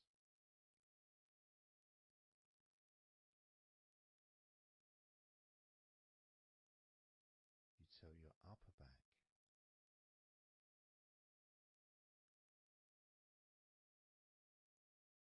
to relax,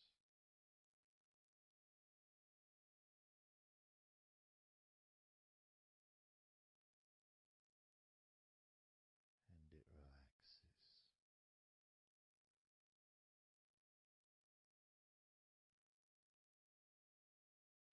You tell your shoulders